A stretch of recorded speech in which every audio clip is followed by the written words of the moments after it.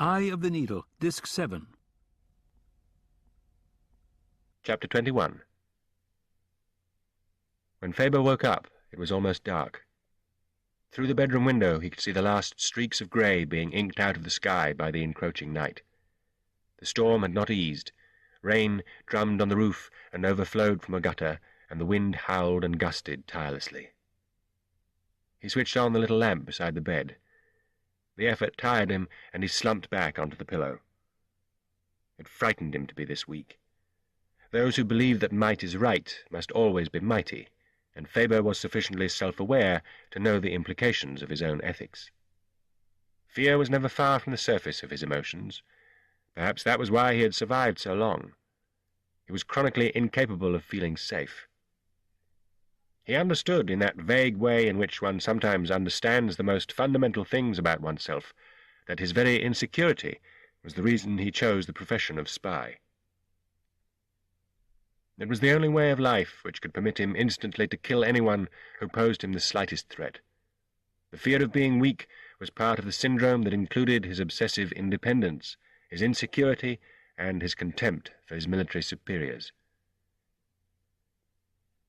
He lay on the child's bed in the pink-walled bedroom and inventoried his body. He seemed to be bruised just about everywhere, but apparently nothing was broken. He did not feel feverish.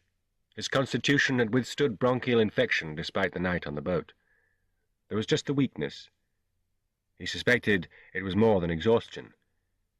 He remembered a moment as he had reached the top of the ramp when he had thought he was going to die, and he wondered whether he had inflicted on himself some permanent damage with the last mind-bending uphill dash.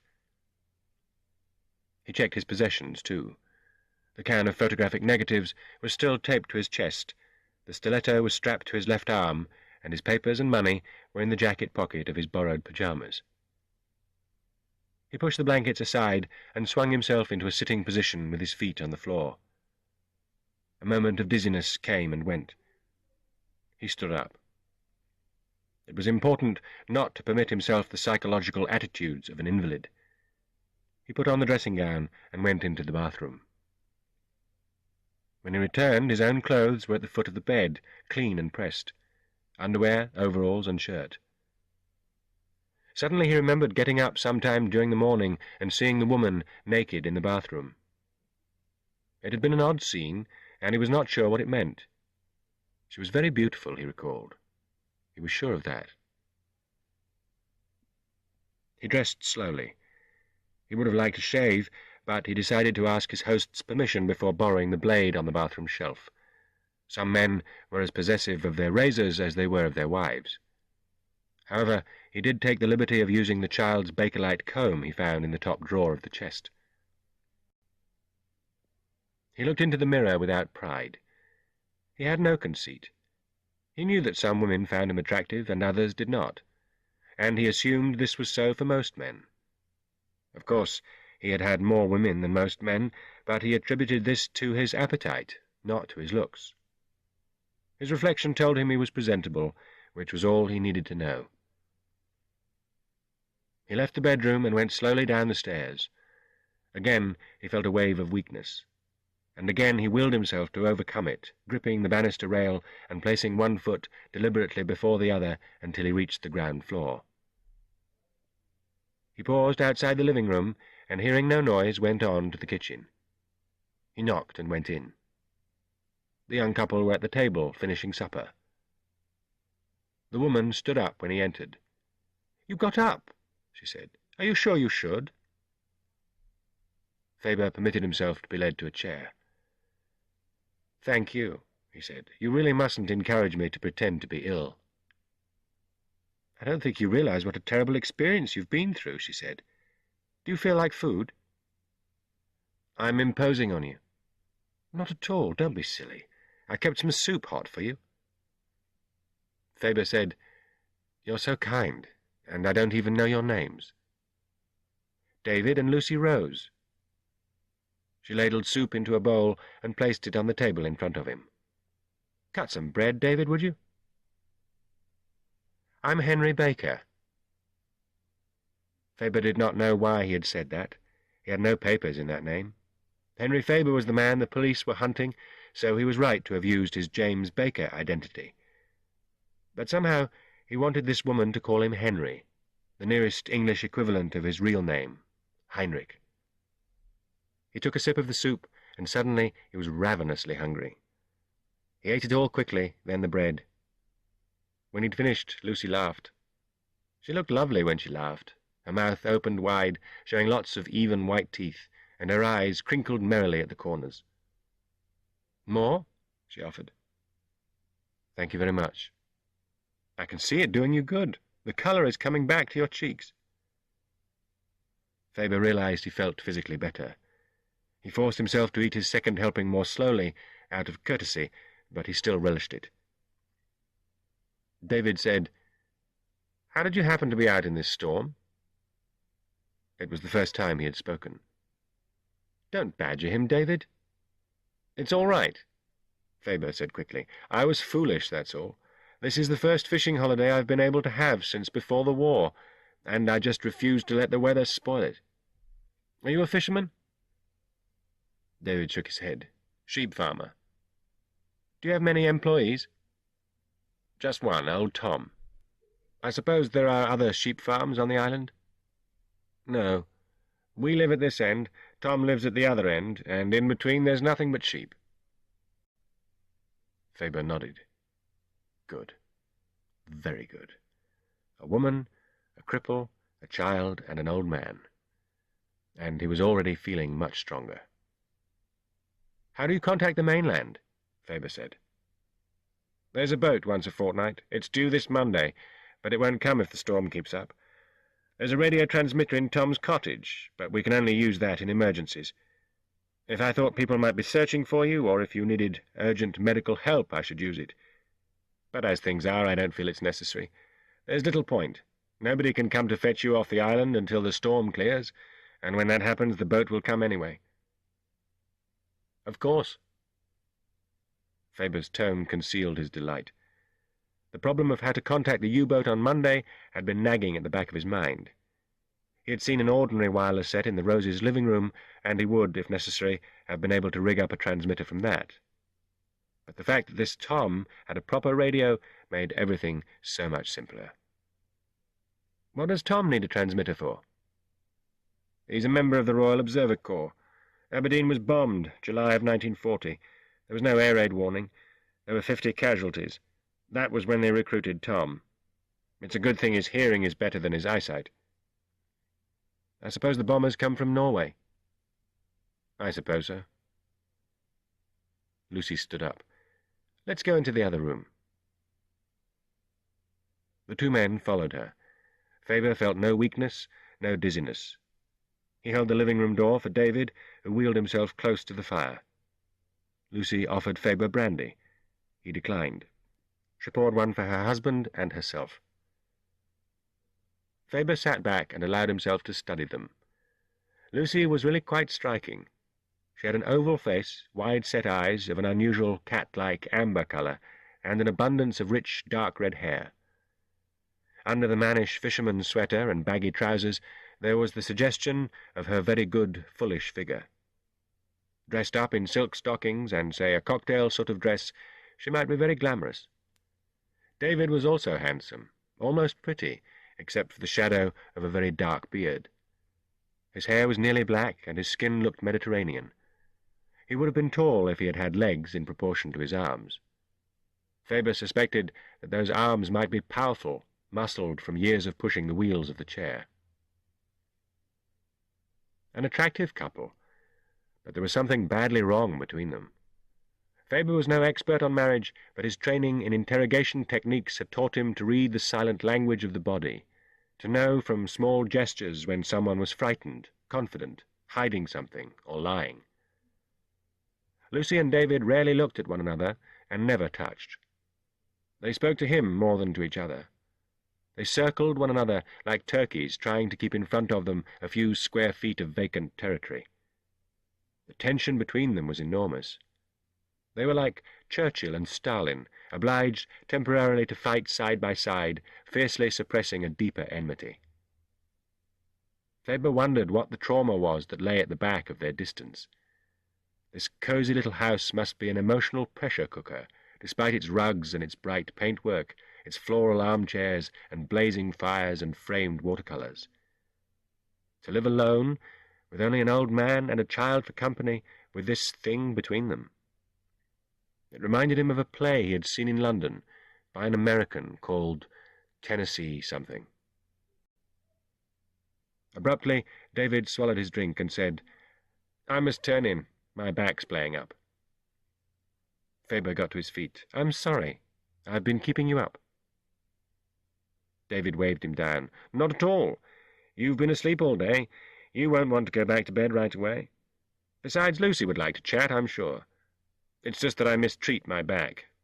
Backs were designed to share the load with the legs, you know." Lucy said, "You'd better take 2 pills tonight, then." She took a bottle from the top shelf of the bookcase, shook out 2 tablets, and gave them to her husband. He swallowed them dry. "I'll say good night." He wheeled himself out. "Good night, David." "Good night, Mr. Rose." After a moment, Faber heard David dragging himself up the stairs and wondered just how he did it. Lucy spoke, as if to cover the sound of David. "Where do you live, Mr. Baker?" "Please call me Henry. I live in London." "I haven't been to London for years. There's probably not much of it left." "It's changed, but not as much as you might think. When were you last there?" 1940. She poured herself another brandy. "Since we came here, I've only been off the island once, and that was to have the baby. One can't travel much these days, can one?" "What made you come here?" She sat down, sipped her drink, and looked into the fire. "Perhaps I shouldn't." "It's all right. We had an accident the day we got married. That's how David lost his legs. He'd been training as a fighter pilot. We both wanted to run away, I think. I believe it was a mistake, but, as they say, it seemed like a good idea at the time." "It's a reason for a healthy man to feel resentment." She gave him a sharp look. "You're a perceptive man." "It's obvious." He spoke very quietly. "So is your unhappiness." She blinked nervously. "You see too much." "It's not difficult. Why do you continue if it's not working?" "I don't know quite what to tell you." Or herself, for talking so openly to him. "Do you want clichés? The way he was before? The vows of marriage? The child? The war? If there's another answer, I can't find good words for it." "Maybe guilt," Faber said. "But you're thinking of leaving him, aren't you?"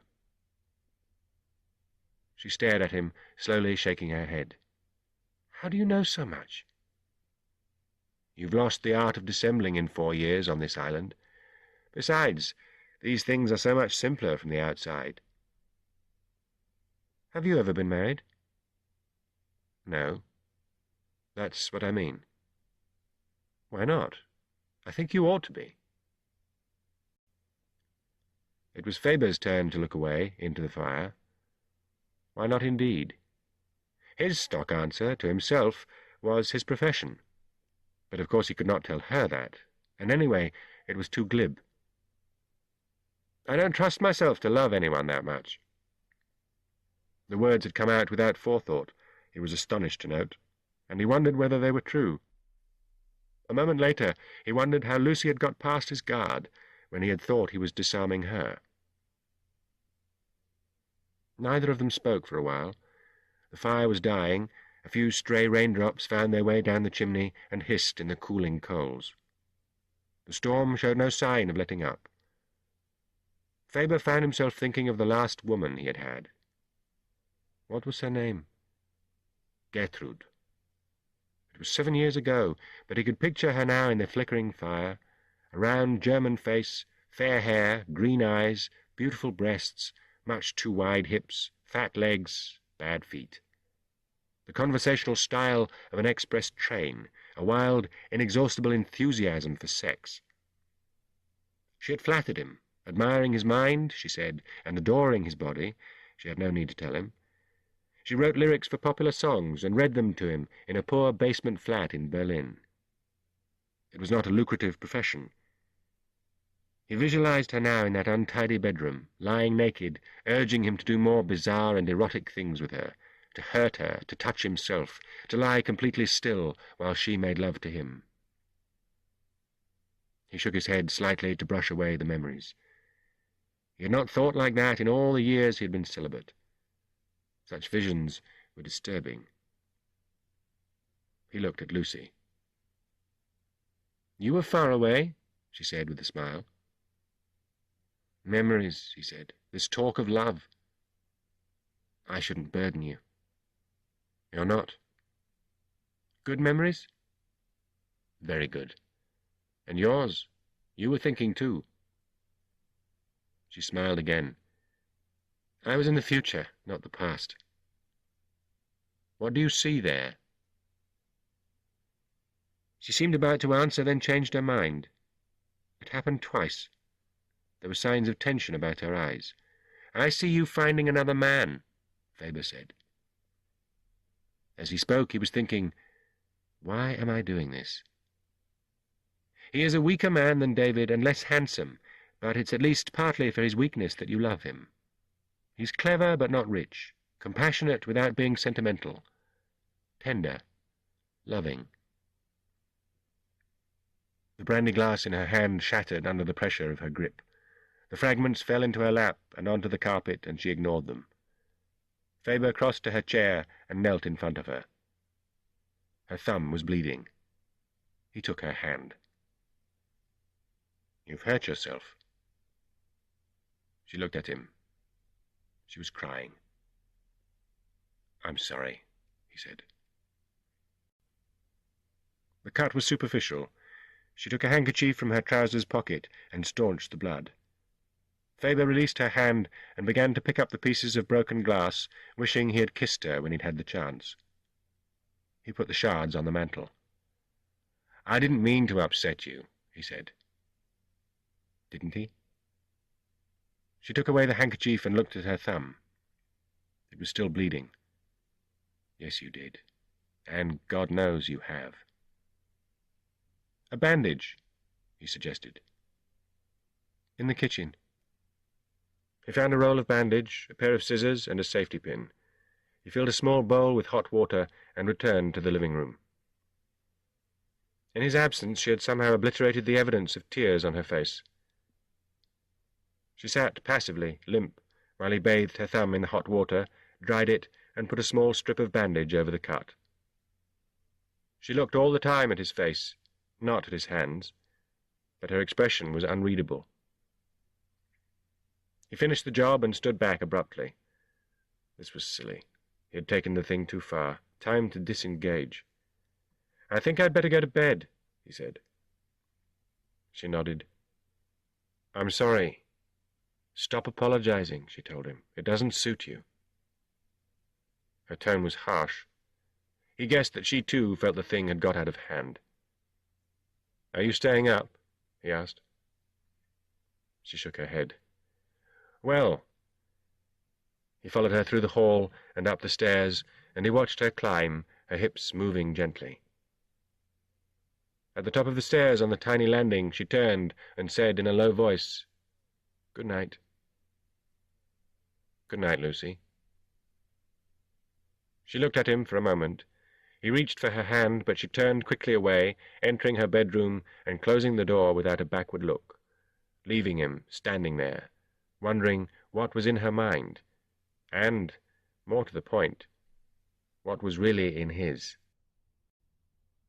Chapter 22. Bloggs drove dangerously fast through the night in a commandeered Sunbeam Talbot with a souped-up engine.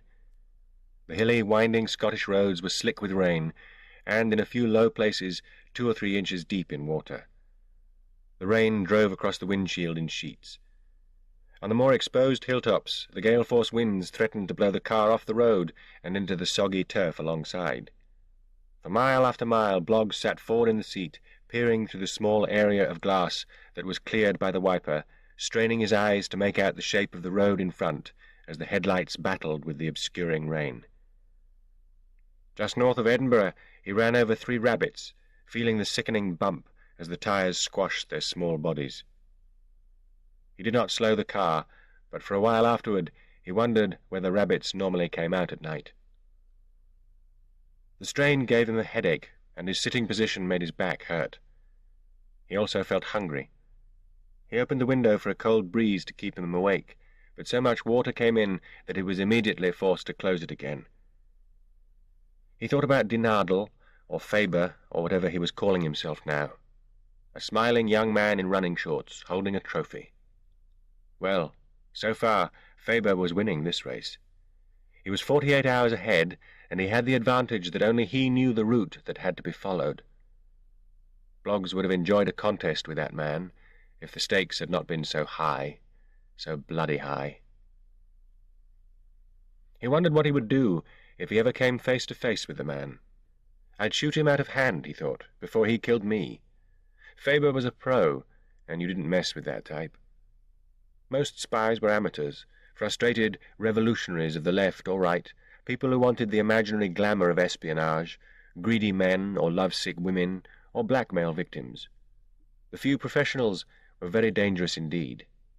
They were not merciful men. Dawn was still an hour or 2 away when Bloggs drove into Aberdeen.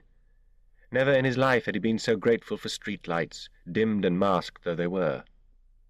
He had no idea where the police station was, and there was no one on the streets to give him direction, so he drove around the town until he saw the familiar blue lamp, also dimmed. He parked the car and ran through the rain into the building. He was expected. Godleman had been on the phone, and Godleman was now very senior indeed. Bloggs was shown into the office of Alan Kincaid, a detective chief inspector in his mid-50s. There were 3 other officers in the room. Bloggs shook their hands and instantly forgot their names. Kincaid said, "You made bloody good time from Carlisle." "Nearly killed myself doing it," Bloggs replied, and sat down. "If you can rustle up a sandwich." "Of course." Kincaid leaned his head out of the door and shouted something. "It'll be here in 2 shakes," he told Bloggs. The office had off-white walls, a plank floor, and plain, hard furniture. A desk, a few chairs, and a filing cabinet. It was totally unrelieved. No pictures, no ornaments, no personal touches of any kind. There was a tray of dirty cups on the floor, and the air was thick with smoke. It smelled like a place where men had been working all night. Kincaid had a small moustache, thin grey hair, and spectacles. A big, intelligent-looking man in shirt-sleeves and braces, he spoke with a local accent, a sign that, like Bloggs, he had come up through the ranks, though from his age it was clear that his rise had been slower than Bloggs's. Bloggs said, "How much do you know about all this?" "Not much," Kincaid said, "but your governor, Godleman, did say that the London murders are the least of this man's crimes. We also know which department you're with, so we can put 2 and 2 together about this Faber." "What have you done so far?" Bloggs asked. Kincaid put his feet on his desk. "He arrived here 2 days ago, right? That was when we started looking for him. We had the pictures. I assume every force in the country got them." "Yes." "We checked the hotels and lodging houses, the station and the bus depot. We did it quite thoroughly, although at the time we didn't know he had come here. Needless to say, we had no results. We're checking again, of course, but my opinion is that he probably left Aberdeen immediately." A woman police constable came in with a cup of tea and a very thick cheese sandwich. Bloggs thanked her and greedily set about the sandwich. Kincaid went on, "We had a man at the railway station before the first train left in the morning. Same for the bus depot. So if he left the town, either he stole a car or he hitched a ride. We've had no stolen cars reported, so I figured he hitched." "He might have gone by sea," Bloggs said, through a mouthful of wholemeal bread. "Of the boats that left the harbour that day, none was big enough to stow away on. Since then, of course, nothing's gone out because of the storm." "Stolen boats?" "None reported." Bloggs shrugged. "If there's no prospect of going out, the owners might not come to the harbour. in which case the theft of a boat might go unnoticed until the storm ends. One of the officers in the room said, "We missed that one, Chief." "We did," Kincaid said. "Perhaps the harbour master could look around all the regular moorings," Bloggs suggested. "I'm with you," Kincaid said. He was already dialing. After a moment he spoke into the phone. "Captain Douglas? Kincaid." "Aye, I know civilized people sleep at this hour. You haven't heard the worst. I want you to take a walk in the rain."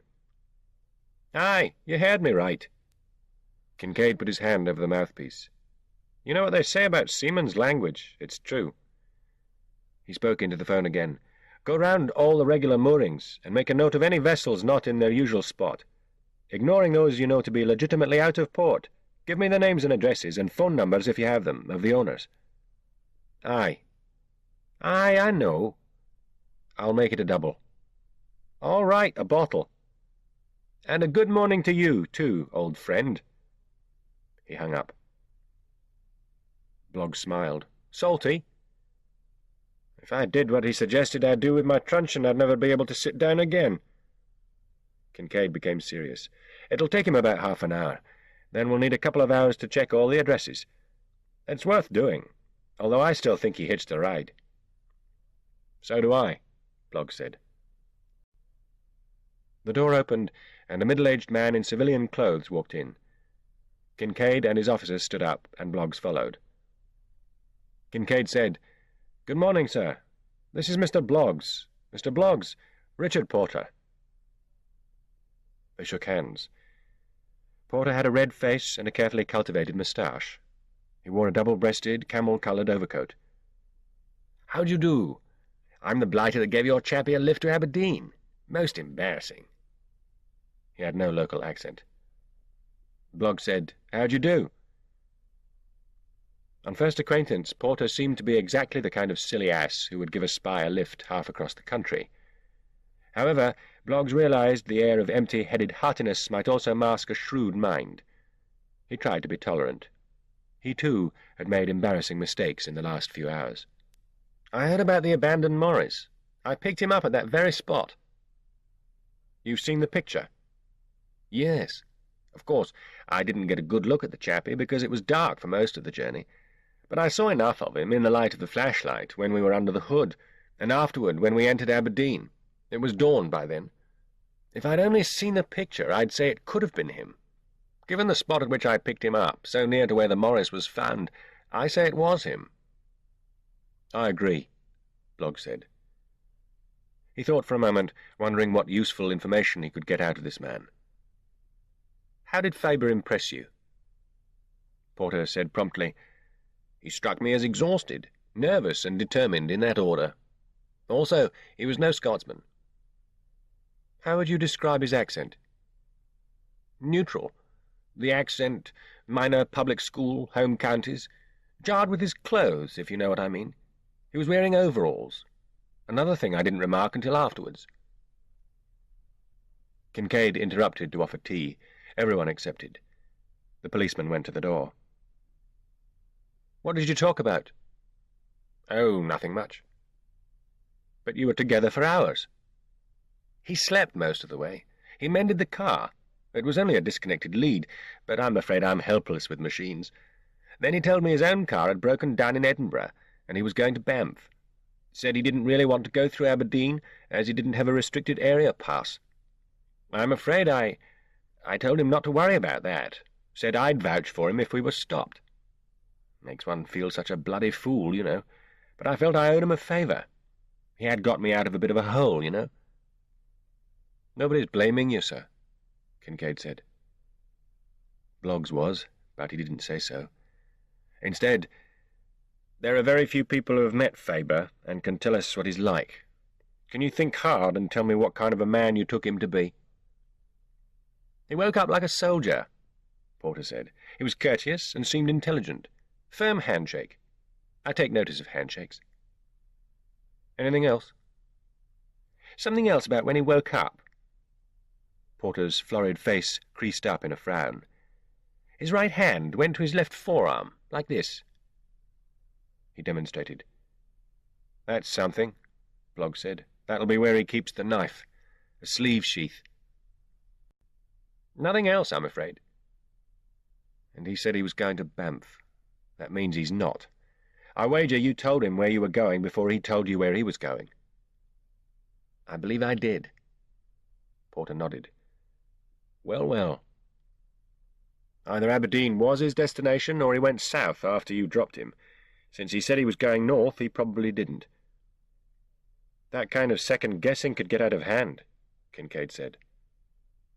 "Sometimes it does." Kincaid was definitely no fool. "Did you tell him that you're a magistrate?" "Yes." "That's why he didn't kill you." "What? Good Lord." "He knew you'd be missed." The door opened again. The man who walked in said, "I've got your information, and I hope it was fucking worth it." Bloggs grinned. This was undoubtedly the harbour-master, a short man with cropped white hair, smoking a large pipe and wearing a blazer with brass buttons. Kincaid said, "Come in, Captain. How did you get so wet? You shouldn't go out in the rain." "Fuck off," the captain said, bringing delighted expressions to the other faces in the room. Porter said, "Morning, Captain." "Good morning, Your Worship." Kincaid said, "What have you got?" The captain took off his cap and shook drops of rain from its crown. "The Marie too has gone missing," he said. "I saw her come in on the afternoon the storm began. I didn't see her go out, but I know she shouldn't have sailed again that day. However, it seems she did." "Who owns her?" "Tam Halfpenny. I telephoned him. He left her in her mooring that day, and hasn't seen her since." "What kind of vessel is she?" Bloggs asked. "A small fishing boat, 60 feet and broad in the beam. Stout little craft, inboard motor, no particular style. The fishermen round here don't follow the pattern book when they build boats." "Let me ask you," Bloggs said, "could that boat have survived the storm?" The captain paused in the act of putting a match to his pipe. "With a very skilful sailor at the helm, maybe. Maybe not." "How far might he have got before the storm broke?" "Not far. A few miles. The Marie too was not tied up until evening." Bloggs stood up, walked around his chair, and sat down again. "So, where is he now?" "At the bottom of the sea, in all probability, the bloody fool." The captain's statement was not without relish. Bloggs could take no satisfaction in the likelihood that Faber was dead. It was too inconclusive. The discontent spread to his body, and he felt restless, itchy, frustrated. He scratched his chin. He needed a shave. "I'll believe it when I see it," he said. "You won't." "Please, save your guesswork," Bloggs said. "We want your information, not pessimism." The other men in the room suddenly remembered that, despite his youth, he was the senior officer there. "Let's, if you don't mind, review the possibilities. 1. He left Aberdeen by land and someone else stole the Marie too. In that case, he has probably reached his destination by now, but he won't have left the country because of the storm. We already have all the other police forces looking for him, and that's all we can do about number 1. 2. He's still in Aberdeen. Again, we have this possibility covered. We're still looking for him. 3. He left Aberdeen by sea. I think we're agreed this is the strongest option. Let's break it down. 3A. He found shelter somewhere, or cracked up somewhere, mainland or island. 3B. He died. He did not, of course, mention 3C. He transferred to another vessel, probably a U-boat, before the storm broke. He probably didn't have time, but he might have. And if he caught a U-boat, we've had it, so we might as well forget that one. If he found shelter, Bloggs went on, or was shipwrecked, we'll find evidence sooner or later. Either the Marie too, or pieces of it. We can search the coastline right away and survey the sea as soon as the weather clears sufficiently for us to get a plane up. If he's gone to the bottom of the ocean, we may still find bits of the boat floating. So we have 3 courses of action to take. We continue the searches already going on.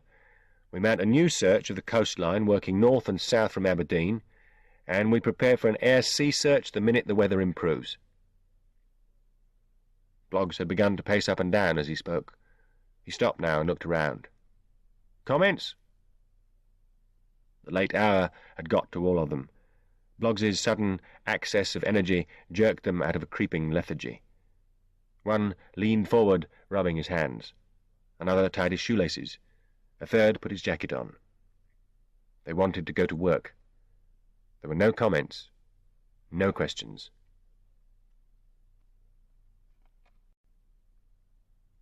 Chapter 23. Faber was awake. His body probably needed sleep, despite the fact that he had spent the day in bed, but his mind was hyperactive, turning over possibilities, sketching scenarios, thinking about women and about home. Now that he was so close to getting out, his memories of home became near painfully sweet. He thought of things like sausages, fat enough to eat in slices, and motor cars on the right-hand side of the road, and really tall trees, and most of all, his own language, words with guts and precision, hard consonants and pure vowels, and the verb at the end of the sentence where it ought to be, finality and meaning in the same climactic terminal. Thoughts of climaxes brought Gertrude to mind again. Her face underneath his, make-up washed away by his kisses, eyes closing tight in pleasure, then opening again to look with delight into his, mouth stretched wide in a permanent gasp, saying, "Ja, Liebling, ja."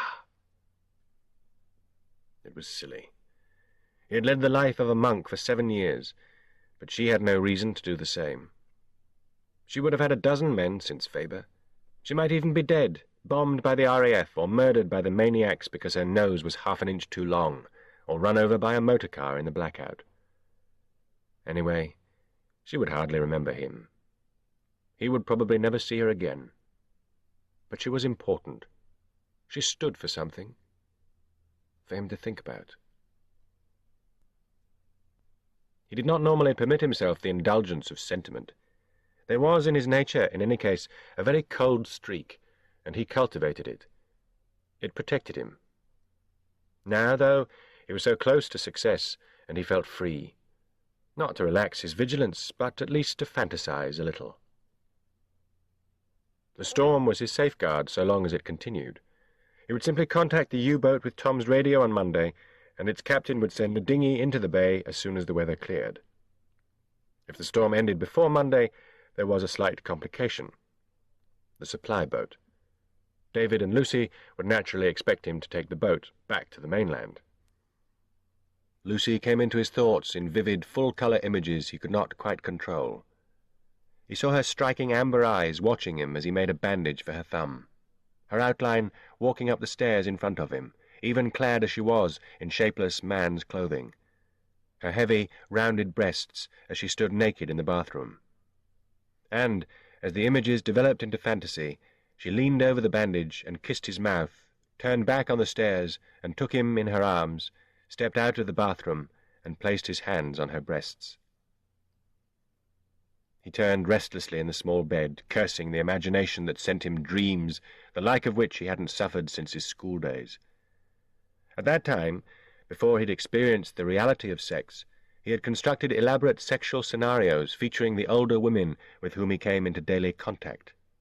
The starchy matron, Professor Nagel's dark, thin, intellectual wife, the shopkeeper in the village who wore red lipstick and talked to her husband with contempt.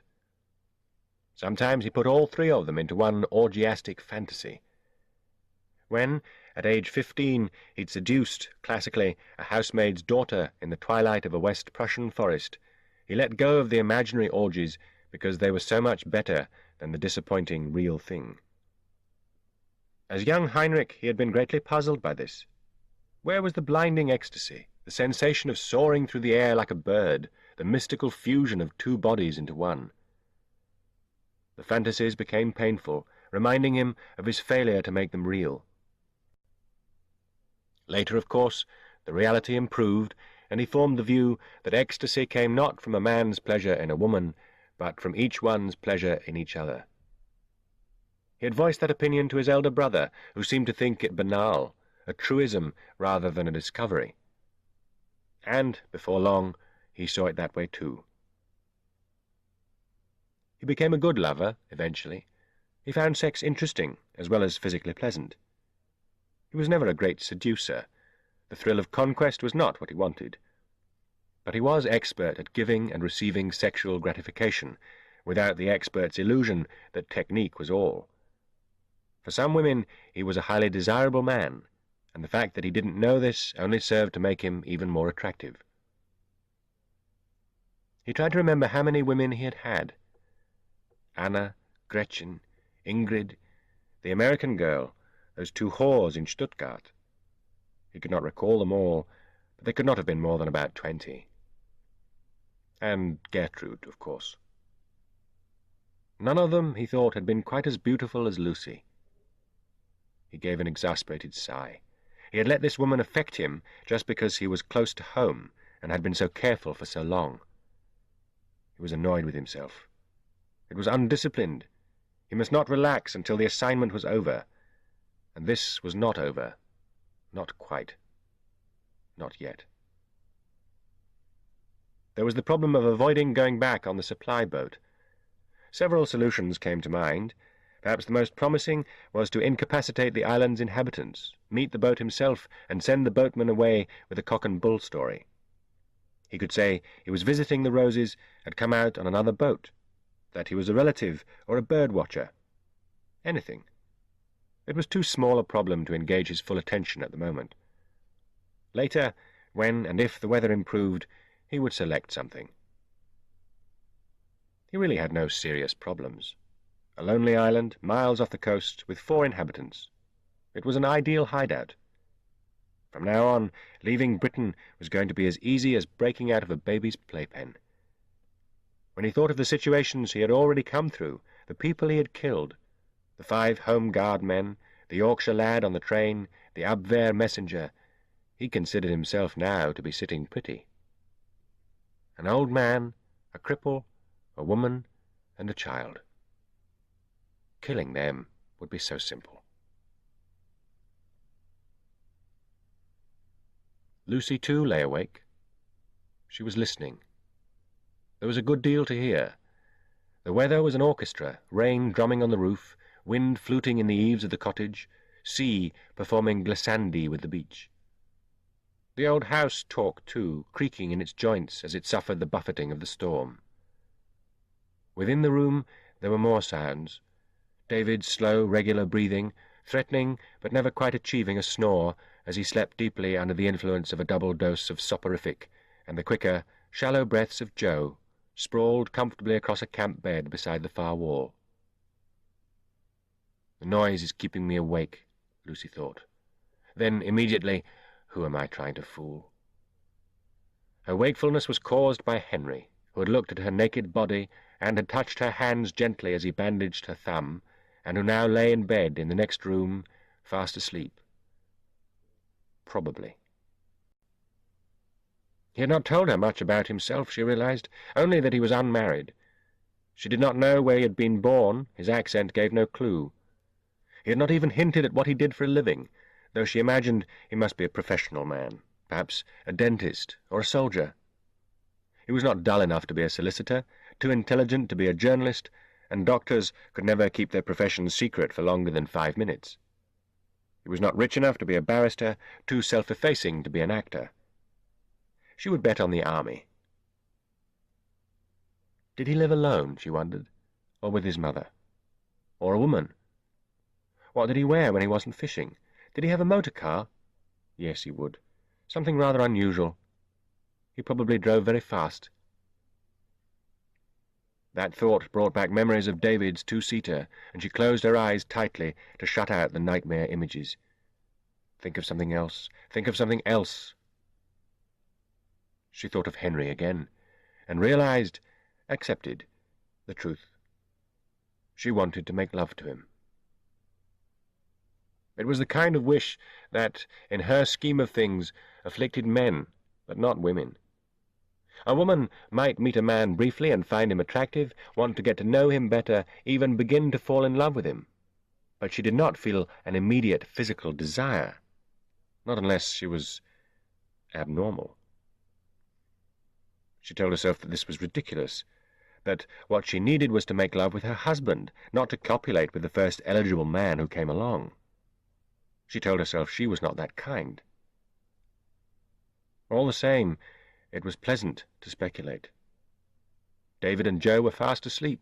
There was nothing to stop her from getting out of bed, crossing the landing, entering his room, sliding into bed next to him. Nothing to stop her except character, good breeding, and a respectable upbringing. If she were going to do it with anybody, she would do it with someone like Henry. He would be kind and gentle and considerate. He would not despise her for offering herself like a Soho streetwalker. She turned over in the bed, smiling at her own foolishness. How could she possibly know whether he would despise her? She had only known him for a day, and he had spent most of that day asleep. Still, it would be nice to have him look at her again, his expression of admiration tinged with some kind of amusement. It would be nice to feel his hands, to touch his body, to squeeze against the warmth of his skin. She realized that her body was responding to the images in her mind. She felt the urge to touch herself and resisted it, as she had done for 4 years. At least I haven't dried up like an old crone, she thought. She moved her legs and sighed as a warm sensation spread through her. This was getting unreasonable. It was time to go to sleep. There was just no way she would make love to Henry, or to anyone else, tonight. With that thought, she got out of bed and went to the door. Faber heard a footfall on the landing, and he reacted automatically.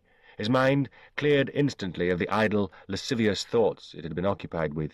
He swung his legs to the floor and slid out from under the bedclothes in a single, fluid movement, then silently crossed the room to stand beside the window in the darkest corner, the stiletto knife in his right hand. He heard the door open, heard the intruder step inside, heard the door close again. At that point he started to think rather than react. An assassin would have left the door open for a quick escape, and it occurred to him that there were 100 reasons why it was impossible that an assassin should have found him here. He ignored the thought. He had survived this long by catering to the 1 in 1,000 chance. The wind dropped momentarily, and he heard an indrawn breath, a faint gasp from beside his bed, enabling him to locate the intruder's exact position. He moved. He had her on the bed, face down, with his knife at her throat and his knee in the small of her back, before he accepted that the intruder was a woman, and a split second later acknowledged her identity. He eased his grip, reached out to the bedside table, and switched on the light. Her face was pale in the dim glow of the lamp. Faber sheathed the knife before she could see it. He took his weight off her body. "I'm very sorry," he said. She turned onto her back and looked up at him in astonishment as he straddled her. It was outrageous, but somehow the man's sudden reaction had excited her more than ever. She began to giggle. "I thought you were a burglar," Faber said, knowing he must sound ridiculous. "And where would a burglar come from, may I ask?" The colour rushed back to her cheeks in a blush. She was wearing a very loose, old-fashioned flannel nightgown that covered her from her throat to her ankles. Her dark hair spread across Faber's pillow in disarray. Her eyes seemed very large, and her lips were wet. "You are remarkably beautiful," Faber said quietly. She closed her eyes. Faber bent over and kissed her mouth. Her lips parted immediately, and she returned his kiss. With his fingertips he stroked her shoulders, her neck, and her ears. She moved underneath him. He wanted to kiss her for a long time, to explore her mouth and savour the intimacy, but he realized that she had no time for tenderness. She reached inside his pyjama bottoms and squeezed. She moaned softly and began to breathe hard. Still kissing her, Faber reached for the light and killed it. He pulled away from her and took off his pyjama jacket. Quickly, so that she would not wonder what he was doing, he tugged at the can stuck to his chest, ignoring the sting as the sticky tape was jerked away from his skin. He slid the photographs under the bed. He also unbuttoned the sheath on his left forearm and dropped that. He pushed the skirt of her nightgown up to her waist. "Quickly," she said. "Quickly." Faber lowered his body to hers.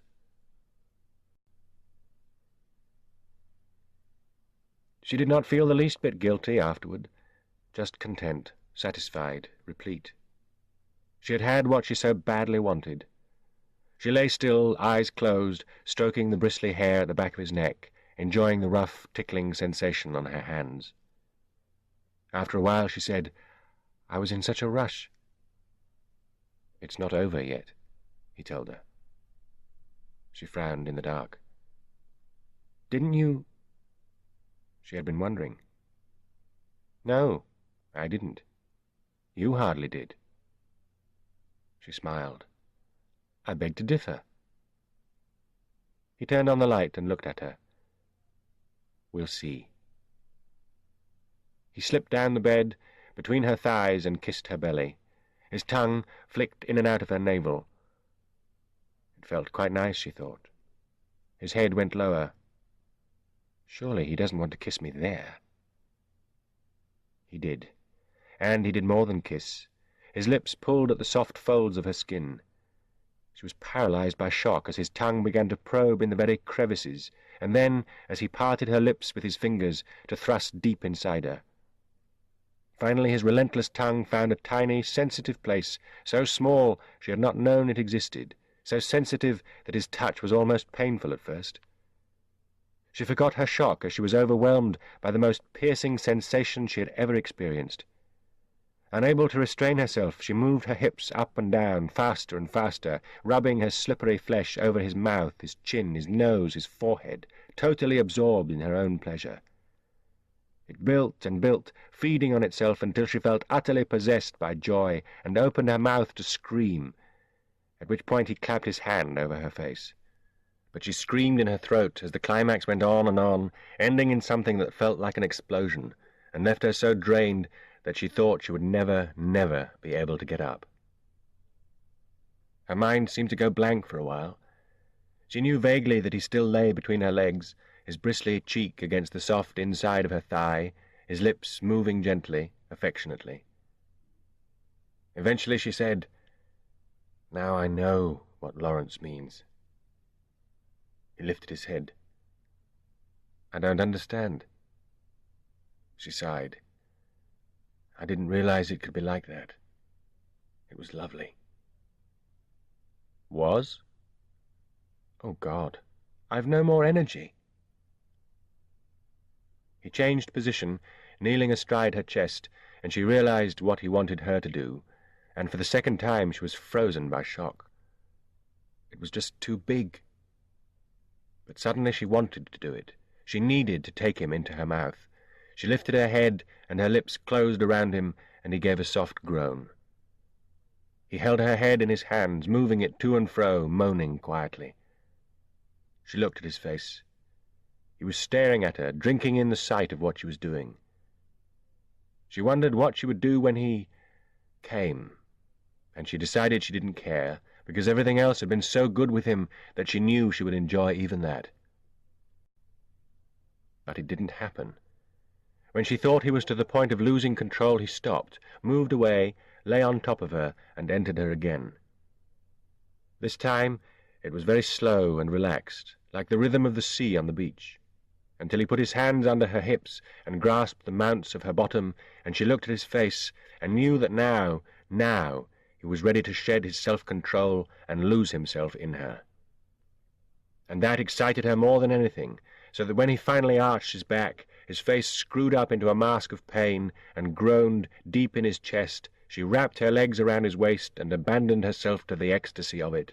And then, after so long, she heard the trumpets and cymbals that Lawrence had promised. They were quiet for a long time. Lucy felt warm, as if she were glowing.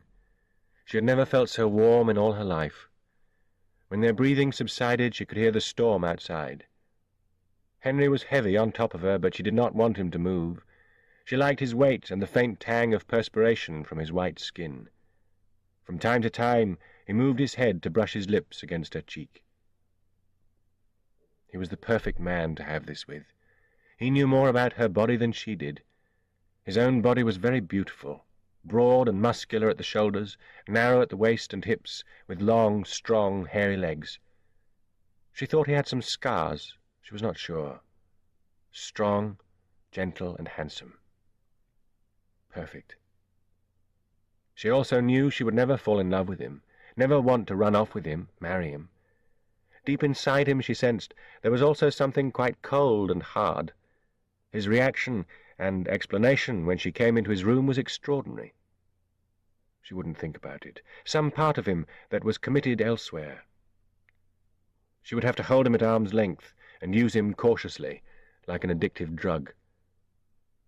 Not that she would have much time to become addicted. He would, after all, be gone in little more than a day. She stirred, and he immediately rolled off her and onto his back. She lifted herself on one elbow and looked at his naked body. Yes, he did have scars, a long one on his chest, and a small mark like a star. It might have been a burn on his hip. She rubbed his chest with the palm of her hand. "It's not very ladylike," she said, "but I want to say thank you." He reached out to touch her cheek and smiled. "You're very ladylike. You don't know what you've done. He put a finger over her lips. "I know what I've done." She bit his finger, then put his hand on her breast. He felt for her nipple. She said, "Please, do it again." "I don't think I can," he said. But he did. She left him a couple of hours after dawn. There was a small noise from the other bedroom, and she seemed suddenly to remember that she had a husband and a son in the house. Faber wanted to tell her that it didn't matter, that neither he nor she had the least reason to care what the husband knew or thought. But he held his tongue and let her go. She kissed him once more, very wetly. Then she stood up, smoothed her rumpled nightgown over her body, and went out. He watched her fondly.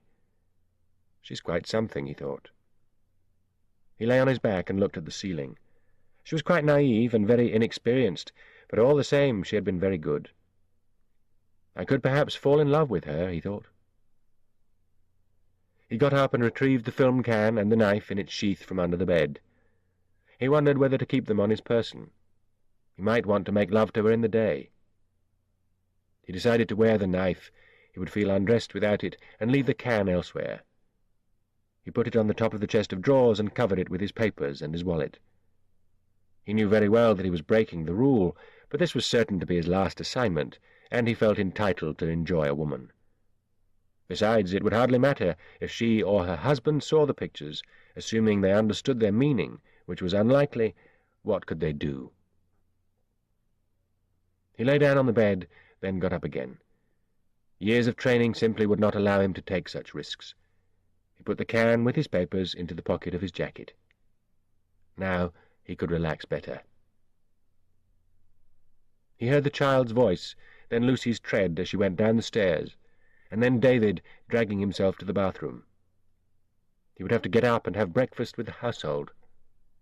It was all right. He did not want to sleep now anyway.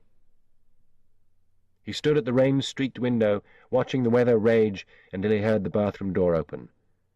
Then he put on his pyjama top and went in to shave. He used David's razor, without permission. It did not seem to matter now. Chapter 24. Erwin Rommel knew from the start that he was going to quarrel with Heinz Guderian. General Guderian was exactly the kind of aristocratic Prussian officer Rommel hated. He had known him for some time. They had both, in their early days, commanded the Goslar Jäger battalion, and they had met again during the Polish campaign. When Rommel left Africa, he had recommended Guderian to succeed him, knowing the battle was lost. The maneuver was a failure, because at that time Guderian had been out of favour with Hitler, and the recommendation was rejected out of hand. The general was, Rommel felt, the kind of man who put a silk handkerchief on his knee to protect the crease in his trousers while he sat drinking in the Heron Club. He was an officer because his father had been an officer and his grandfather had been rich. Rommel, the schoolteacher's son who had risen from lieutenant colonel to field marshal in only 4 years, despised the military caste of which he had never been a member.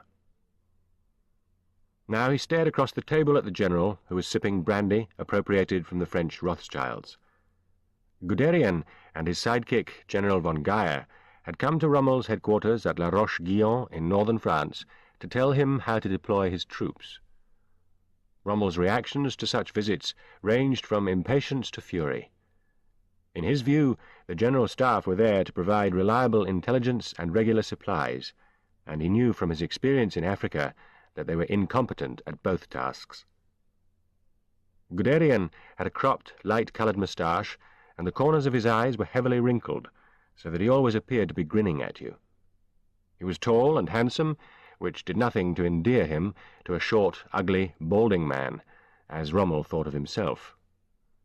He seemed relaxed, and any German general who would relax at this stage of the war was surely a fool. The meal they had just finished, local veal and wine from farther south, was no excuse. This ends Disc 7. Eye of the Needle, Disc 8. Rommel looked out of the window and watched the rain dripping from the lime trees into the courtyard while he waited for Guderian to begin the discussion. When he finally spoke, it was clear the general had been thinking about the best way to make his point, and had decided to approach it sideways. "In Turkey," he began, "the British 9th and 10th Armies, with the Turkish army, are grouping at the border with Greece. In Yugoslavia, the partisans are also concentrating. The French in Algeria are preparing to invade the Riviera. The Russians appear to be mounting an amphibious invasion of Sweden. In Italy, the Allies are ready to march on Rome. There are smaller signals: a general kidnapped in Crete, an intelligence officer murdered at Lyon, a radar post attacked at Rhodes, an aircraft sabotaged with abrasive grease and destroyed at Athens, a commando raid on Sagvag, an explosion in the oxygen factory at Boulogne-sur-Seine, a train derailed in the Ardennes, a petrol dump fired at Busson. I could go on. The picture is clear. In occupied territories there is ever-increasing sabotage and treachery.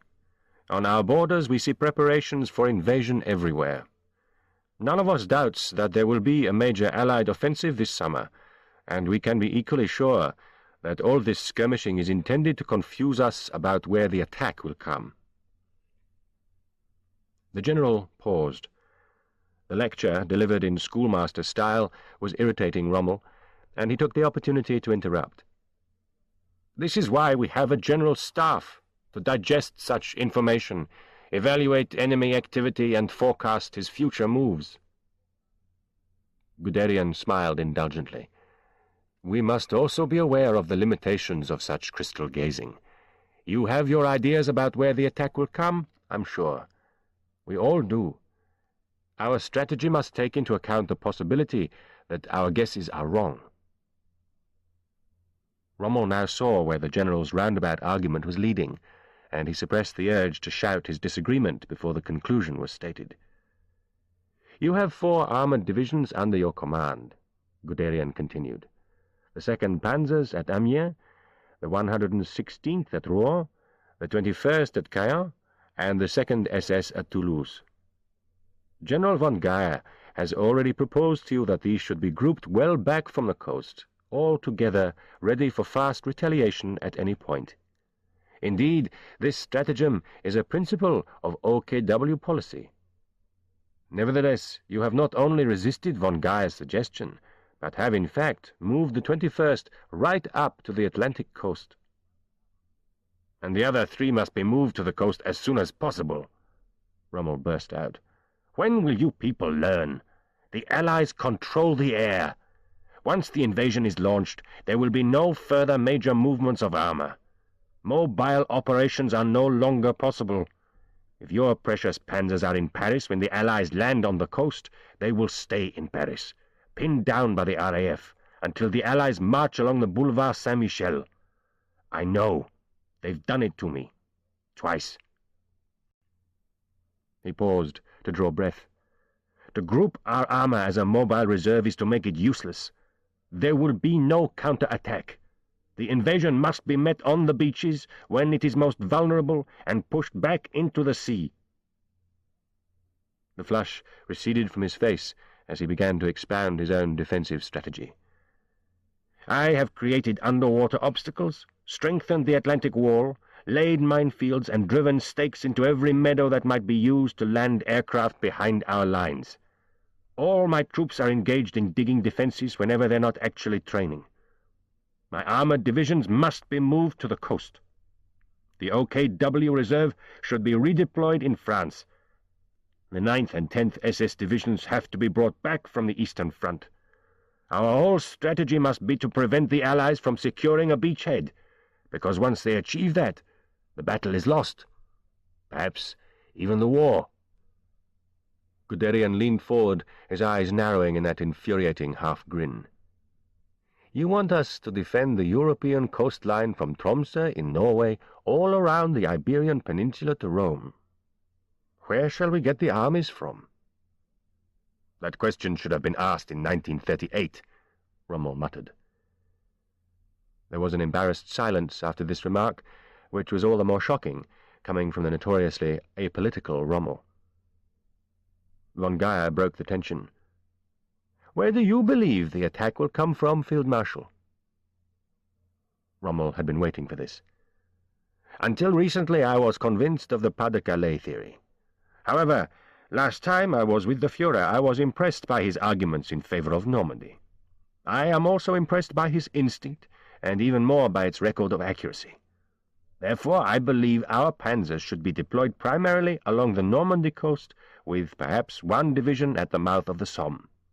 This last supported by forces outside my group." Guderian shook his head. No. It's far too risky." "I'm prepared to take this argument to Hitler," Rommel threatened. "Then that's what you will have to do," Guderian said, "because I won't go along with your plan unless—" "Well?" Rommel was surprised that the general's position might be qualified. Guderian shifted in his seat, reluctant to give a concession to so stubborn an antagonist as Rommel. "You may know that the Führer is waiting for a report from an unusually effective agent in England." "I remember," Rommel nodded. "Die Nadel?" "Yes. He has been assigned to assess the strength of the 1st United States Army Group under Patton's command in the eastern part of England. If he finds, as I am certain he will, that that army is large, strong, and ready to move, then I shall continue to oppose you. However, if he finds that Flusag is somehow a bluff, a small army masquerading as an invasion force, then I shall concede that you are right, and you shall have your panzers. Will you accept that compromise?" Rommel nodded, his large head in assent. "It depends on Die Nadel, then." Part 5. Chapter 25. The cottage was terribly small, Lucy realized quite suddenly. As she went about her morning chores, lighting the stove, making porridge, tidying up, dressing Joe, the walls seemed to press in on her. After all, it was only 4 rooms, linked by a little passage with a staircase. You couldn't move without bumping into someone else. If you stood still and listened, you could hear what everyone was doing. Henry was running water into the wash-basin, David sliding down the stairs, Joe chastising his teddy bear in the living room. Lucy would have liked some time on her own before meeting people. Time to let the events of the night settle into her memory, recede from the forefront of her thoughts, so that she could act normally without a conscious effort. She guessed she was not going to be good at deception. It did not come naturally to her. She had no experience at it. She tried to think of another occasion in her life when she had deceived someone close to her, and she could not. It was not that she lived by such lofty principles. The thought of lying did not trouble her so much. It was mostly that she had just never had reason for dishonesty. David and Joe sat down at the kitchen table and began to eat. David was silent. Joe talked non-stop, just for the pleasure of making words. Lucy did not want food. "Aren't you eating?" David asked casually. "I've had some." There. Her first lie. It wasn't so bad. The storm made the claustrophobia worse. The rain was so heavy that Lucy could hardly see the barn from the kitchen window. One felt even more shut in when to open a door or window was a major operation. The low, steel-grey sky and the wisps of mist created a permanent twilight. In the garden, the rain ran in rivers between the rows of potato plants, and the herb patch was a shallow pond. The sparrow's nest under the disused outhouse roof had been washed away, and the birds flitted in and out of the eaves, panicking. Lucy heard Henry coming down the stairs, and she felt better. For some reason she was quite sure that he was very good at deception. "Good morning," Faber said heartily. David, sitting at the table in his wheelchair, looked up and nodded pleasantly. Lucy busied herself at the stove. There was guilt written all over her face, Faber noted, and he groaned inwardly. But David did not seem to notice his wife's expression. Faber began to think that David was rather obtuse, at least about his wife. Lucy said, "Sit down and have some breakfast." "Thank you very much." David said, "Can't offer to take you to church, I'm afraid. Hymn singing on the wireless is the best we can do." Faber realized it was Sunday. "Are you church-going people?" "No," David said. "You?" "No." "Sunday is much the same as any other day for farmers," David continued. "I'll be driving over to the other end of the island to see my shepherd. You could come if you feel up to it."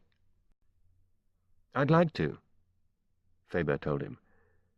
It would give him a chance to reconnoitre. He would need to know the way to the cottage where the transmitter was.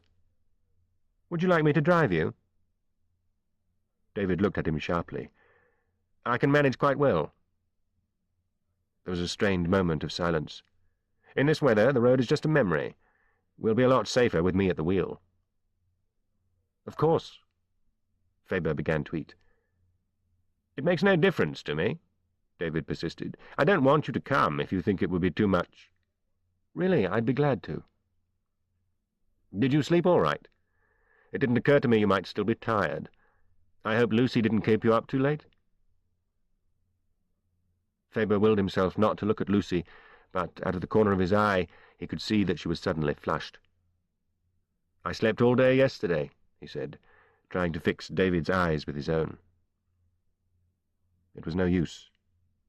David was looking at his wife. He knew. She turned her back. David would be hostile now, and antagonism was part way to suspicion. It was not, as he'd decided before, dangerous, but it might be annoying. David seemed to recover his composure quickly. He pushed his chair away from the table and wheeled himself to the back door. "I'll get the jeep out of the barn," he said, mostly to himself. He took an oilskin off a hook and put it over his head, then opened the door and rolled out. In the few moments the door was open, the storm blew into the little kitchen, leaving the floor wet.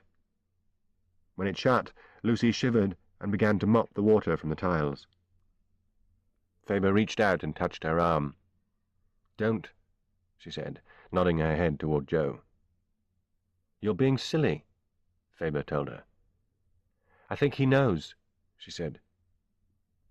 "But if you reflect for a minute, you don't really care whether he knows or not, do you?" "I'm supposed to." Faber shrugged.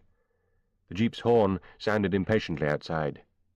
Lucy handed him an oilskin and a pair of Wellington boots. "Don't talk about me," she said. Faber put on the waterproof clothes and went to the front door. Lucy followed him, closing the kitchen door on Joe. With his hand on the latch, Faber turned and kissed her, and she did what she wanted. She kissed him back, hard, then turned and went into the kitchen. Faber ran through the rain across a sea of mud and jumped into the jeep beside David, who pulled away immediately. The vehicle had been specially adapted for the legless man to drive. It had a hand throttle, automatic gear shift, and a handle on the rim of the wheel to enable the driver to steer one-handed. The folded-up wheelchair slid into a special compartment behind the driver's seat. There was a shotgun in a rack above the windscreen. David drove competently. He had been right about the road. It was no more than a strip of heath worn bare by the jeep's tires. The rain pooled in the deep ruts. The car slithered about in the mud. David seemed to enjoy it. There was a cigarette between his lips, and he wore an incongruous air of bravado. Perhaps Faber thought this was his substitute for flying. "What do you do when you're not fishing?" he said, around the cigarette. "Civil servant," Faber told him. "What sort of work?" "Finance. I'm just a cog in the machine." "Treasury?" "Mainly." "Interesting work?" he persisted. "Fairly." Faber summoned up the energy to invent a story. "I know a bit about how much a given piece of engineering ought to cost, and I spend most of my time making sure the taxpayer isn't being overcharged." "Any particular sort of engineering?" "Everything from paperclips to aircraft engines." "Ah, well, we all contribute to the war effort in our own way." It was, of course, an intentionally snide remark, and David would naturally have no idea why Faber did not resent it. "I'm too old to fight," Faber said mildly. "Were you in the first lot?" "Too young." "A lucky escape." "Doubtless." The track ran quite close to the cliff's edge, but David did not slow down. It crossed Faber's mind that he might want to kill them both. He reached for a grab handle. "Am I going too fast for you?" David asked. "You seem to know the road." "You look frightened." Faber ignored that, and David slowed down a little, apparently satisfied that he had made some kind of point. The island was fairly flat and bare, Faber observed. The ground rose and fell slightly, but as yet he had seen no hills. The vegetation was mostly grass, with some ferns and bushes, but few trees. There was little protection from the weather. David Rose's sheep must be hardy, Faber thought. "Are you married?" David asked suddenly. "No." "Wise man." "Oh, I don't know." "I'll wager you do well for yourself in London, not to mention—" Faber had never liked the nudging, contemptuous way some men talked about women. He interrupted sharply. "I should think you're extremely fortunate to have your wife." "Oh?" "Yes." "Nothing like variety, though, eh?" "I haven't had the opportunity to discover the merits of monogamy." Faber decided to say no more. Anything he said was fuel to the fire. No question, David was becoming annoying. "I must say you don't look like a government accountant. Where's the rolled umbrella and the bowler hat?" Faber attempted a thin smile. "And you seem quite fit for a pen-pusher." "I ride a bicycle." "You must be quite tough to have survived that wreck." "Thank you." "You don't look too old to be in the army, either." Faber turned to look at David. "What are you driving at?" he asked calmly. "We're there," David said.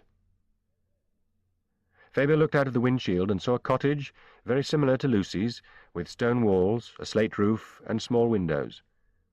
It stood at the top of a hill, the only hill Faber had seen on the island, and not much of a hill at that. The house had a squat, resilient look about it. Climbing up to it, the jeep skirted a small stand of pine and fir trees. Faber wondered why the cottage had not been built in the shelter of the trees. Beside the house was a hawthorn tree in bedraggled blossom. David stopped the car. Faber watched him unfold the wheelchair and ease himself out of the driving seat into the chair. he would have resented an offer of help. They entered the house by a plank door with no lock. They were greeted in the hall by a black and white collie, a small, broad-headed dog who wagged his tail but did not bark. The layout of the cottage was identical with that of Lucy's, but the atmosphere was different. This place was bare, cheerless, and none too clean. David led the way into the kitchen, where old Tom, the shepherd, sat by an old-fashioned, wood-burning kitchen range, warming his hands. He stood up. "This is Tom McCavity," David said. "Pleased to meet you," Tom said formally. Faber shook his hand. Tom was a short man and broad, with a face like an old tan suitcase. He was wearing a cloth cap and smoking a very large briar pipe with a lid. His grip was firm, and the skin of his hand felt like sandpaper. He had a very big nose. Faber had to concentrate hard to understand what he was saying. His Scots accent was very broad. "I hope I'm not going to be in the way," Faber said. "I only came along for the ride." David wheeled himself up to the table. "I don't suppose we'll do much this morning, Tom. Just take a look around." "All right. I'll have some tea before we go, though." Tom poured strong tea into 3 mugs and added a shot of whisky to each. The 3 men sat and sipped it in silence, David smoking a cigarette and Tom drawing gently at his huge pipe, and Faber felt certain that the other 2 spent a great deal of time together in this way, smoking and warming their hands and saying nothing. When they had finished their tea, Tom put the mugs in the shallow stone sink, and they went out to the jeep. Faber sat in the back. David drove slowly this time, and the dog, which was called Bob, loped alongside, keeping pace without apparent effort. It was obvious that David knew the terrain very well as he steered confidently across the open grassland without once getting bogged down in swampy ground. The sheep looked very sorry for themselves. With their fleece sopping wet, they huddled in hollows or close to bramble bushes or on the lured slopes too dispirited to graze. Even the lambs were subdued, hiding beneath their mothers. Faber was watching the dog when it stopped, listened for a moment, and then raced off at a tangent. Tom had been watching too. "Bob's found something," he said. The jeep followed the dog for a quarter of a mile. When they stopped, Faber could hear the sea. They were close to the island's northern edge. The dog was standing at the brink of a small gully. When the men got out of the car, they could hear what the dog had heard, the bleating of a sheep in distress, and they went to the edge of the gully and looked down. The animal lay on its side about 20 feet down, balanced precariously on the steeply sloping bank, one foreleg at an awkward angle. Tom went down to it, treading cautiously, and examined the leg. "Mutton tonight," he called. David got the gun from the jeep and slid it down to him. Tom put the sheep out of its misery. "Do you want to rope it up?" David called. "Aye, unless our visitor here wants to come and give me a hand." "Surely," Faber said. He picked his way down to where Tom stood. They took a leg each and dragged the dead animal back up the slope. Faber's oilskin caught on a thorny bush, and he almost fell before he tugged the material free with a loud ripping sound. They threw the sheep into the jeep and drove on. Faber's shoulder felt very wet, and he realized he had torn away most of the back of the oilskin. "I'm afraid I've ruined this slicker," he said. "All in a good cause," Tom told him. Soon they returned to Tom's cottage. Faber took off the oilskin and his wet donkey jacket, and Tom put the jacket over the stove to dry. Faber sat close to it. Tom put the kettle on, then went upstairs for a new bottle of whisky. Faber and David warmed their wet hands. The gunshot made both men jump. Faber ran into the hall and up the stairs. David followed, stopping his wheelchair at the foot of the staircase. Faber found Tom in a small, bare room, leaning out of the window and shaking his fist at the sky. "Missed," Tom said. "Missed what?" "Eagle." Downstairs, David laughed. Tom put the shotgun down beside a cardboard box. He took a new bottle of whiskey from the box and led the way downstairs. David was already back in the kitchen, close to the heat. "She was the first animal we've lost this year," he said, his thoughts returning to the dead sheep. "Aye," Tom said. "We'll fence the gully this summer." "Aye." Faber sensed a change in the atmosphere. It was not the same as it had been earlier. They sat, drinking and smoking as before, but David seemed restless. Twice Faber caught the man staring at him. Eventually David said, "We'll leave you to butcher the ewe, Tom." "Aye." David and Faber left. Tom did not get up, but the dog saw them to the door. Before starting the jeep, David took the shotgun from its rack above the windshield, reloaded it, and put it back. On the way home he underwent another change of mood, a surprising one, and became chatty. "I used to fly Spitfires, lovely kites. 4 guns in each wing, American Brownings, fired 1,260 rounds a minute. The Jerrys prefer cannon, of course. Their ME-109s only have 2 machine guns. A cannon does more damage, but our Brownings are faster and more accurate."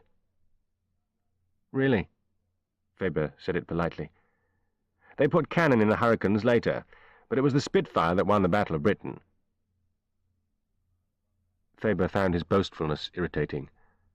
"How many enemy aircraft did you shoot down?" "I lost my legs while I was training."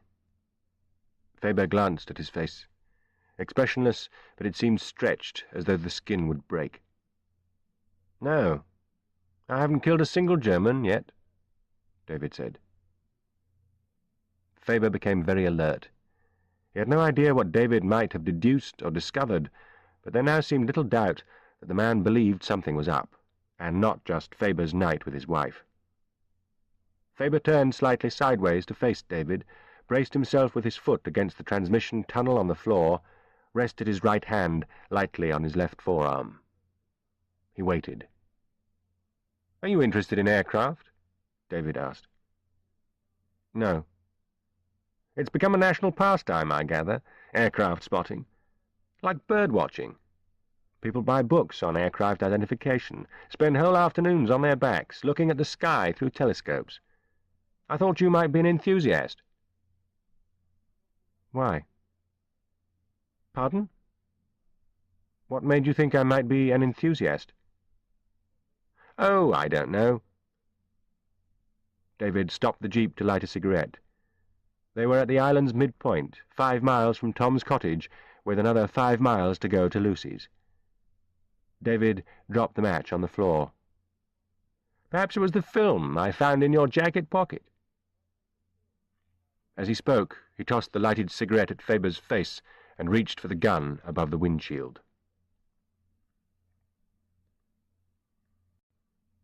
Chapter 26. Sid Cripps looked out of the window and cursed under his breath. The meadow was full of American tanks, at least 80 of them. He realized there was a war on and all that, but if only they'd asked him, he would have offered them another field where the grass was not so lush. By now, the caterpillar tracks would have chewed up his best grazing. He pulled on his boots and went out. There were some Yank soldiers in the field, and he wondered whether they had noticed the bull. When he got to the stile, he stopped and scratched his head. There was something funny going on. The tanks had not chewed up his grass. They had left no tracks. But the American soldiers were making tank tracks with a tool, something like a harrow. While Sid was trying to figure it all out, the bull noticed the tanks. It stared at them for a while, then pawed the ground and lumbered into a run. It was going to charge a tank. "Daft bugger, you'll break your head," Sid muttered. The soldiers were watching the bull too. They seemed to think it was very funny. The bull ran full tilt into the tank, its horns piercing the armor-plated side of the vehicle. Sid hoped fervently that British tanks were stronger than the American ones. There was a loud hissing noise as the bull worked its horns free. The tank collapsed like a deflated balloon. The American soldiers fell all over each other, laughing. It was all quite strange. Percival Godleman walked quickly across Parliament Square, carrying an umbrella. He wore a dark striped suit under his raincoat, and his black shoes were highly polished. At least, they had been until he stepped out into the rain. It was not every day, come to that, it was not every year, that he had a private audience with Mr. Churchill. A career soldier would have been nervous at going with such bad news to see the supreme commander of the nation's armed forces. Godleman was not nervous. A distinguished historian had nothing to fear, he told himself, from soldiers and politicians, not unless his view of history was a good deal more radical than Godleman's was. Not nervous, then, but worried. Distinctly worried. He was thinking about the effort, the forethought, the care, the money and the manpower that had gone into the creation of the totally ersatz 1st United States Army Group stationed in East Anglia. The 400 landing ships made of canvas and scaffolding floated on oil drums that thronged the harbours and estuaries. The carefully manufactured inflatable dummies of tanks, artillery, trucks, half-tracks, and even ammunition dumps. The complaints planted in the correspondence columns of the local newspapers about the decline in moral standards since the arrival of thousands of American troops in the area.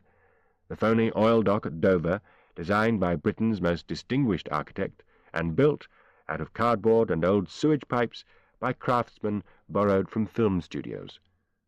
The carefully faked reports transmitted to Hamburg by German agents who had been turned by the 20 Committee. And the incessant radio chatter, broadcast for the benefit of the German listening posts, consisting of messages compiled by professional writers of fiction, and including such as 1/5th Queen's Royal Regiment report a number of civilian women, presumably unauthorized, in the baggage train. What are we going to do with them? Take them to Calais? No question a good deal had been achieved. The signs indicated that the Germans had bought it. And now the whole elaborate deception had been put in jeopardy because of one damned spy. A spy Godleman had failed to catch. Which, of course, was the reason for his command performance today. His short bird-like paces measured the Westminster pavement to the small doorway at No. 2 Great George Street. The armed guard standing beside the wall of sandbags examined his pass and waved him in. He crossed the lobby and went down the stairs to Churchill's underground headquarters. It was like going below decks on a battleship. Protected from bombs by a 4-foot-thick ceiling of reinforced concrete, the command post featured steel bulkhead doors and roof props of ancient timber. As Godleman entered the map room, a cluster of youngish people with solemn faces emerged from the conference room beyond.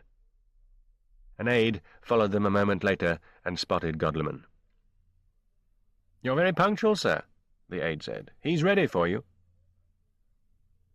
Godleman stepped into the small, comfortable conference room.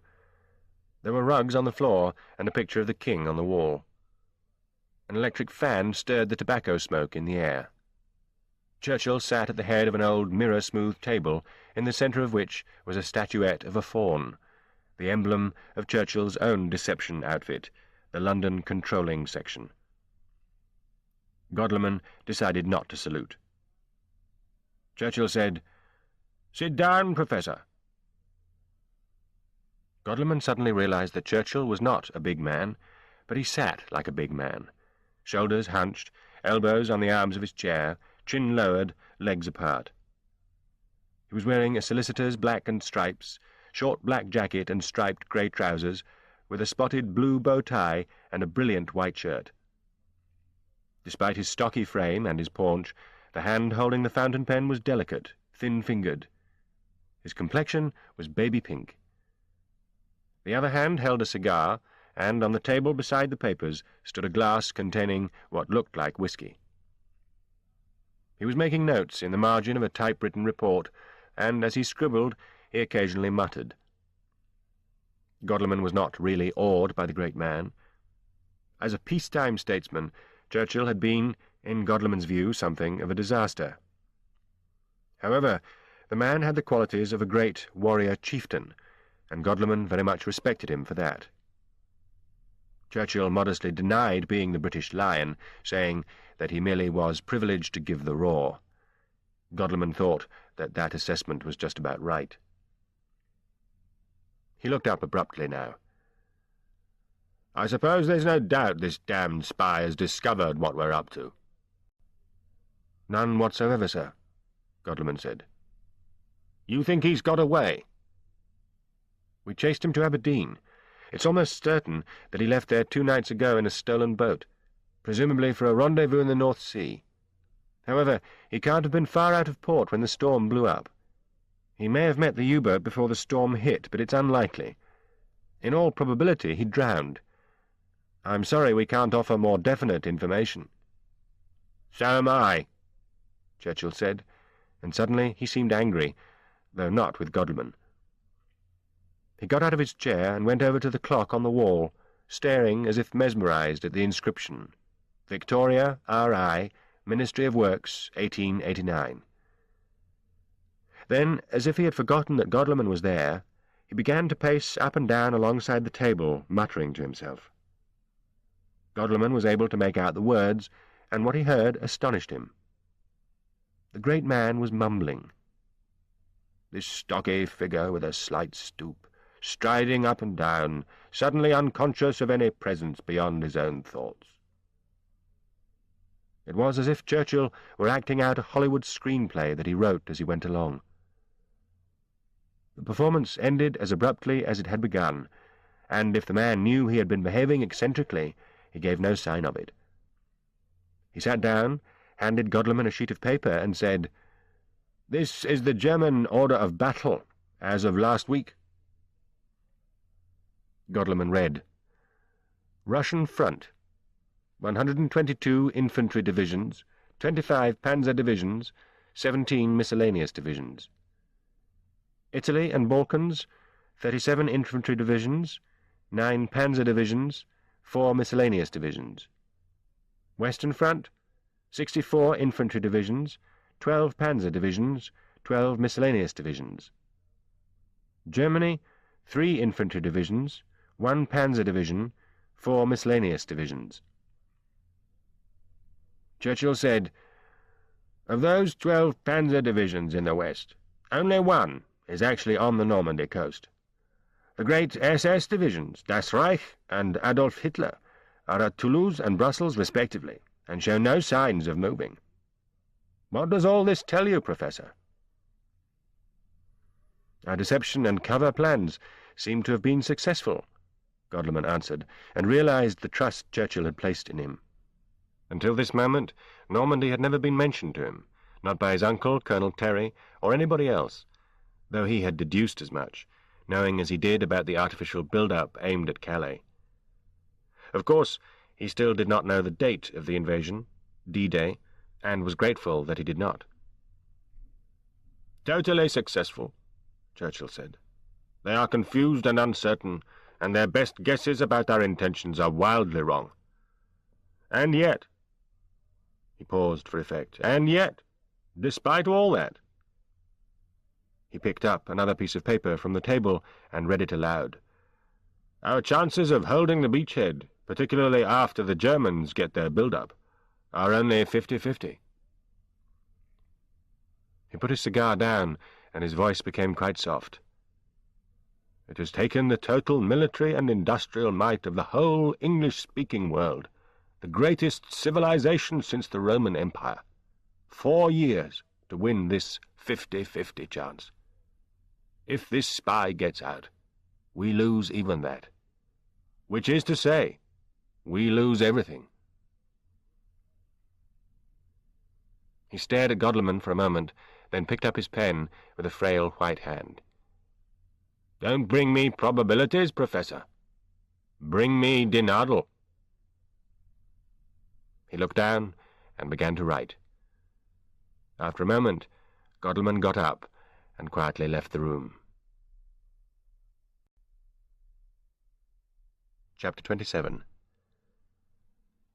Cigarette tobacco burns at 800 degrees centigrade. However, the coal at the end of the cigarette is normally surrounded by a thin layer of ash. To cause a burn, the cigarette has to be pressed against the skin for the better part of a second. A glancing touch will hardly be felt. This applies even to the eyes. Blinking is the fastest involuntary reaction of the human body. Only amateurs throw cigarettes, and David Rose was an amateur, a thoroughly frustrated and action-starved amateur. Professionals ignore them. Faber ignored the lighted cigarette that David Rose threw at him. He was right, because the cigarette glanced off his forehead and fell to the metal floor of the jeep. He made a grab for David's gun, which was an error. He should, he instantly realized, have drawn out his stiletto and stabbed David. David might have shot him first, but David had never before pointed a gun at a human being, let alone killed somebody, so he would almost certainly have hesitated, and in that moment Faber could have killed him. Faber decided he could blame his recent lapse into humanity for such intolerable miscalculation. It would be his last. David had both hands on the midsection of the gun, left hand on the barrel, right hand around the breech, and had pulled the weapon about 6 inches from its rack when Faber got a one-handed grip on the muzzle. David tugged the gun toward himself, but for a moment Faber's grasp held the gun pointed at the windshield. Faber was a strong man, but David was exceptionally strong. His shoulders, arms, and wrists had moved his body and his wheelchair for 4 years, and the muscles had become abnormally developed. Furthermore, he had both hands on the gun in front of him, and Faber was holding on with one hand at an awkward angle. David tugged again, more determinedly this time, and the muzzle slipped from Faber's grasp. At that instant, with the shotgun pointed at his belly and David's finger curling around the trigger, Faber felt very close to death. He jerked upward, catapulting himself out of his seat. His head hit the canvas roof of the jeep as the gun exploded with a crash that numbed the ears and produced a physical pain behind the eyes. The window by the passenger seat shattered into small pieces, and the rain blew in through the empty frame. Faber twisted his body and fell back, not onto his own seat, but across David. He got both hands to David's throat and squeezed his thumbs. David tried to bring the gun around between their bodies to fire the other barrel, but the weapon was too big. Faber looked into his eyes and saw... what? Exhilaration? Of course. The man finally had a chance to fight for his country. Then his expression changed as his body felt the lack of oxygen, and he began to fight for breath. David released his grip on the gun and brought both elbows back as far as he could, then punched Faber's lower ribs with a powerful double jab. Faber screwed up his face in pain, but he held his grip on David's throat, knowing he could withstand David's punches longer than David could hold his breath. David must have had the same thought. He crossed his forearms between their bodies and pushed Faber away. Then, when the gap was a few inches wide, he brought his hands up in an upward and outward blow against Faber's arms, breaking the stranglehold. He bunched his right fist and swung downward with a powerful but unscientific punch that landed on Faber's cheekbone and brought water to his eyes. Faber replied with a series of body jabs. David continued to bruise his face. They were too close together to do real damage to each other in a short time, but David's greater strength began to tell. Almost in admiration, Faber realized that David had shrewdly picked the time and place for the fight. He had had the advantages of surprise, the gun, and the confined space in which his muscle counted for much, and Faber's better balance and greater maneuverability counted for little. He had only erred, really, in his bravado, understandable perhaps, about finding the film can, giving Faber a moment of warning. Faber shifted his weight slightly, and his hip came into contact with the gear shift, throwing the transmission into forward. The engine was still running, and the car jerked, throwing him off balance. David used the opportunity to release a long, straight left that, more by luck than by judgment, caught Faber flush on the chin and threw him clear across the cab of the jeep.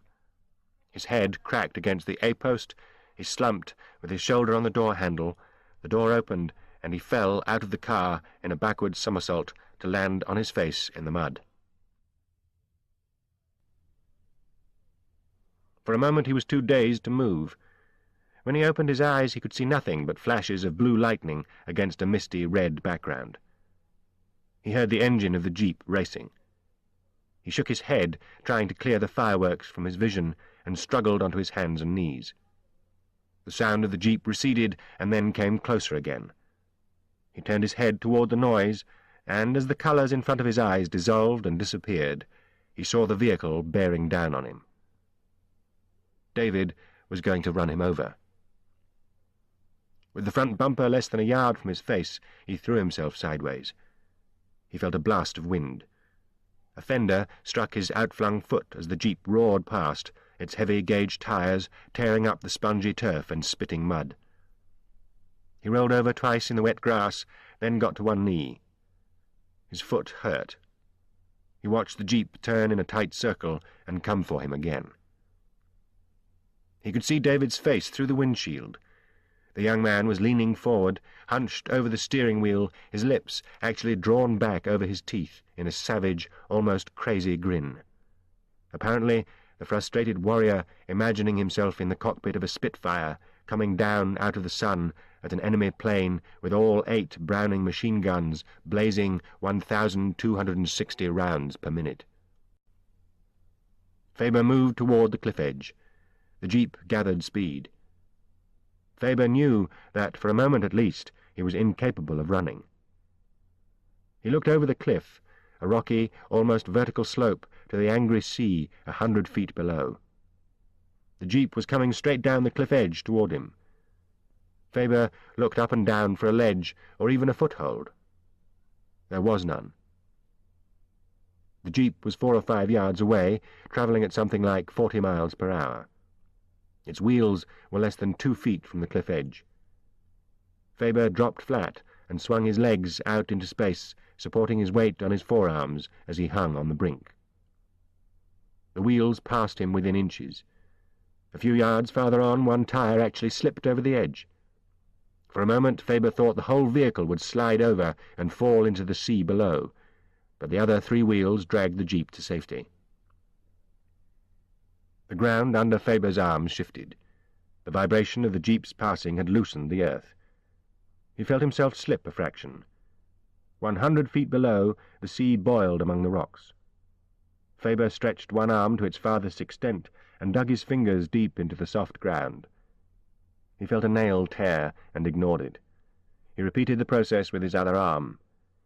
With 2 hands anchored in the earth, he pulled himself upward. It was agonizingly slow, but eventually his head drew level with his hands, his hips reached firm ground, and he was able to swivel around and roll away from the edge. The jeep was turning again. Faber ran toward it. His foot was painful, but not, he decided, broken. David accelerated for another pass. Faber turned and ran at right angles to the jeep's direction, forcing David to turn the wheel and consequently slow down. Faber knew he could not keep this up much longer. He was certain to tire before David did. This had to be the last pass. He ran faster. David steered an interception course, headed for a point in front of Faber. Faber doubled back, and the jeep zigzagged. It was now quite close. Faber broke into a sprint, his course forcing David to drive in a tight circle. The jeep was getting slower, and Faber was getting closer. There were only a few yards between them when David realized what Faber was up to. He steered away, but it was too late. Faber rushed to the jeep's side and threw himself upward, landing face down on the top of the canvas roof. He lay there for a few seconds, catching his breath. His injured foot felt as if it was being held in a fire. His lungs ached. The jeep was still moving. Faber drew the stiletto from its sheath under his sleeve and cut a long, jagged tear in the canvas roof. The material flapped downward, and Faber found himself staring at the back of David's head. David looked up and back. A look of astonishment crossed his face. Faber drew back his arm for a knife thrust. David jammed the throttle open and heaved the wheel around. The jeep leaped forward and lifted on 2 wheels as it screeched around in a tight curve. Faber struggled to stay on. The jeep, still gathering speed, crashed down onto four wheels, then lifted again. It teetered precariously for a few yards, the wheels slipped on the sodden ground, and the vehicle toppled onto its side with a grinding crash. Faber was thrown several yards and landed awkwardly, the breath knocked out of him by the impact. It was several seconds before he could move. The jeep's crazy course had once again taken it perilously close to the cliff. Faber saw his knife in the grass a few yards away. He picked it up, then turned to the jeep. Somehow David had got himself and his wheelchair out through the ripped roof, and he was now sitting in the chair and pushing himself away along the cliff edge. Faber, running after him, had to acknowledge his courage. David must have heard the footsteps, because just before Faber caught up with the chair, it stopped dead and spun around, and Faber glimpsed a heavy wrench in David's hand. Faber crashed into the wheelchair, overturning it. His last thought was that both of them and the chair might end up in the sea below, and then the wrench hit the back of his head and he blacked out. When he came to, the wheelchair lay beside him, but David was nowhere to be seen. He stood up and looked around in dazed puzzlement. "Here!" The voice came from over the cliff. David must have just been able to hit him with the wrench before being flung from the chair and over the edge. Faber crawled to the cliff and looked over. David had one hand around the stem of a bush that grew just under the lip of the cliff. The other hand was jammed into a small crevice in the rock. He hung suspended, just as Faber had a few minutes earlier. His bravado had gone now. "Pull me up, for God's sake!" he called hoarsely. Faber leaned closer. "How did you know about the film?" he said. "Help me, please."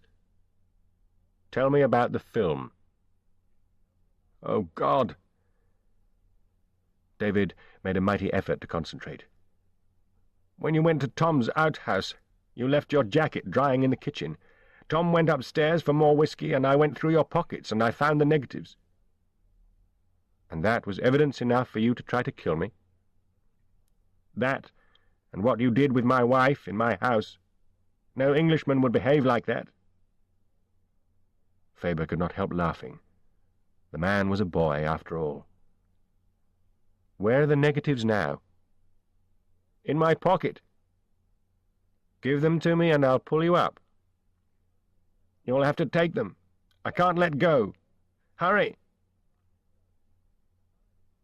Faber lay flat on his stomach and reached down under David's oilskin to the breast pocket of his jacket.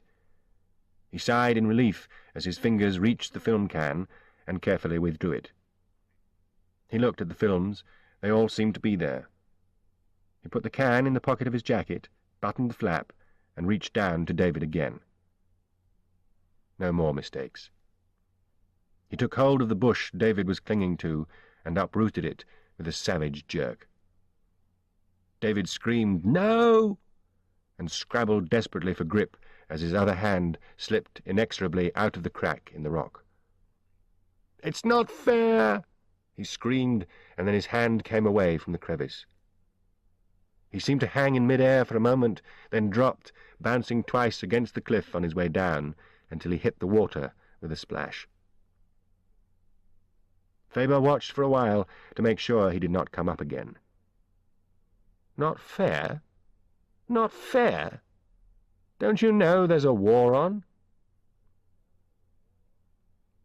He looked down at the sea for some minutes.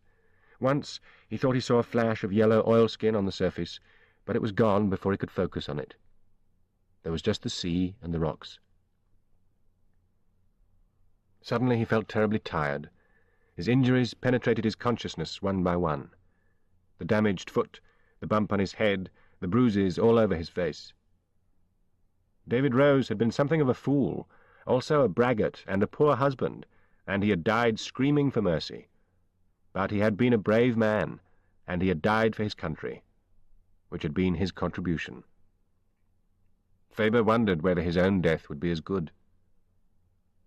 He turned away from the cliff edge and walked back toward the overturned jeep.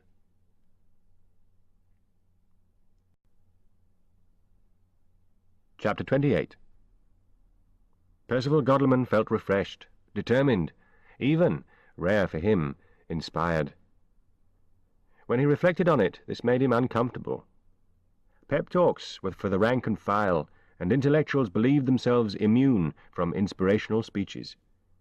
Yet, although he knew that the great man's performance had been carefully scripted, the crescendos and diminuendos of the speech predetermined like a symphony, nevertheless it had worked on him, as effectively as if he had been the captain of the school cricket team hearing last-minute exhortations from the games master. He got back to his office, itching to do something. He dropped his umbrella in the umbrella stand, hung up his wet raincoat, and looked at himself in the mirror on the inside of the cupboard door. Without doubt, something had happened to his face since he became one of England's spy-catchers. The other day, he had come across a photograph of himself taken in 1937, with a group of students at a seminar in Oxford. In those days, he actually looked older than he did now. Pale skin, wispy hair, the patchy shave and ill-fitting clothes of a retired man. The wispy hair had gone. He was now bald except for a monkish fringe. His clothes were those of a business executive, not a teacher. It seemed to him, he might, he supposed, have been imagining it, that the set of his jaw was firmer, his eyes were brighter, and he took more care shaving. He sat down behind his desk and lit a cigarette. That innovation was not welcome. He had developed a cough, tried to give it up, and discovered that he had become addicted. But almost everybody smoked in wartime Britain, even some of the women. Well, they were doing men's jobs. They were entitled to masculine vices. The smoke caught in Godleman's throat, making him cough.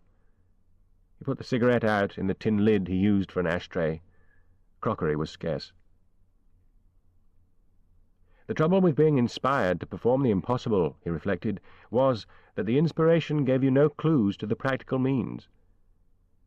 He recalled his college thesis about the travels of an obscure medieval monk called Thomas of the Tree. Godleman had set himself the minor but difficult task of plotting the monk's itinerary over a 5-year period.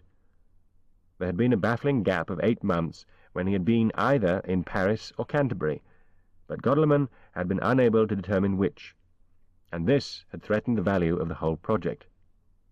The records he was using simply did not contain the information. If the monk's stay had gone unrecorded, then there was no way to find out where he had been, and that was that. With the optimism of youth, young Godleman had refused to believe that the information was just not there, and he had worked on the assumption that somewhere there had to be a record of how Thomas had spent those months, despite the well-known fact that almost everything that happened in the Middle Ages went unrecorded. If Thomas was not in Paris or Canterbury, he must have been in transit between the two, Godleman had argued. And then he had found shipping records in an Amsterdam museum that showed that Thomas had boarded a vessel bound for Dover that got blown off course and was eventually wrecked on the Irish coast. This model piece of historical research was what got Godleman his professorship. He might try applying that kind of thinking to the problem of what had happened to Faber. It was most likely that Faber had drowned. If he had not, then he was probably in Germany by now. Neither of those possibilities presented any course of action Godleman could follow, so they should be discounted. He must assume that Faber was alive and had reached land somewhere. He left his office and went down one flight of stairs to the map room. His uncle, Colonel Terry, was there, standing in front of the map of Europe, with a cigarette between his lips. Godleman realized that this was a familiar sight in the War Office these days, senior men gazing entranced at maps, silently making their own computations of whether the war would be won or lost. He guessed it was because all the plans had been made, the vast machine had been set in motion, and for those who made the big decisions, there was nothing to do but wait and see if they had been right. Terry saw him come in and said, "How did you get on with the great man?" "He was drinking whiskey," Godleman said. "He drinks all day, but it never seems to make any difference to him," Terry said. "What did he say?" He wants Dinardle's head on a platter. Godleman crossed the room to the wall map of Great Britain and put a finger on Aberdeen. If you were sending a U-boat in to pick up a fugitive spy, what would you think was the nearest the sub could safely come to the coast? Terry stood beside him and looked at the map. I wouldn't want to come closer than the 3-mile limit, but for preference I'd stop 10 miles out. Right. Godleman drew 2 pencil lines parallel to the coast, 3 miles and 10 miles out, respectively. Now, if you were an amateur sailor setting out from Aberdeen in a small fishing boat, how far would you go before you began to get nervous? You mean, what's a reasonable distance to travel in such a boat? Indeed. Terry shrugged. Ask the Navy. I'd say 15 or 20 miles. I agree. Godleman drew an arc of 20 miles radius with its centre on Aberdeen.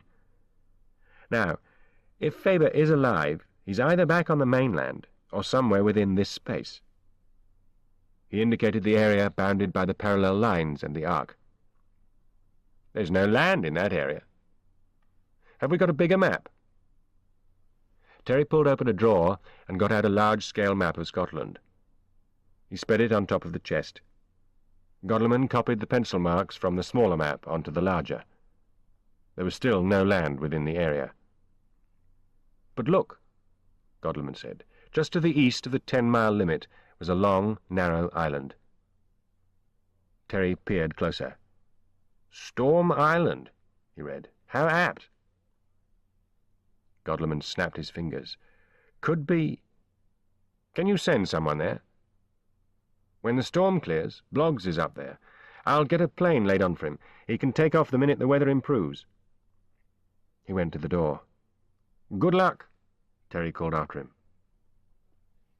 Godleman took the stairs 2 at a time to the next floor and entered his office. He picked up the phone. Get Mr. Bloggs in Aberdeen, please. While he waited, he doodled on his blotter, drawing the island. It was shaped like the top half of a walking stick, with the crook at the western end. It must have been about 10 miles long and perhaps a mile wide. He wondered what sort of place it was, a barren lump of rock or a thriving community of farmers. If Faber was there, he might still be able to contact his U-boat. Bloggs would have to get to the island before the submarine. I have Mr. Bloggs, the switchboard girl said. Fred? Hello, Percy. I think he's on an island called Storm Island. No, he's not, Bloggs said. We've just arrested him. He hoped. The stiletto was 9 inches long, with an engraved handle and a stubby little crosspiece. Its needle-like point was extremely sharp. Bloggs thought it looked like a highly efficient killing instrument. It had recently been polished. Bloggs and Detective Chief Inspector Kincaid stood looking at it, neither man wanting to touch it. He was trying to catch a bus to Edinburgh, Kincaid said. A PC spotted him at the ticket office and asked for his identification. He dropped his suitcase and ran. A woman bus conductor hit him over the head with a ticket machine. He took 10 minutes to come round. Let's have a look at him, Bloggs said. They went down the corridor to the cells. This one, Kincaid said. Bloggs looked through the Judas. The man sat on a stool in the far corner of the cell with his back against the wall. His legs were crossed, his eyes closed, his hands in his pockets. He's been in cells before, Bloggs remarked. The man was tall, with a long, handsome face and dark hair.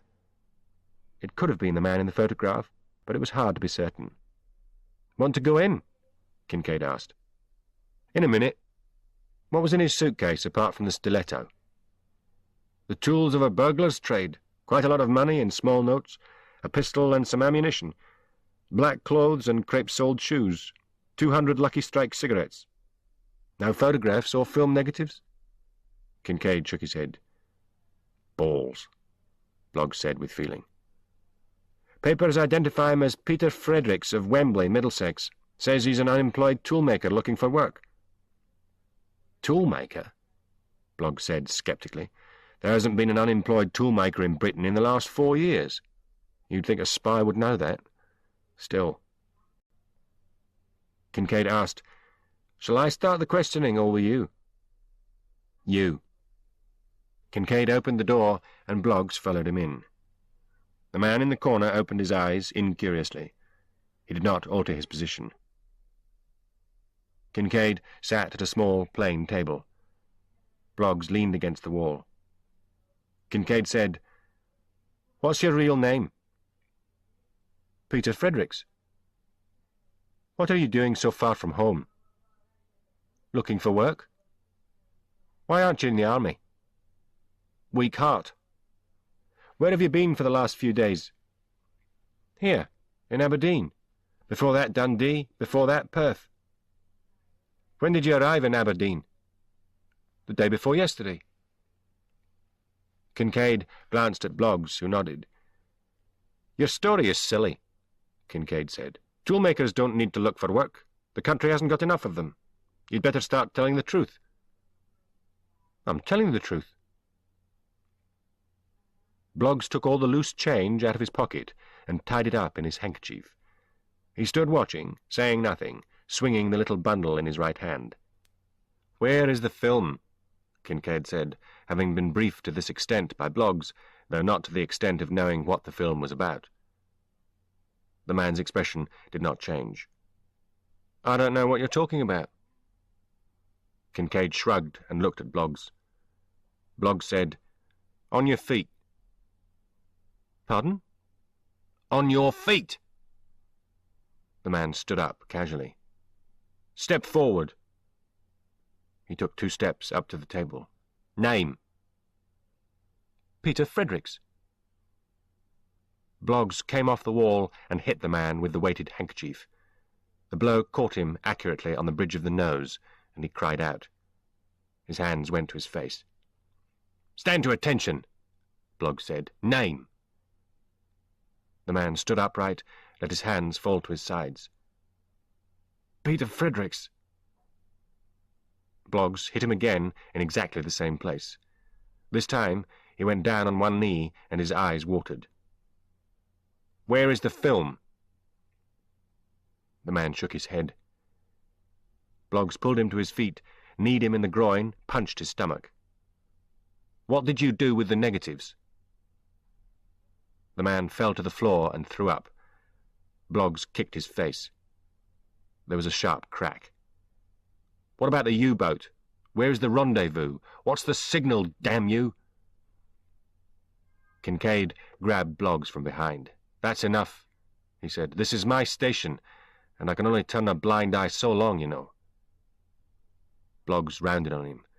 "We're not dealing with a case of petty housebreaking. I'm MI5 and I'll do what I fucking well like in your station. If the prisoner dies, I'll take responsibility." He turned back to the man on the floor who was staring at him and Kincaid, face covered with blood and an expression of incredulity. "What are you talking about?" he said weakly. "What is this?" Bloggs hauled him to his feet.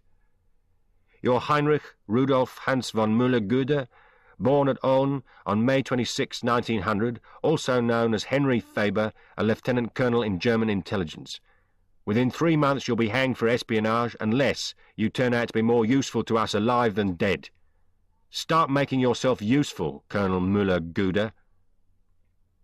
"No," the man said. "No, no, I'm a thief, not a spy. Please." He leaned away from Bloggs's upraised fist. "I can prove it." Bloggs hit him again, and Kincaid intervened for the second time. "Wait. All right, Fredericks, if that's your name, prove you're a thief."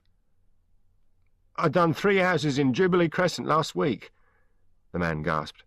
"I took about 500 quid from one and some jewellery from the next one, diamond rings and some pearls, and I never got nothing from the other one because of the dog. You must know I'm telling the truth. They must have reported it, didn't they? Oh, Jesus!" Kincaid looked at Bloggs. "All those burglaries took place. He could have read about them in the newspapers. The 3rd one wasn't reported. Perhaps he did them. He could still be a spy. Spies can steal too. He felt rotten. But this was last week. Your man was in London, wasn't he? Bloggs was silent for a moment. Then he said, "Well, fuck it," and walked out. Peter Fredericks looked up at Kincaid through a mask of blood. "Who's he? The bleeding Gestapo?" he said. Kincaid stared at him. "Just be glad you're not really the man he's looking for." "Well?" Godleman said into the phone. "False alarm." Bloggs's voice was scratchy and distorted over the long-distance line. "A small-time housebreaker who happened to carry a stiletto and look like Faber." "Back to square one," Godleman said. "You said something about an island." "Yes. Storm Island. It's about 10 miles off the coast, due east of Aberdeen. You'll find it on a large-scale map." "What makes you sure he's there?" "I'm not sure. We still have to cover every other possibility, other towns, the coast, everything. But if he did steal the boat, the Marie too. Yes, if he did steal it, his rendezvous was probably in the area of this island. And if I'm right about that, then he's either drowned or shipwrecked on the island." "Okay, that makes sense. What's the weather like up there?" "No change." "Could you get to the island, do you think, in a big ship?" "I suppose you can ride any storm if your ship's big enough, but this island won't have much of a dock, will it?" "You'd better find out, but I expect you're right. Now listen, there's an RAF fighter base near Edinburgh. By the time you get there, I'll have an amphibious plane standing by. You take off the minute the storm begins to clear. Have the local Coast Guard ready to move at a moment's notice too. I'm not sure who'll get there first. But if the U-boat is also waiting for the storm to clear, it will get there first," Bloggs said. "You're right." Godleman lit a cigarette, fumbling for inspiration. "Well, we can get a Navy corvette to circle the island and listen for Faber's radio signal. When the storm clears, it can land a boat on the island."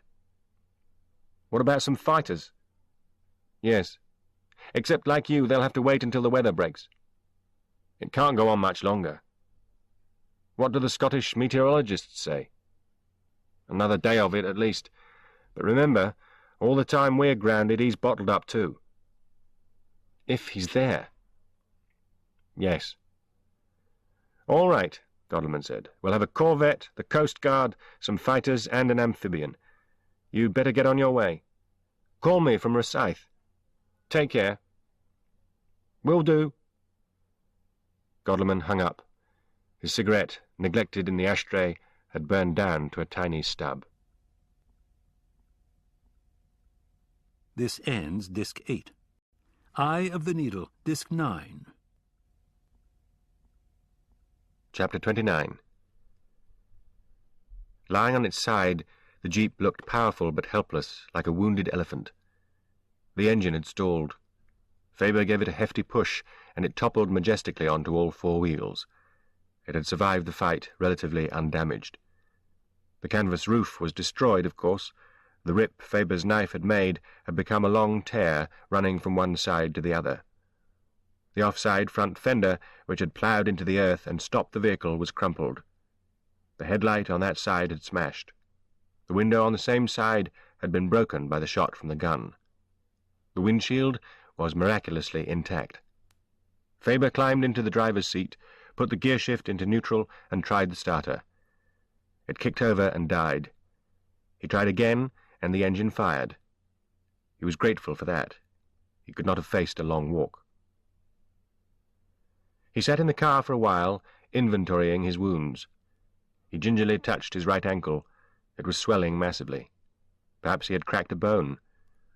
It was as well that the jeep was designed to be driven by a man with no legs. Faber could not have pressed a brake pedal. The lump on the back of his head felt huge, at least the size of a golf ball.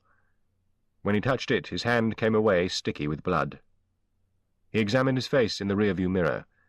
It was a mass of small cuts and big bruises, like the face of the loser at the end of a boxing match. He had abandoned his oilskin back at the cottage, so his jacket and overalls were soggy with rain and smeared with mud. He needed to get warm and dry very soon. He gripped the steering wheel. A burning pain shot through his hand. He had forgotten the torn fingernail. He looked at it. It was the nastiest of his injuries. He would have to drive with one hand. He pulled away slowly and found what he guessed was the road. There was no danger of getting lost on this island. All he had to do was follow the cliff edge until he came to Lucy's cottage. He needed to invent a lie to explain to Lucy what had become of her husband. She wouldn't have heard the shotgun so far away, he knew. He might, of course, tell her the truth. There was nothing she could do about it. However, if she became difficult, he might have to kill her, and he had an aversion to that. Driving slowly along the cliff top, through the pouring rain and howling wind, he marvelled at this new thing inside him, this scruple. It was the first time he had ever felt reluctance to kill. It was not that he was amoral. To the contrary, he had made up his mind that the killing he did was on the same moral level as death on the battlefield, and his emotions followed his intellect. He always had the physical reaction, the vomiting after he killed, but that was something incomprehensible that he ignored. So, why did he not want to kill Lucy? The feeling was on a par, he decided, with the affection that drove him to send the Luftwaffe erroneous directions to St. Paul's Cathedral, a compulsion to protect a thing of beauty. She was a remarkable creation, as full of loveliness and subtlety as any work of art. Faber could live with himself as a killer, but not as an iconoclast. It was, he recognized, as soon as the thought occurred to him, a peculiar way to be. But then, spies were peculiar people. He thought of some of the spies who had been recruited by the Abwehr at the same time he had been. Otto, the Nordic giant who made delicate paper sculptures in the Japanese fashion and hated women. Friedrich, the sly little mathematical genius who jumped at shadows and went into a 5-day depression if he lost a game of chess. Helmut, who liked to read books about slavery in America and had soon joined the SS. All different, all peculiar. If they had anything more specific in common, he did not know what it was. He seemed to be driving more and more slowly, and the rain and mist became more impenetrable. He began to worry about the cliff edge on his left-hand side. He felt very hot, but suffered spasms of shivering. He realized he had been speaking aloud about Otto and Friedrich and Helmut, and he recognized the signs of delirium. He made an effort to think of nothing but the problem of keeping the jeep on a straight course. The noise of the wind took on some kind of rhythm, becoming hypnotic. Once he found himself stationary, staring out over the sea, and had no idea how long ago he had stopped. It seemed hours later that Lucy's cottage came into view. He steered toward it, thinking, I must remember to put the brake on before I hit the wall. There was a figure standing in the doorway, looking out at him through the rain. He had to stay in control of himself long enough to tell her the lie. He had to remember. Had to remember. It was late afternoon by the time the jeep came back. Lucy was worried about what had happened to the men, and at the same time angry with them for not coming home for the lunch she had prepared. As the day waned, she had spent more and more time at the windows, looking out for them. When the jeep came down the slight slope to the cottage, it was clear something was wrong. It was moving terribly slowly, on a zigzag course, and there was only one person in it. It came closer, and she saw that the front was dented and the headlights smashed. Oh, God! The vehicle shuddered to a halt in front of the cottage, and she saw that the figure inside was Henry. He made no move to get out. Lucy ran out into the rain and opened the driver's door. He sat there with his head back and his eyes half closed. His hand was on the brake. His face was bloody and bruised. What happened? What happened? His hand slipped off the brake, and the jeep moved forward.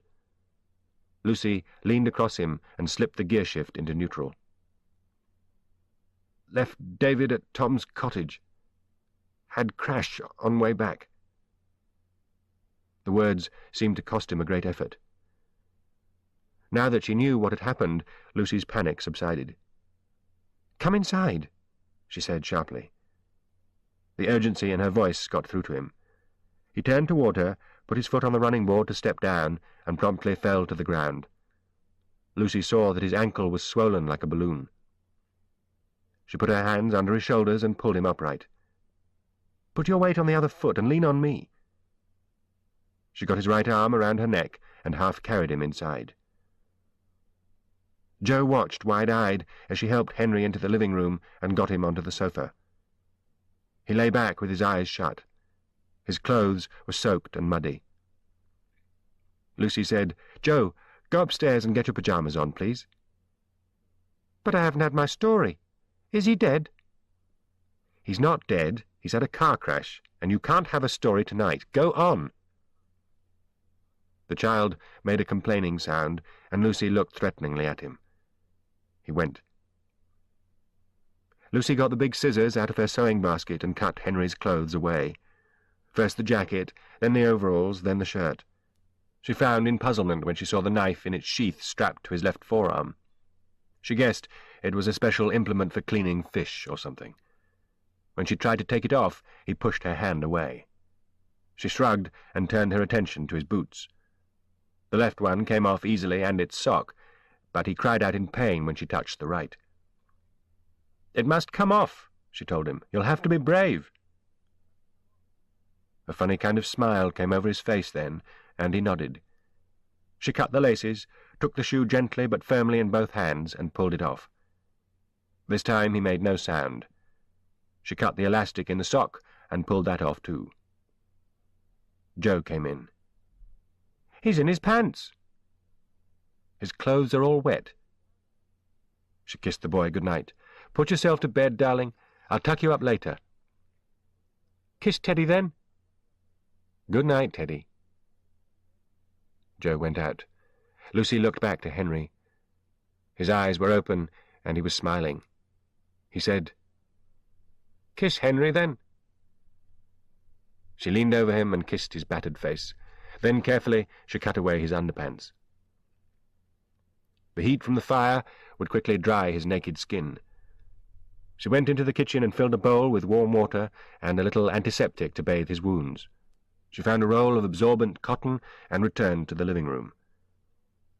"This is the second time you've turned up on the doorstep half dead," she said, as she set about her task.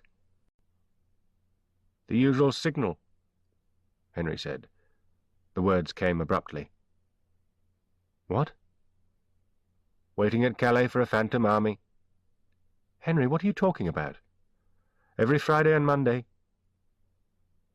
She finally realized he was delirious. "Don't try to talk," she said. She lifted his head slightly to clean away the dried blood from around the bump.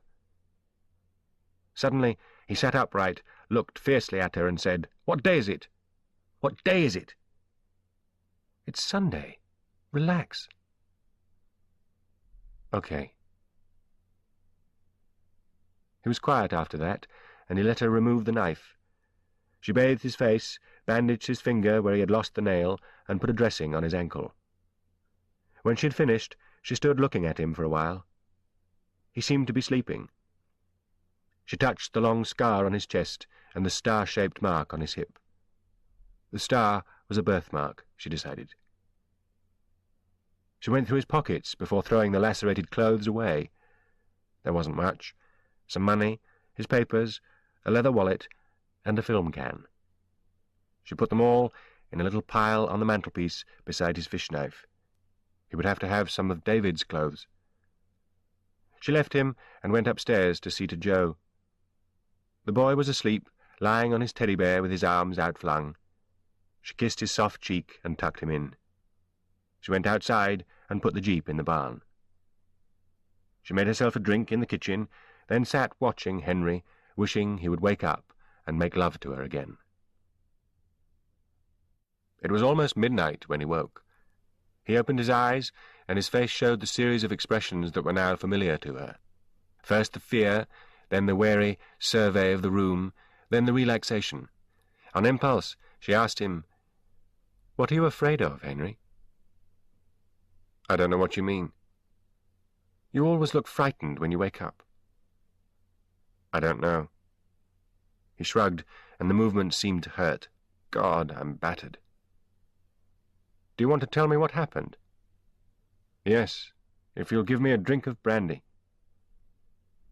She got the brandy out of the cupboard. "You can have some of David's clothes."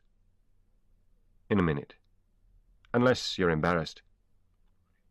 She handed him the glass, smiling. "I'm afraid I'm enjoying it." "What happened to my clothes?" "I had to cut them off you. I've thrown them away." "Not my papers, I hope?" He smiled, but there was some other emotion just below the surface. "On the mantelpiece." She pointed. "Is the knife for cleaning fish or something?" His right hand went to his left forearm, where the sheath had been. "Something like that," he said. He seemed uneasy for a moment, then relaxed with an effort and sipped his drink. "That's good." After a moment she said, "Well?" "What?" "How did you manage to lose my husband and crash my jeep?" "David decided to stay over at Tom's for the night. Some of the sheep got into trouble in a place they call the Gully." "I know it. And 6 or 7 of them were injured. They're all in Tom's kitchen, being bandaged up and making a terrible row. Anyway, David suggested I come back to tell you he would be staying. I don't really know how I managed to crash.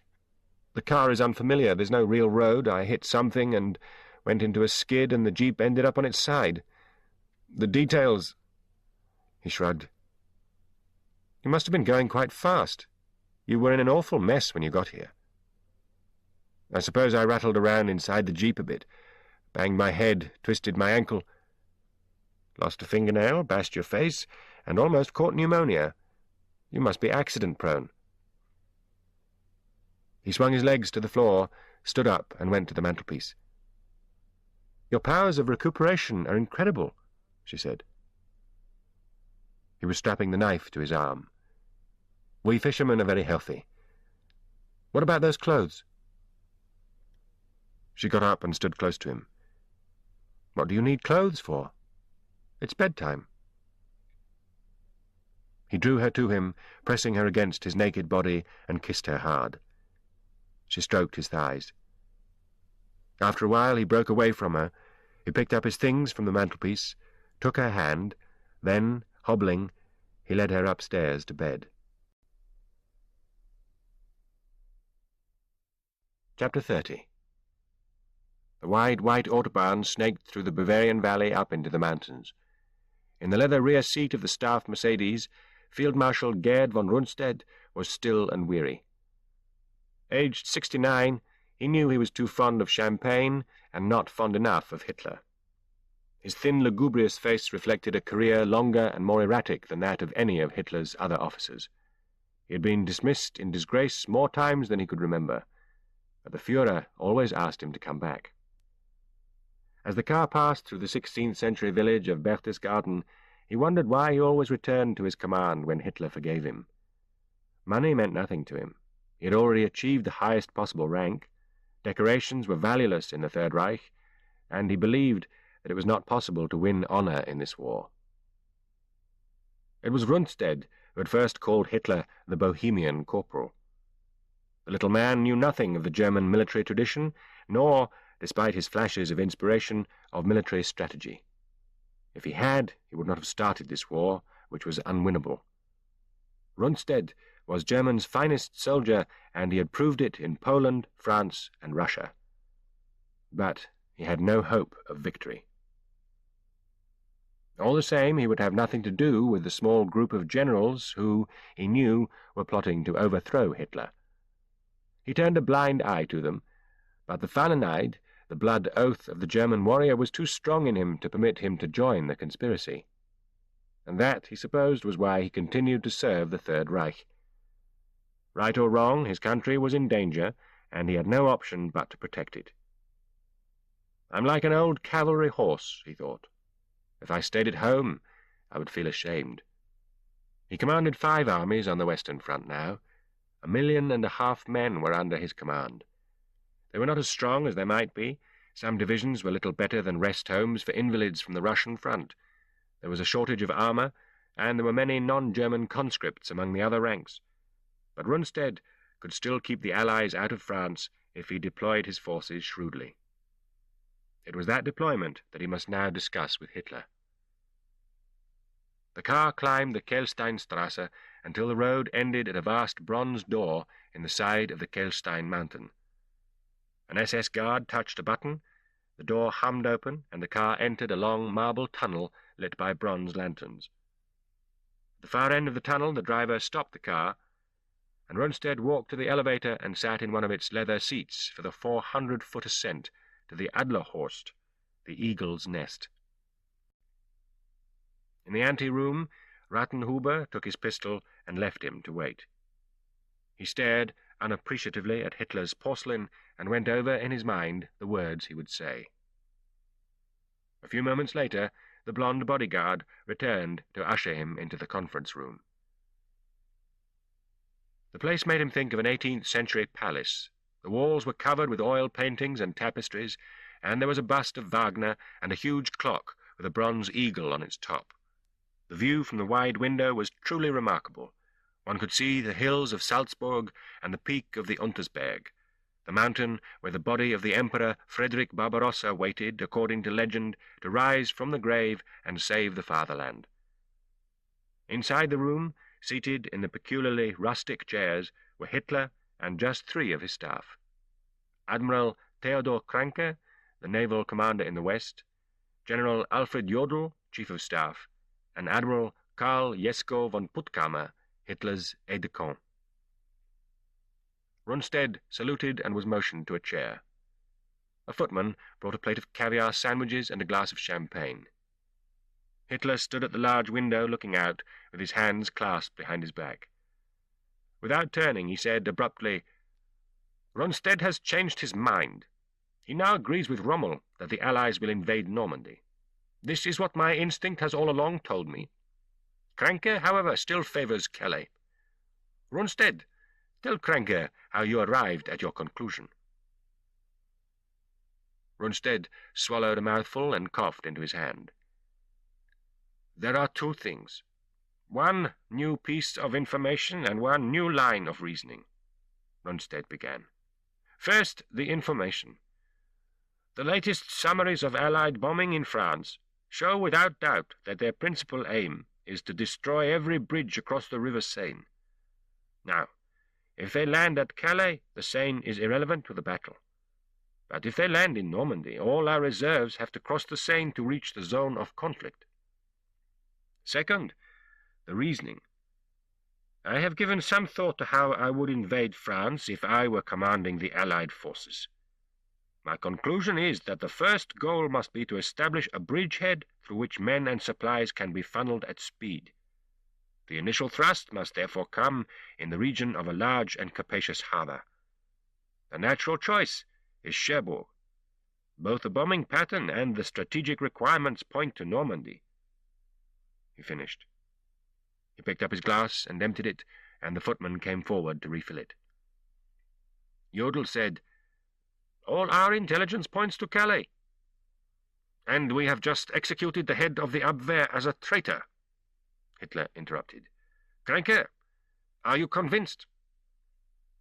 "I am not," the Admiral said. "I, too, have considered how I would conduct the invasion if I were on the other side. But I have brought into the reasoning a number of factors of a nautical nature that our colleague Rundstedt may not have comprehended. I believe they will attack under cover of darkness, by moonlight, at full tide to sail over Rommel's underwater obstacles and away from cliffs, rocky waters, and strong currents. Normandy? Never." Hitler shook his head in disagreement. Jodl then said, "There is another small piece of information I find significant. The Guards' armoured division has been transferred from the north of England to Hove, on the southeast coast, to join the 1st United States Army Group under General Patton. We learned this from wireless surveillance. There was a baggage mix-up en route. One unit had another's silver cutlery, and the fools have been quarrelling about it over the radio. This is a crack British division, very blue-blooded, commanded by General Sir Alan Henry Shafto Adair. I feel sure they will not be far from the centre of the battle when it comes." Hitler's hands moved nervously, and his face now twitched in indecision.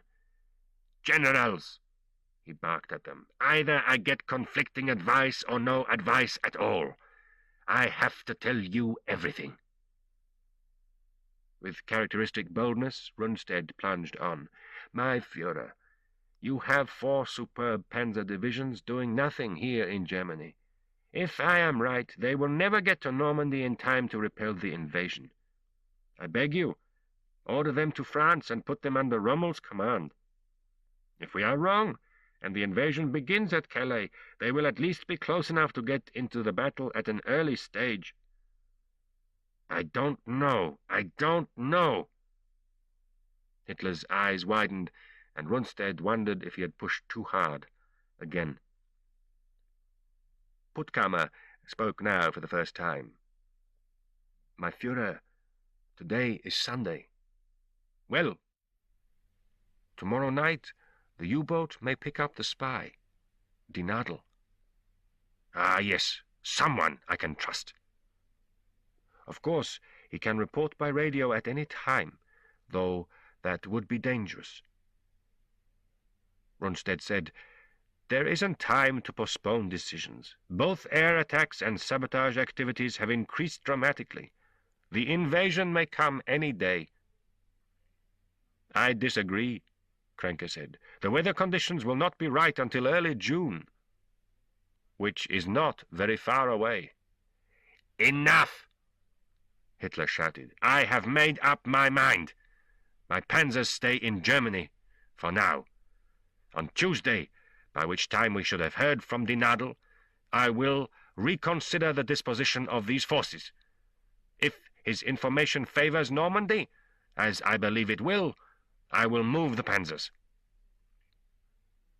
Rundstedt said quietly, "And if he does not report?" "If he does not report, I shall reconsider just the same." Rundstedt nodded assent. "With your permission, I will return to my command." "Granted." Rundstedt got to his feet, gave the military salute, and went out.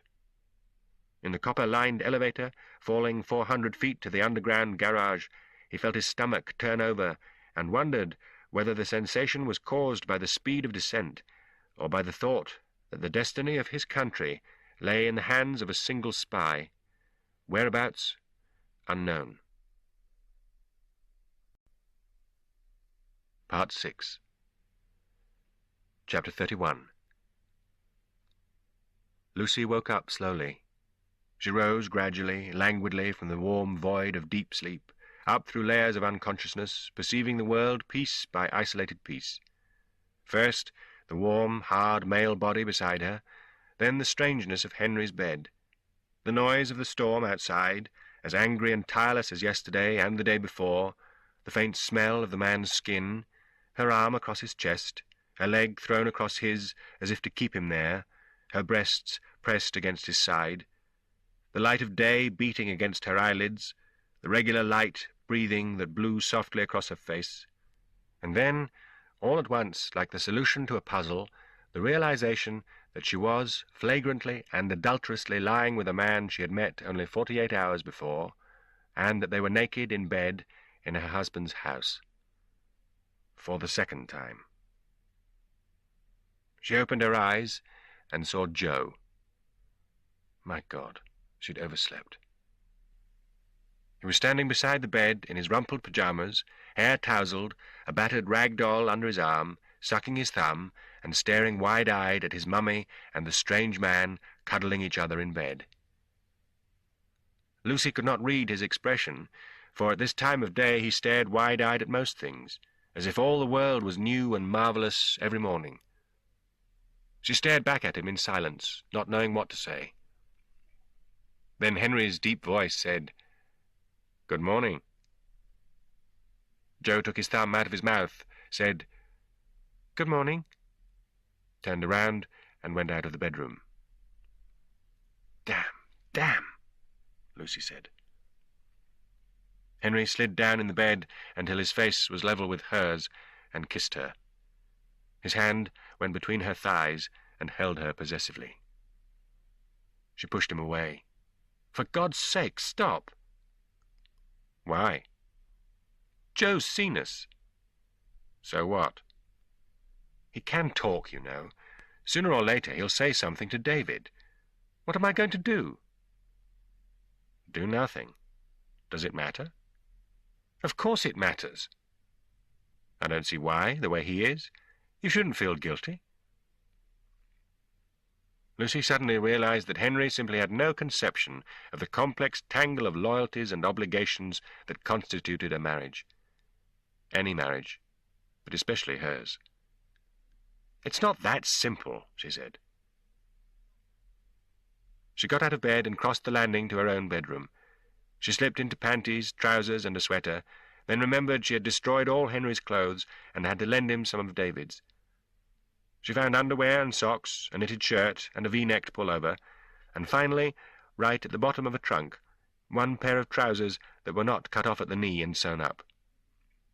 All the while, Joe watched her in silence. She took the clothes into the other bedroom. Henry had gone into the bathroom to shave. She called through the door, "Your clothes are on the bed." She went downstairs, lit the stove in the kitchen, and put a saucepan of water on to heat.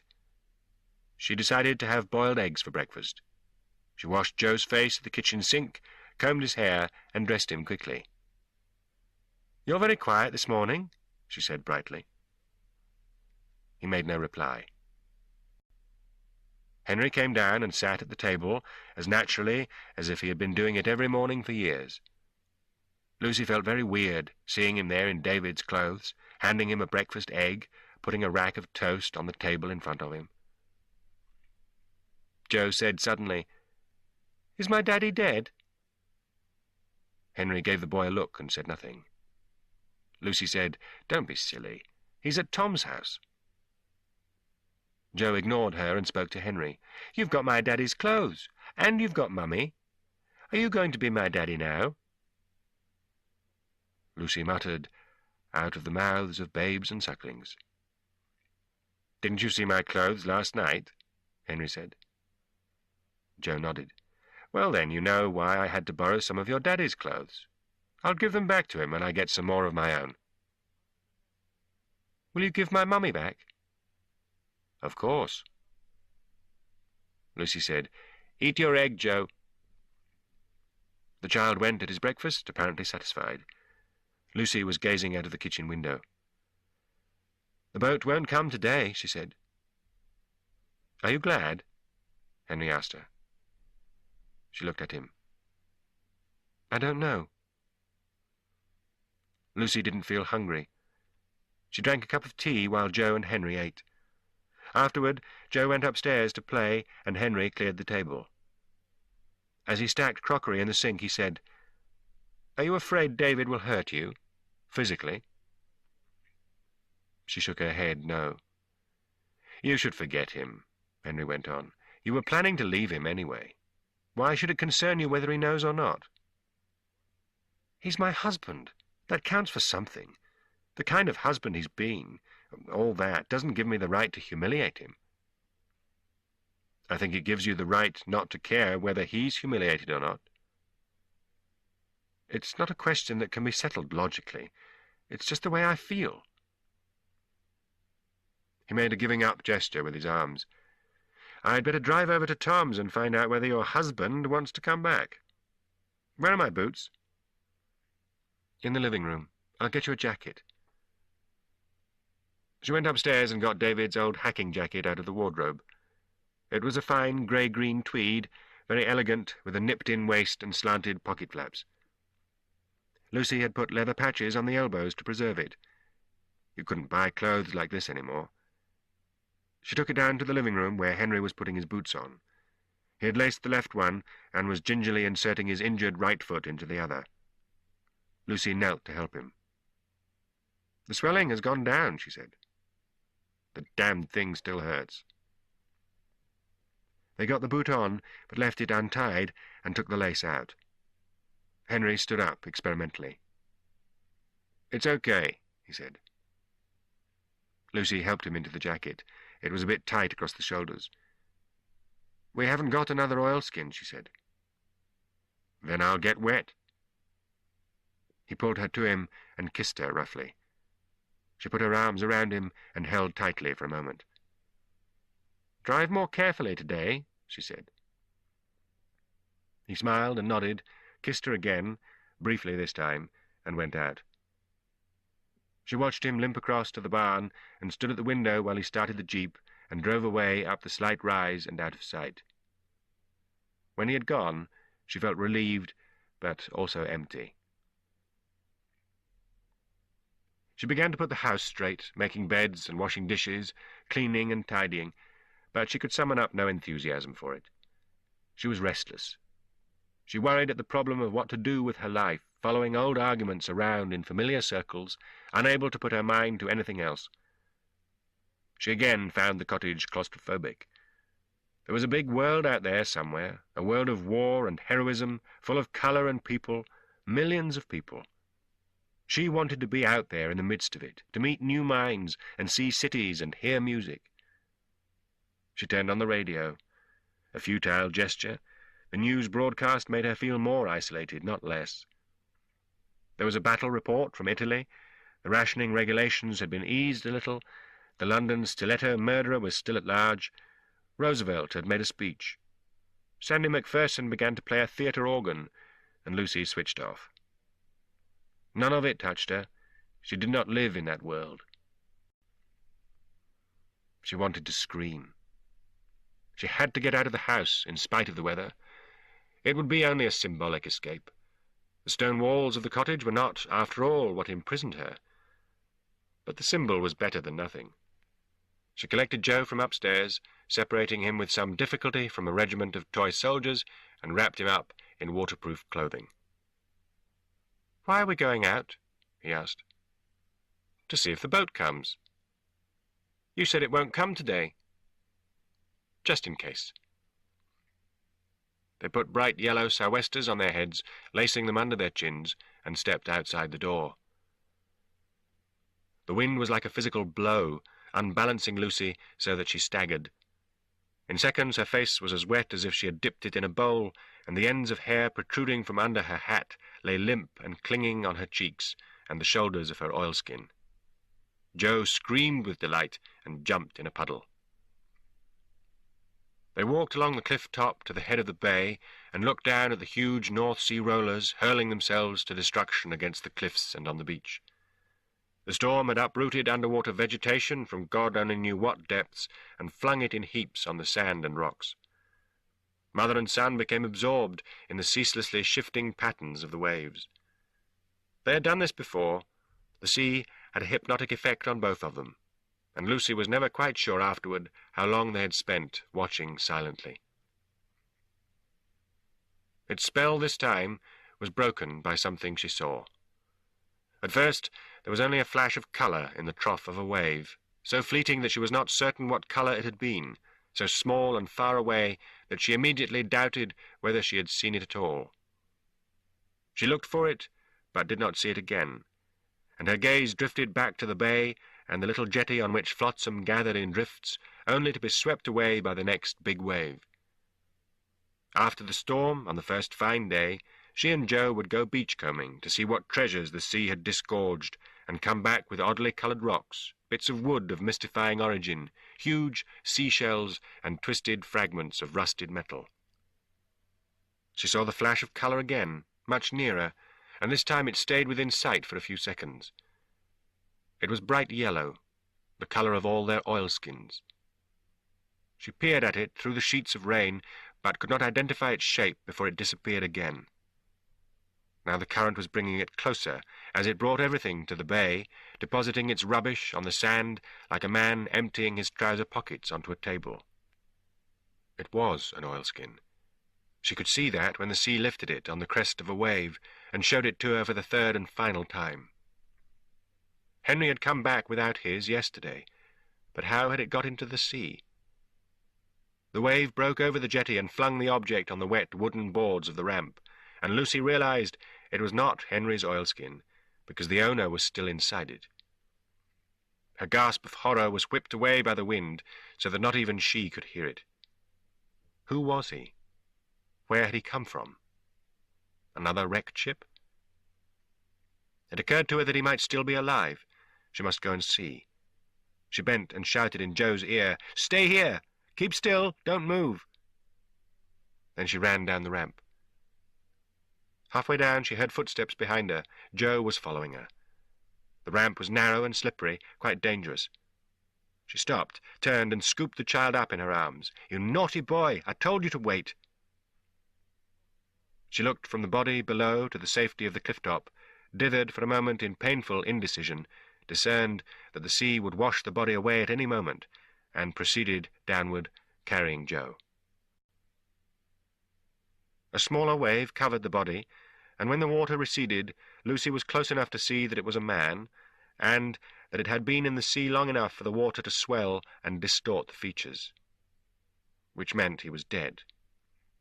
She could do nothing for him, and she was not going to risk her life and her son's to preserve a corpse. She was about to turn back when something about the bloated face struck her as familiar. She stared at it, uncomprehending, trying to fit the features to something in her memory. And then, quite abruptly, she saw the face for what it was, and sheer, paralyzing terror took hold of her, and it seemed that her heart stopped, and she whispered, "No, David, no." Oblivious now to the danger, she walked forward. Another lesser wave broke around her knees, filling her Wellington boots with foamy salt water, but she didn't notice. Joe twisted in her arms to face forward. She screamed, "Don't look!" in his ear and pushed his face into her shoulder. He began to cry. She knelt beside the body and touched the horrible face with her hand. David. There was no doubt. He was dead and had been for some time. Moved by some terrible need to make absolutely certain, she lifted the skirt of the oilskin and looked at the stumps of his legs. It was impossible to take in the fact of the death. She had, in a way, been wishing him dead, but her feelings about him were confused by guilt and the fear of being found out in her infidelity. Grief, horror, relief, they fluttered in her mind like birds, none of them willing to settle. She would have stayed there, motionless, but the next wave was a big one. Its force knocked her flying, and she took a great gulp of seawater. Somehow she managed to keep Joe in her grasp and stay on the ramp, and when the surf settled, she got to her feet and ran up out of the greedy reach of the ocean.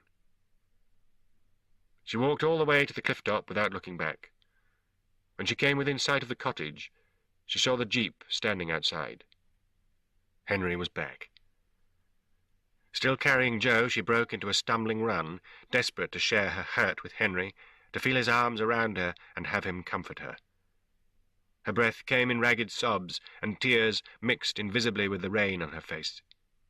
She went to the back of the cottage, burst into the kitchen, and dumped Joe urgently on the floor. Henry casually said, "David decided to stay over at Tom's another day."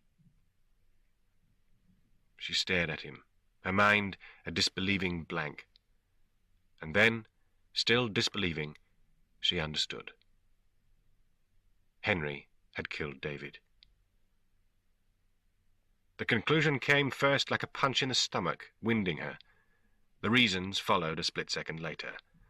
The shipwreck, the odd-shaped knife he was so attached to, the crashed jeep, the news bulletin about the London stiletto murderer. Suddenly, everything fitted together, a box of jigsaw pieces thrown in the air and landing, improbably, fully assembled. "Don't look so surprised," Henry said with a smile.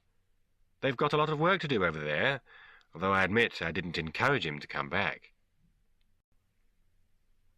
Tom. She had to go to Tom. He would know what to do. He would protect her and Joe until the police came. He had a dog and a gun. Her fear was interrupted by a dart of sadness, of sorrow for the Henry she had believed in, had almost loved. Clearly, he did not exist. She had imagined him. Instead of a warm, strong, affectionate man, she saw in front of her a monster who sat and smiled and calmly gave her invented messages from the husband he had murdered. She forced herself not to shudder. Taking Joe's hand, she walked out of the kitchen, along the hall, and out of the front door. She got into the jeep, sat Joe beside her, and started the engine. But Henry was there, resting his foot casually on the running board and holding David's shotgun. "Where are you going?" If she drove away now, he might shoot. What instinct had warned him to take the gun into the house this time? And while she herself might chance it, she couldn't endanger Joe. She said, "Just putting the jeep away." "You need Joe's help for that?" "He likes the ride. Don't cross-examine me." He shrugged and stepped back. She looked at him for a moment, wearing David's hacking jacket and holding David's gun so casually, and wondered whether he really would shoot her if she simply drove away. And then she recalled the vein of ice she had sensed in him right from the start, and knew that that ultimate commitment, that ruthlessness, would allow him to do anything. With an awful feeling of weariness, she threw the jeep into reverse and backed into the barn. She switched off, got out, and walked with Joe back into the cottage. She had no idea what she would say to Henry, what she would do in his presence, how she would hide her knowledge, if, indeed, she had not already betrayed it. She had no plans. But she had left the barn door open. Chapter 32. "That's the place, number one," the captain said, and lowered his telescope. The first mate peered out through the rain and the spray. "Not quite the ideal holiday resort, what, sir? Jolly stark, I should say." "Indeed." The captain was an old-fashioned naval officer with a grizzled beard who had been at sea during the First War with Germany. However, he had learned to overlook his first mate's foppish conversational style, for the boy had turned out, against all expectations, to be a perfectly good sailor. The boy, who was past 30 and an old salt by this war's standards, had no idea of the magnanimity he benefited from. He held on to a rail and braced himself as the corvette mounted the steep side of a wave, righted itself at the crest, and dived into the trough. "Now that we're here, sir, what do we do?" "Circle the island." "Very good, sir." "And keep our eyes open for a U-boat." "We're not likely to get one anywhere near the surface in this weather, and if we did, we couldn't see it unless it came within spitting distance. The storm will blow itself out tonight, tomorrow at the latest." The captain began stuffing tobacco into a pipe. "Do you think so?" "I'm sure." "Nautical instinct, I suppose." "The weather forecast." The corvette rounded a headland, and they saw a small bay with a jetty. Above it, on the cliff top, was a little cottage, standing small and square, hunched against the wind. The captain pointed. "We'll land a party there as soon as we can." The first mate nodded. "All the same." "Well?" "Each circuit of the island will take us about an hour, I should say." "So?" "So unless we're jolly lucky and happen to be in exactly the right place at exactly the right time, the U-boat will surface, take on its passenger, and submerge again without us even seeing the ripples," the captain finished. "Yes." The captain lit his pipe with an expertise that spoke of long experience in lighting pipes in heavy seas. He puffed a few times, then inhaled a lungful of smoke. "Ours not to reason why," he said, and blew smoke through his nostrils. "A rather unfortunate quotation, sir." "Why?" "It refers to the notorious charge of the Light Brigade." "I never knew that."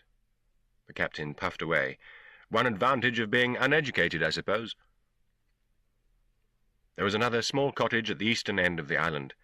The captain scrutinized it through his telescope and observed that it had a large, professional-looking radio aerial. "Sparks," he called, "see if you can raise that cottage. Try the Royal Observer Corps frequency." When the cottage had passed out of sight, the radio operator called, "No response, sir." "All right, Sparks," the captain said.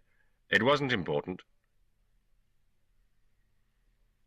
The crew of the Coast Guard cutter sat below decks in Aberdeen harbour, playing blackjack for halfpennies and musing on the feeble-mindedness that seemed invariably to accompany high rank. "Twist," said Jack Smith, who was more Scots than his name. Albert Slim Parish, a fat Londoner far from home, dealt him a jack. "Bust," Smith said. Slim raked in his stake. "A penny halfpenny," he said in mock wonder.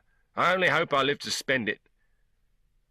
Smith rubbed condensation off the inside of a porthole and peered out at the boats bobbing up and down in the harbour. "The way the skipper's panicking, you'd think we were going to bloody Berlin, not Storm Island. Didn't you know? We're the spearhead of the Allied invasion." Slim turned over a 10, dealt himself a king, and said, "Pay 21s." Smith said, "What is this guy, anyway? A deserter? If you ask me, it's a job for the military police, not us." Slim shuffled the pack. "I'll tell you what he is, an escaped prisoner of war." Jeers. "All right, don't listen to me, but when we pick him up, just take note of his accent." He put the cards down. "Listen, what boats go to Storm Island?" "Only the grocer," someone said. "So the only way he can get back to the mainland is on the grocer's boat. The military police just have to wait for Charlie's regular trip to the island and pick him up when he steps off the boat at this end. There's no reason for us to be sitting here, waiting to weigh anchor and shoot over there at the speed of light the minute the weather clears, unless—" He paused melodramatically. "Unless he's got some other means of getting off the island." "Like what?" "A U-boat, that's what." "Bollocks," Smith said. The others merely laughed.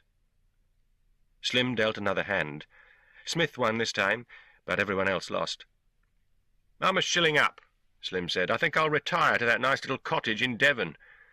We won't catch him, of course." "The deserter? The prisoner of war?" "Why not?" Slim tapped his head. "Use your noddle. When the storm clears, we'll be here, and the U-boat will be at the bottom of the bay at the island. So who'll get there first? The Jerrys." "So why are we doing it?" Smith said. "Because the people who are giving the orders are not as sharp as yours truly, Albert Parish. You may laugh." He dealt another hand. "Place your bets. You'll see I'm right." "What's that, Smithy? A penny? God blimey, don't go mad. I'll tell you what, I'll give odds of 5 to 1 we come back from Storm Island empty-handed. Any takers? 10 to 1, eh? 10 to 1? "No takers," said Smith. "Deal the cards." Slim dealt the cards. Squadron leader Peterkin Blenkinsop, he had tried to shorten Peterkin to Peter, but somehow the men always found out, stood ramrod straight in front of the map and addressed the room. "We fly in formations of 3, he began. "The first 3 will take off as soon as weather permits. Our target," he touched the map with a pointer, "is here, Storm Island. On arrival, we will circle for 20 minutes at low altitudes looking for a U-boat.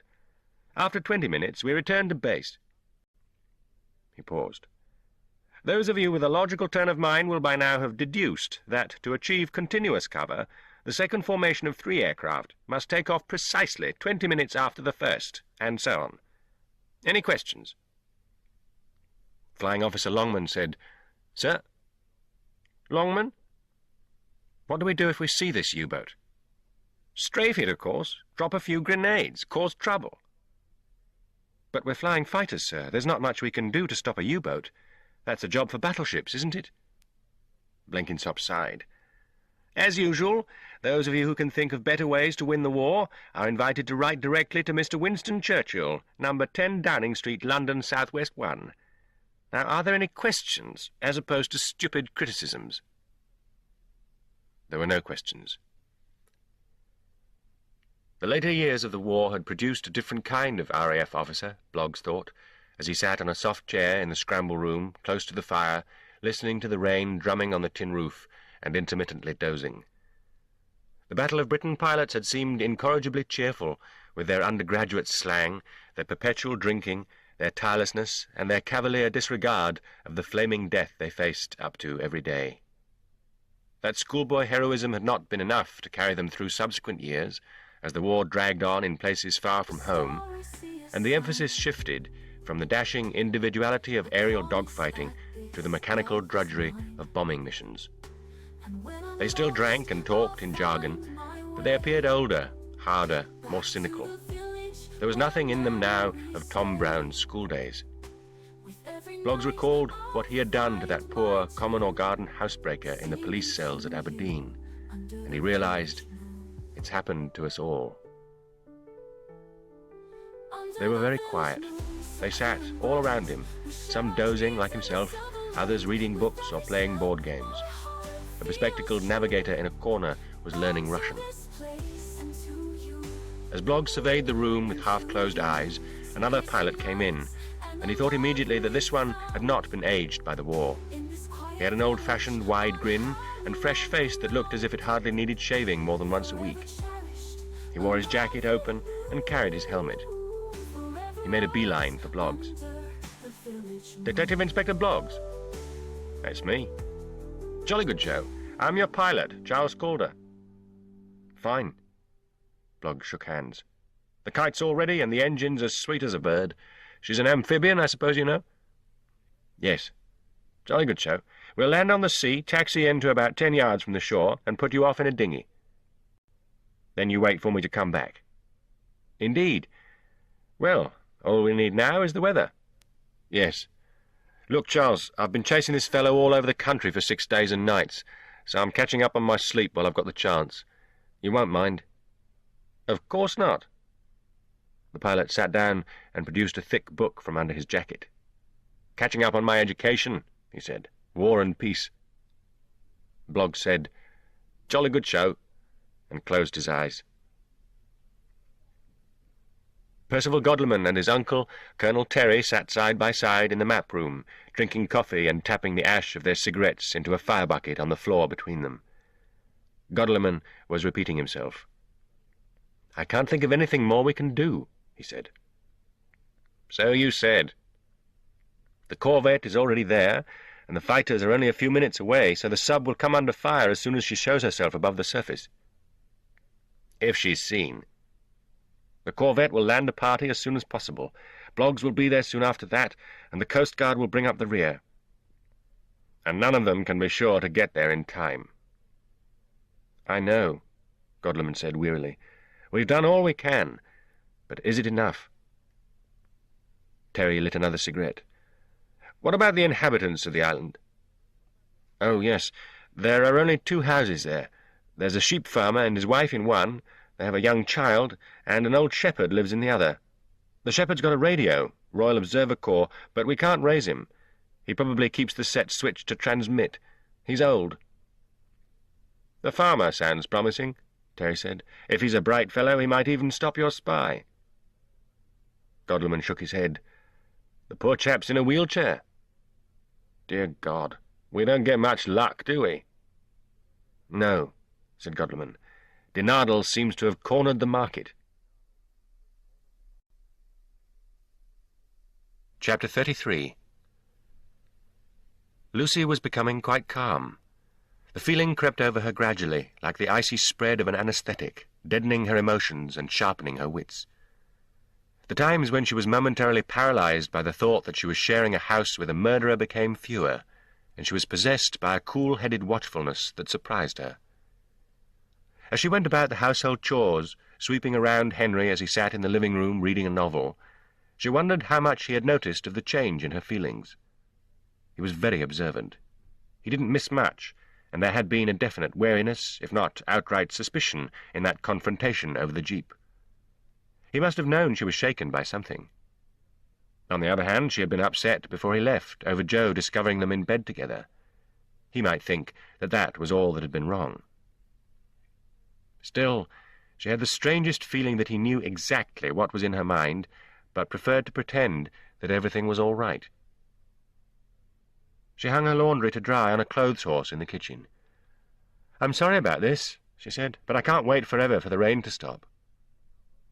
He looked uninterestedly at the clothes.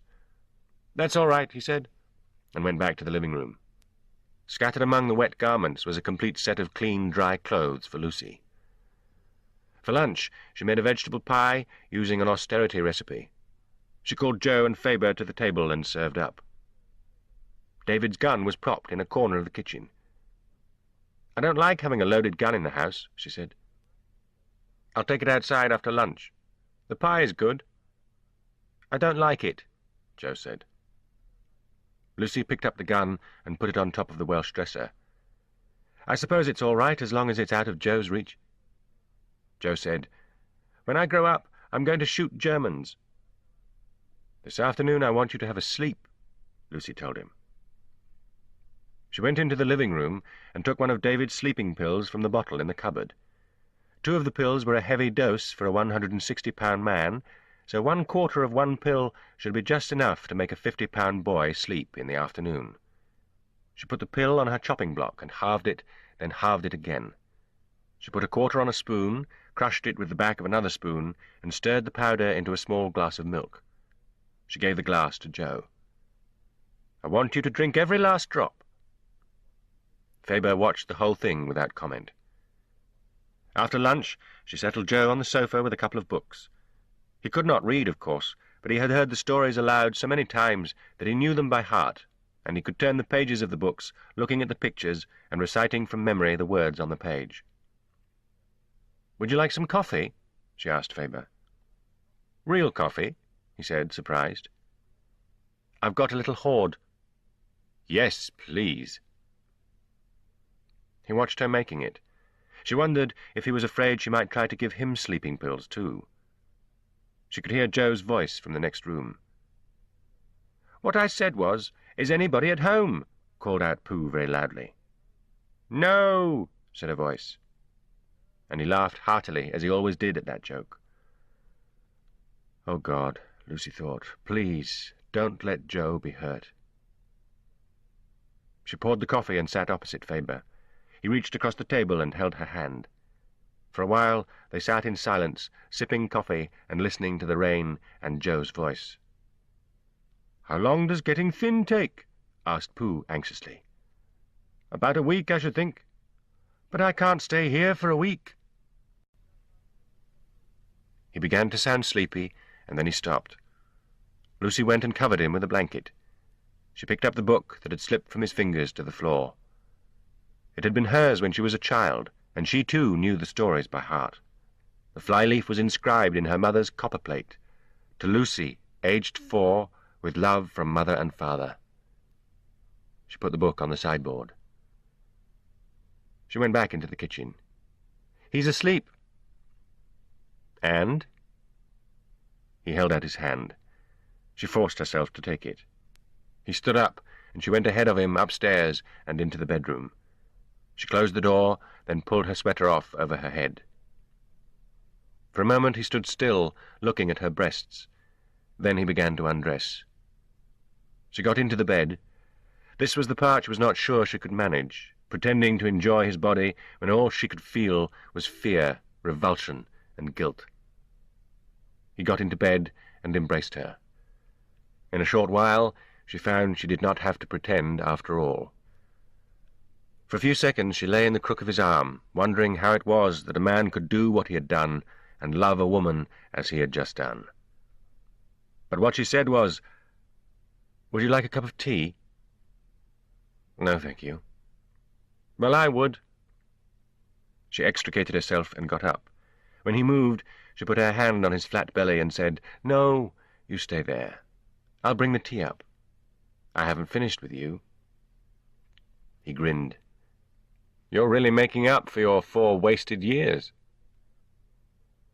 As soon as she was outside the room, the smile dropped from her face like a mask. Her heart pounded in her chest as she went quickly down the stairs. In the kitchen, she banged the kettle on the stove and rattled some china, then began to put on the clothes she had left hidden in the wet laundry. Her hands were shaking so much she could hardly button the trousers. She heard the bed creak upstairs, and she stood frozen to the spot, listening, thinking. Stay there. But he was only shifting his position. She was ready. She went into the living room. Joe was in a deep sleep, grinding his teeth. Dear God, don't let him wake up. She picked him up. He muttered in his sleep something about Christopher Robin, and Lucy closed her eyes tightly and willed him to be quiet. She wrapped the blanket tight around him, went back into the kitchen, and reached up to the top of the Welsh dresser for the gun. It slipped from her grasp and fell to the shelf, smashing a plate and 2 cups. The crash was deafening. She stood, fixed to the spot. "What happened?" Faber called from upstairs. "I dropped a cup," she shouted. She couldn't camouflage the tremor in her voice. The bed creaked again, and there was a footfall on the floor above her. But it was too late now for her to turn back. She picked up the gun, opened the back door, and holding Joe to her, ran across to the barn. On the way she had a moment of panic. Had she left the keys in the jeep? Surely she had. She always did. She slipped in the wet mud and fell to her knees. She began to cry. For a second she was tempted to stay there and let him catch her and kill her, the way he had killed her husband. And then she remembered the child in her arms, and she got up and ran. She went into the barn and opened the passenger door of the jeep. She put Joe on the seat. He slipped sideways. Lucy sobbed, "Oh, God!" She pulled Joe upright, and this time he stayed that way. She ran around to the other side of the jeep and got in, dropping the gun onto the floor between her legs. She turned the starter. It coughed and died. "Please, please!" She turned it again. The engine roared into life. Faber came out of the back door at a run. Lucy raced the engine and threw the gear shift into forward. The jeep seemed to leap out of the barn. She rammed the throttle open. The wheels spun in the mud for a second, then bit again. The jeep gathered speed with agonizing languor. She steered away from him, but he chased after the jeep, barefoot in the mud. She realized he was gaining on her. She pushed the hand throttle with all her strength, almost snapping the thin lever. She wanted to scream with frustration. He was only a yard or so away, almost even with her, running like an athlete, his arms going like pistons, his bare feet pounding the muddy ground, his cheeks blowing, his naked chest heaving. The engine screamed, and there was a jerk as the automatic transmission changed up, then a new surge of power. Lucy looked sideways again. He seemed to realize that he had almost lost her, and flung himself forward in a dive. He got a grip on the door handle with his left hand and brought the right hand across. Pulled by the jeep, he ran alongside for a few paces, his feet hardly touching the ground. Lucy stared at his face, so close to hers. It was red with effort, twisted in pain. The cords of his powerful neck bulged with the strain. Suddenly, she knew what she had to do. She took her hand off the wheel, reached through the open window, and poked him in the eye with a long-nailed forefinger. He let go and fell away, his hands covering his face. The distance between him and the jeep increased rapidly. Lucy realized she was crying like a baby. 2 miles from her cottage, she saw the wheelchair. It stood on the cliff top like a memorial, its metal frame and big rubber tires impervious to the unending rain. Lucy approached it from a slight dip and saw its black outline framed by the slate-grey sky and the boiling sea.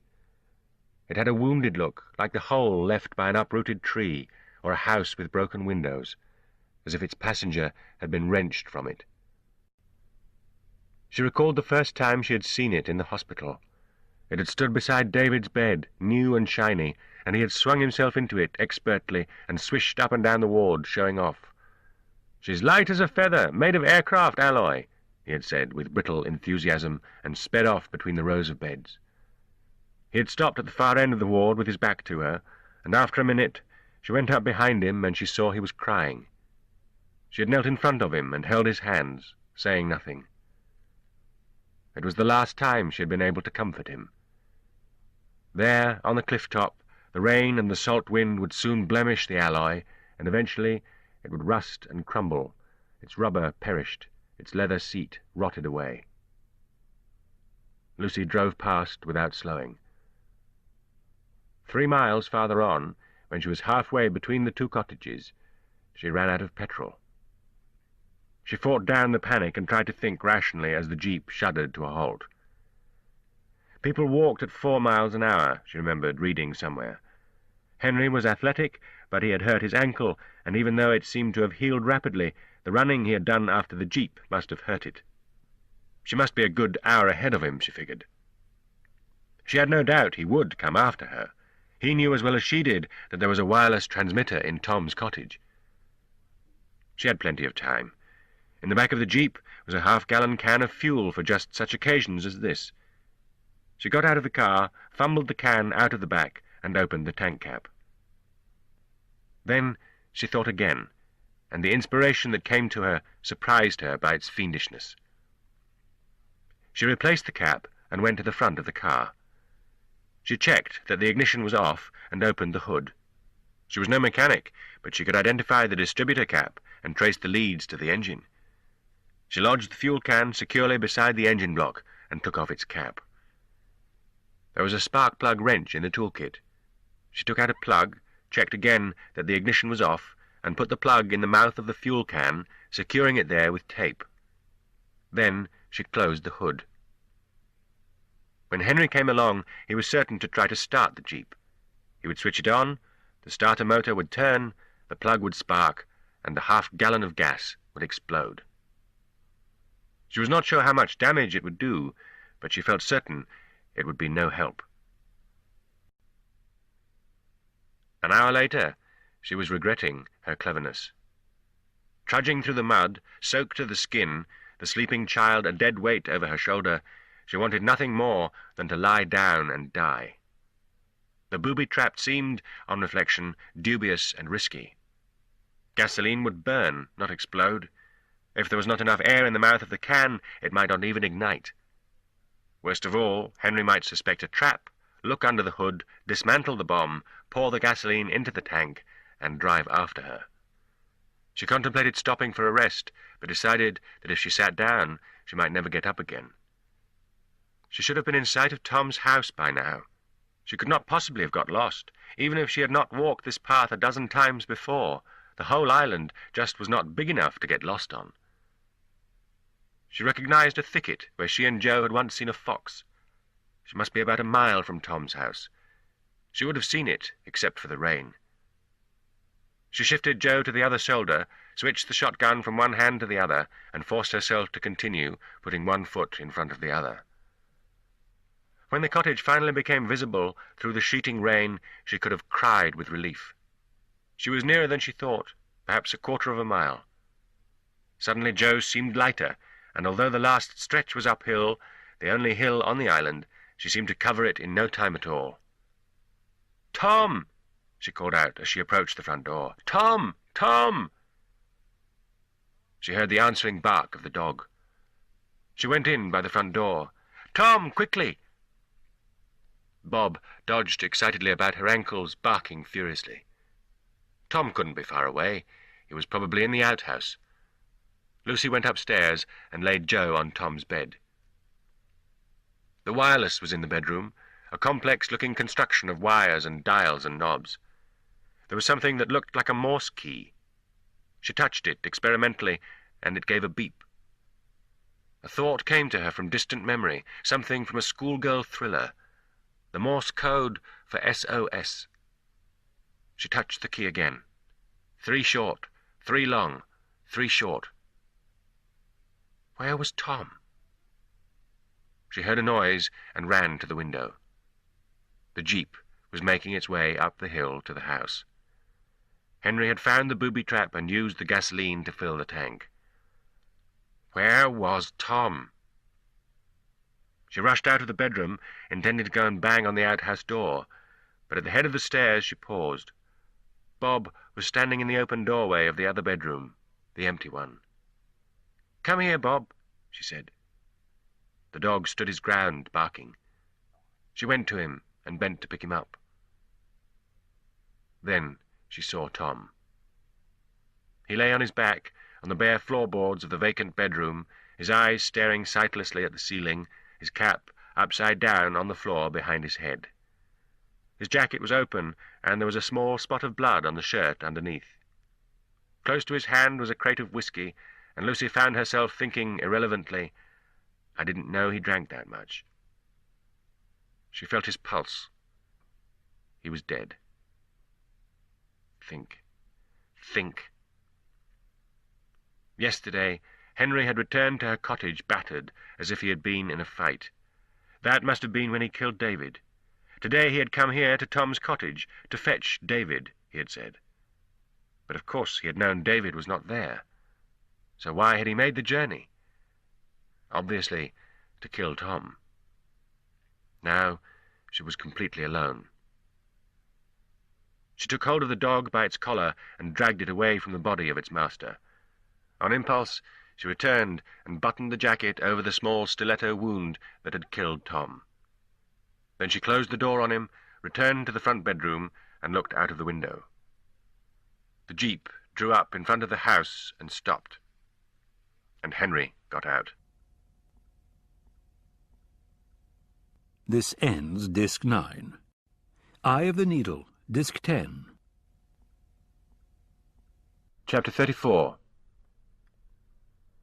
Lucy's distress call was heard by the corvette. "Captain, sir," said Sparks. "I just picked up an SOS from the island." The captain frowned. "Nothing we can do until we land a boat," he said. "Did they say anything else?" "Not a thing, sir. It wasn't even repeated." "Nothing we can do," he said again. "Send a signal to the mainland reporting it, and keep listening." "Aye, aye, sir." It was also picked up by an MI8 listening post on top of a Scottish mountain. The RT operator, a young man with abdominal wounds who had been invalided out of the RAF, was trying to pick up German Navy signals from Norway, and he ignored the SOS. However, he went off duty 5 minutes later, and he mentioned it to his commanding officer. "It was only broadcast once," he said. "Probably a fishing vessel off the Scottish coast. There might well be the odd small ship in trouble in this weather." "Leave it with me," the CO said. "I'll give the Navy a buzz, and I suppose I'd better inform Whitehall. Protocol, you know." "Thank you, sir." At the Royal Observer Corps station there was something of a panic.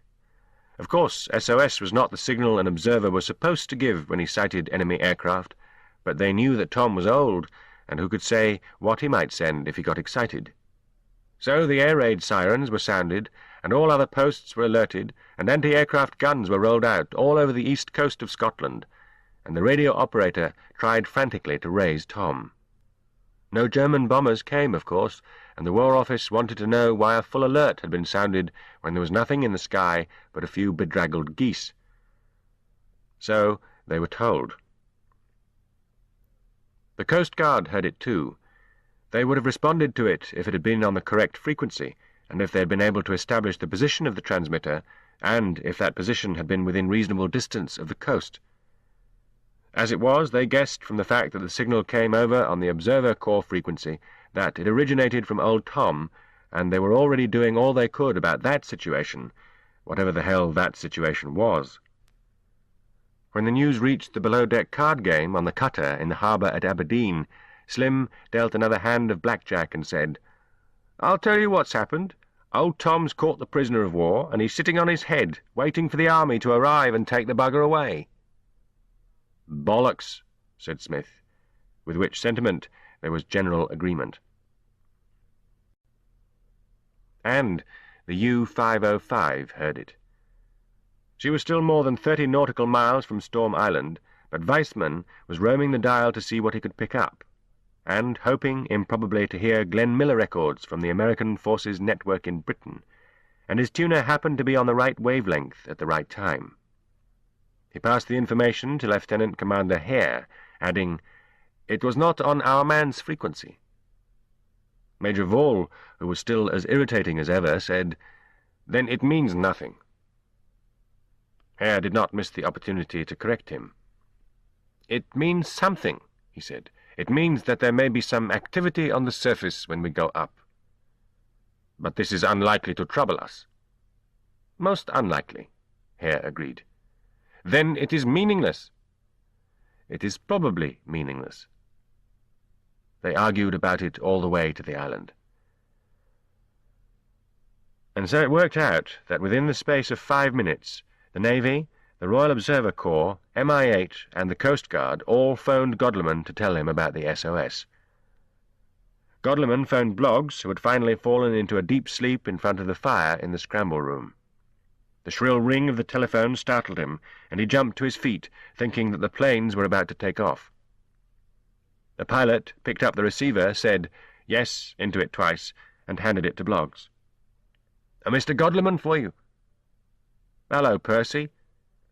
"Fred, somebody on the island just broadcast an SOS." Bloggs shook his head to clear the last remains of sleep. "Who?" "We don't know. There was just the one signal, not repeated, and they don't seem to be receiving at all." "Still, there's not much doubt now." "No. Everything ready up there?" "All except the weather." "Good luck." "Thanks."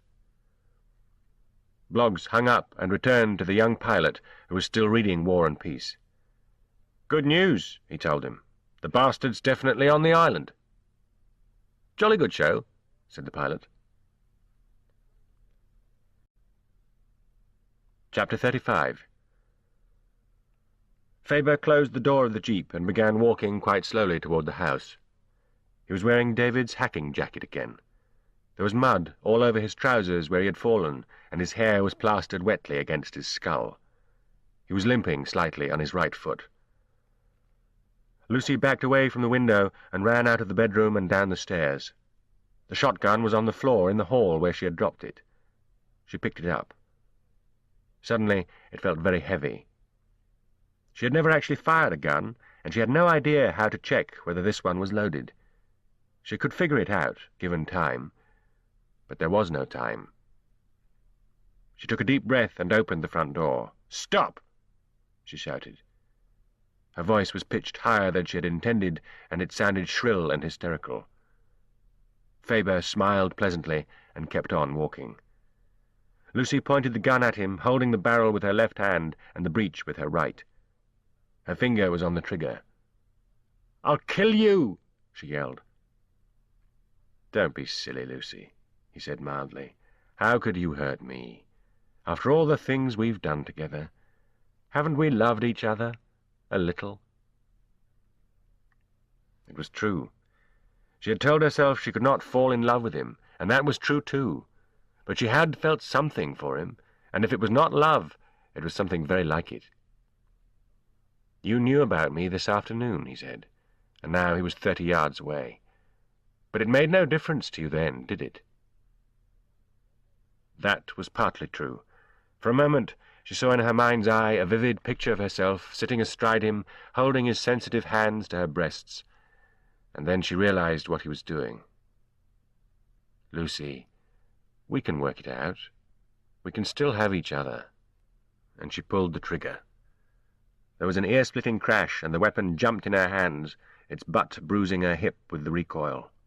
She almost dropped it. She had never imagined that firing a gun would feel like that. She was quite deaf for a moment.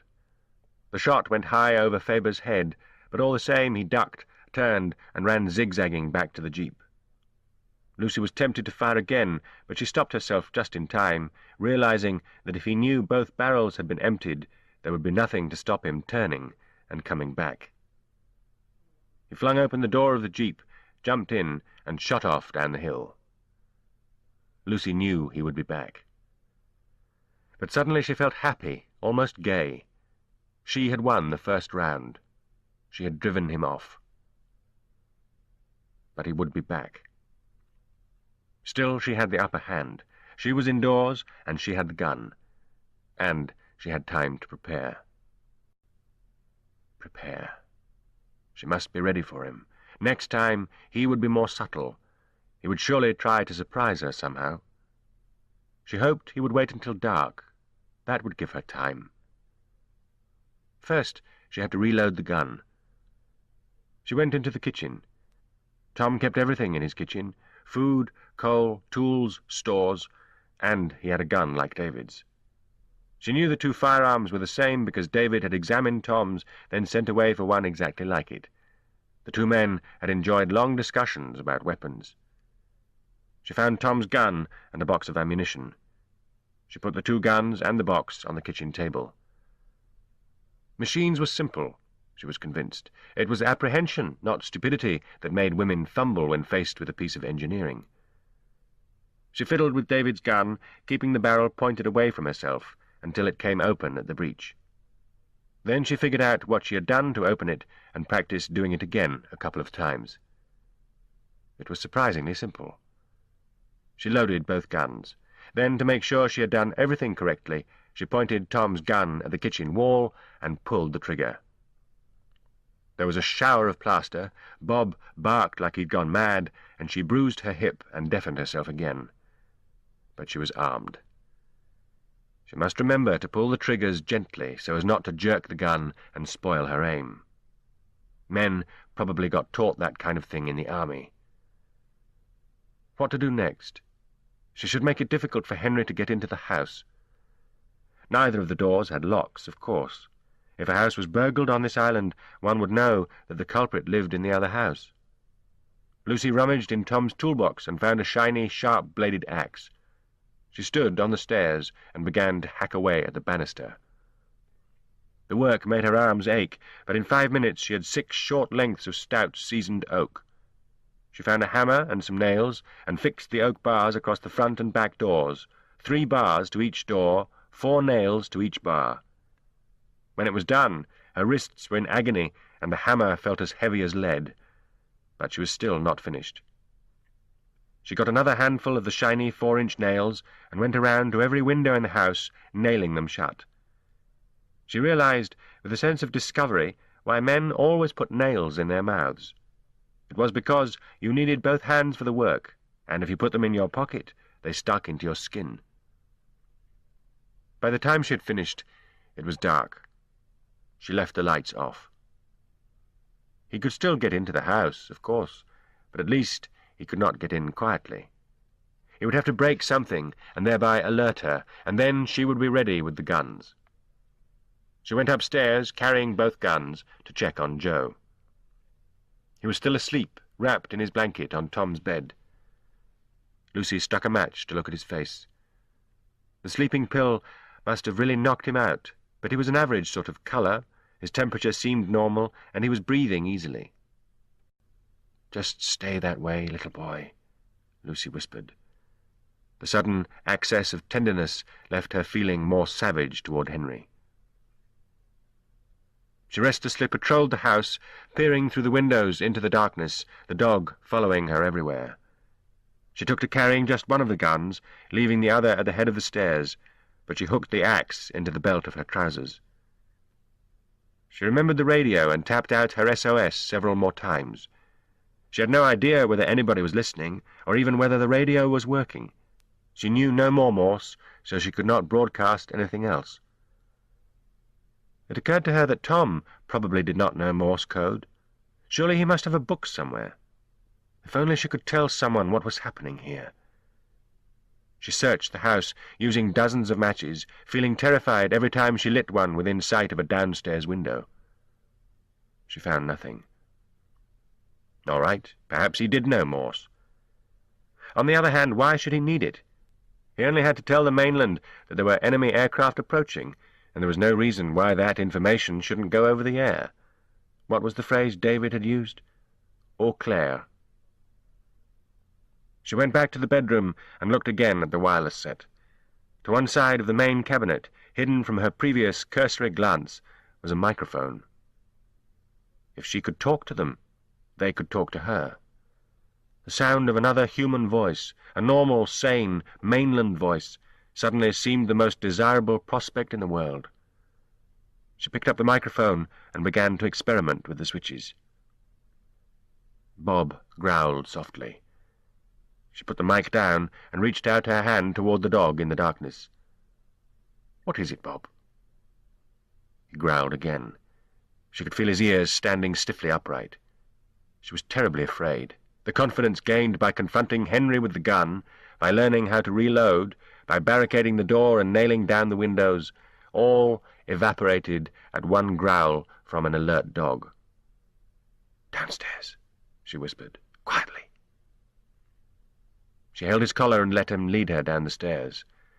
In the darkness, she felt for the banister, forgetting she had chopped it up for her barricades, and she almost overbalanced. She regained her equilibrium and sucked at a splinter in her finger. The dog hesitated in the hall, then growled more loudly and tugged her toward the kitchen. She picked him up and held his muzzle shut to silence him. Then she crept through the doorway. She looked in the direction of the window, but there was nothing in front of her eyes other than the deep blackness. She listened. The window creaked, at first almost inaudibly, then louder. He was trying to get in. Bob rumbled threateningly, deep in his throat, but seemed to understand the sudden squeeze she gave his muzzle. The night became quieter. Lucy realized the storm was easing, almost imperceptibly. Henry seemed to have given up on the kitchen window. She moved to the living room. She heard the same creak of old wood resisting pressure. Now Henry seemed more determined. There were 3 muffled bumps, as if he were tapping the window frame with the cushioned heel of his hand. Lucy put the dog down and hefted the shotgun. It might almost have been imagination, but she could just make out the window as a square of grey in the blank darkness. If he got the window open, she would fire immediately. There was a much harder bang. Bob lost control and gave a loud bark. She heard a scuffling noise outside. Then came the voice. "Lucy." She bit her lip. "Lucy." He was using the voice he used in bed, deep, soft, intimate. "Lucy, can you hear me? Don't be afraid. I don't want to hurt you. Talk to me, please." She had to fight the urge to pull both triggers there and then, just to silence that awful sound and destroy the memories it brought to her. "Lucy, darling." She thought she heard a muffled sob. "Lucy, he attacked me. I had to kill him. I killed for my country. You shouldn't hate me for that." What in the world did that mean? It sounded crazy. Could he be insane and have hidden it for 2 intimate days? Actually, he had seemed saner than most people, and yet he had already committed murder, though she had no idea of the circumstances. Stop it. She was softening up, which, of course, was exactly what he wanted. She had an idea. "Lucy, just speak to me." His voice faded as she tiptoed into the kitchen. Bob would surely warn her if Henry did anything more than talk. She fumbled in Tom's toolbox and found a pair of pliers. She went to the kitchen window and with her fingertips located the heads of the 3 nails she had hammered there. Carefully, as quietly as possible, she drew them out. The job demanded all her strength. When they were out, she went back to the living room to listen. "Don't cause me trouble, and I'll leave you alone." As silently as she could, she lifted the kitchen window. She crept into the living room, picked up the dog, and returned once again to the kitchen. "Hurt you? Last thing in the world." She stroked the dog once or twice and murmured, "I wouldn't do this if I didn't have to, boy." Then she pushed him out of the window. She closed it rapidly, found a nail, and hammered it in at a new spot with 3 sharp blows. She dropped the hammer, picked up the gun, and ran into the front room to stand close to the window, pressing herself up against the wall. "Give you one last chance." There was a scampering sound from Bob, followed by a terrible, terrifying bark Lucy had never heard before from a sheepdog. Then a scuffling sound and the noise of a man falling. She could hear Henry's breathing, gasping, grunting. Then another flurry of Bob's scampering, a shout of pain, a curse in the foreign language, another terrible bark. The noises now became muffled and more distant, then suddenly ended. Lucy waited, pressed against the wall next to the window, straining to hear. She wanted to go and check Joe, wanted to try the radio again, wanted to cough. But she did not dare to move. Bloody visions of what Bob might have done to Henry passed in and out of her mind, and she badly wanted to hear the dog snuffling at the door. She looked at the window, then realized she was looking at the window. She could see, and not just a square patch of faintly lighter grey, but the wooden crosspiece of the frame. It was still night, but only just, and she knew if she looked outside, the sky would be faintly diffused with a just perceptible light instead of being impenetrably black. Dawn would come at any minute. She would be able to see the furniture in the room, and Henry would no longer be able to surprise her in the darkness. There was a crash of breaking glass inches away from her face. She jumped. She felt a small, sharp pain in her cheek, touched the spot, and knew that she had been cut by a flying shard. She hefted the shotgun, waiting for Henry to come through the window. Nothing happened. It was not until a minute or two had passed that she wondered what had broken the window. She peered at the floor. Among the pieces of broken glass was a large, dark shape. She found she could see it better if she looked to one side of it, rather than directly at it. When she did, she was able to make out the familiar shape of the dog. She closed her eyes, then looked away. She was unable to feel any emotion at all. Her heart had been numbed by all the terror and death that had gone before. First David, then Tom, then the endless screaming tension of the all-night siege. All she felt was hunger. All day yesterday she had been too nervous to eat, which meant it was some 36 hours since her last meal. Now, incongruously, ridiculously, she found herself longing for a cheese sandwich. Something else was coming through the window. She saw it out of the corner of her eye, then turned her head to look directly at it. It was Henry's hand. She stared at it, mesmerized. A long-fingered hand without rings, white under the dirt, with cared-for nails, and a band-aid around the tip of the index finger. A hand that had touched her intimately, had played her body like an instrument, had thrust a knife into the heart of an old shepherd. The hand broke away a piece of glass, then another, enlarging the hole in the pane. Then it reached right through, up to the elbow, and fumbled along the windowsill, searching for a catch to unfasten. Trying to be utterly silent, with painful slowness, Lucy shifted the gun to her left hand, and with her right took the axe from her belt, lifted it high above her head, and brought it down with all her might on Henry's hand. He must have sensed it, or heard the rush of wind, or seen a blur of ghostly movement behind the window, because he moved abruptly a split second before the blow landed. The axe thudded into the wood of the windowsill, sticking there. For a fraction of an instant, Lucy thought she had missed.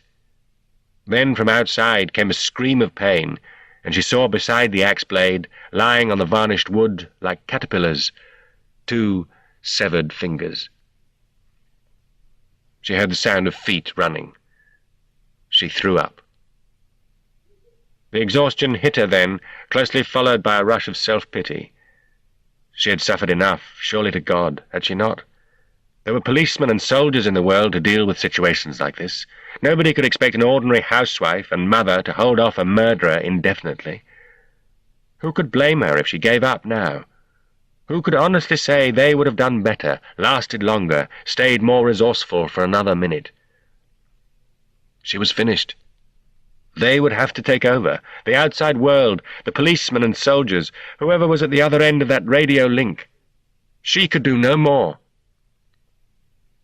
She tore her eyes away from the grotesque objects on the windowsill and went wearily up the stairs. She picked up the second gun and took both weapons into the bedroom with her. Joe was still asleep, thank God. He had hardly moved all night, blessedly unaware of the apocalypse going on around him. She could tell somehow that he was not sleeping so deeply now. Something about the look on his face and the way he breathed let her know that he would wake soon and want his breakfast. She longed for that old routine now, getting up in the morning, making breakfast, dressing Joe, doing simple, tedious, safe household chores like washing and cleaning and cutting herbs from the garden and making pots of tea. It seemed incredible that she had been so dissatisfied with David's lovelessness, the long, boring evenings, the endless bleak landscape of turf and heather and rain. It would never come back, that life. She had wanted cities, music, people, ideas. Now the desire for those things had left her, and she could not understand how she had ever wanted them. Peace was all a human being ought to ask for, it seemed to her.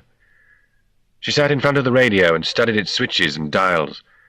She would do this one thing, then she would rest. She made a tremendous effort and forced herself to think analytically for a little longer.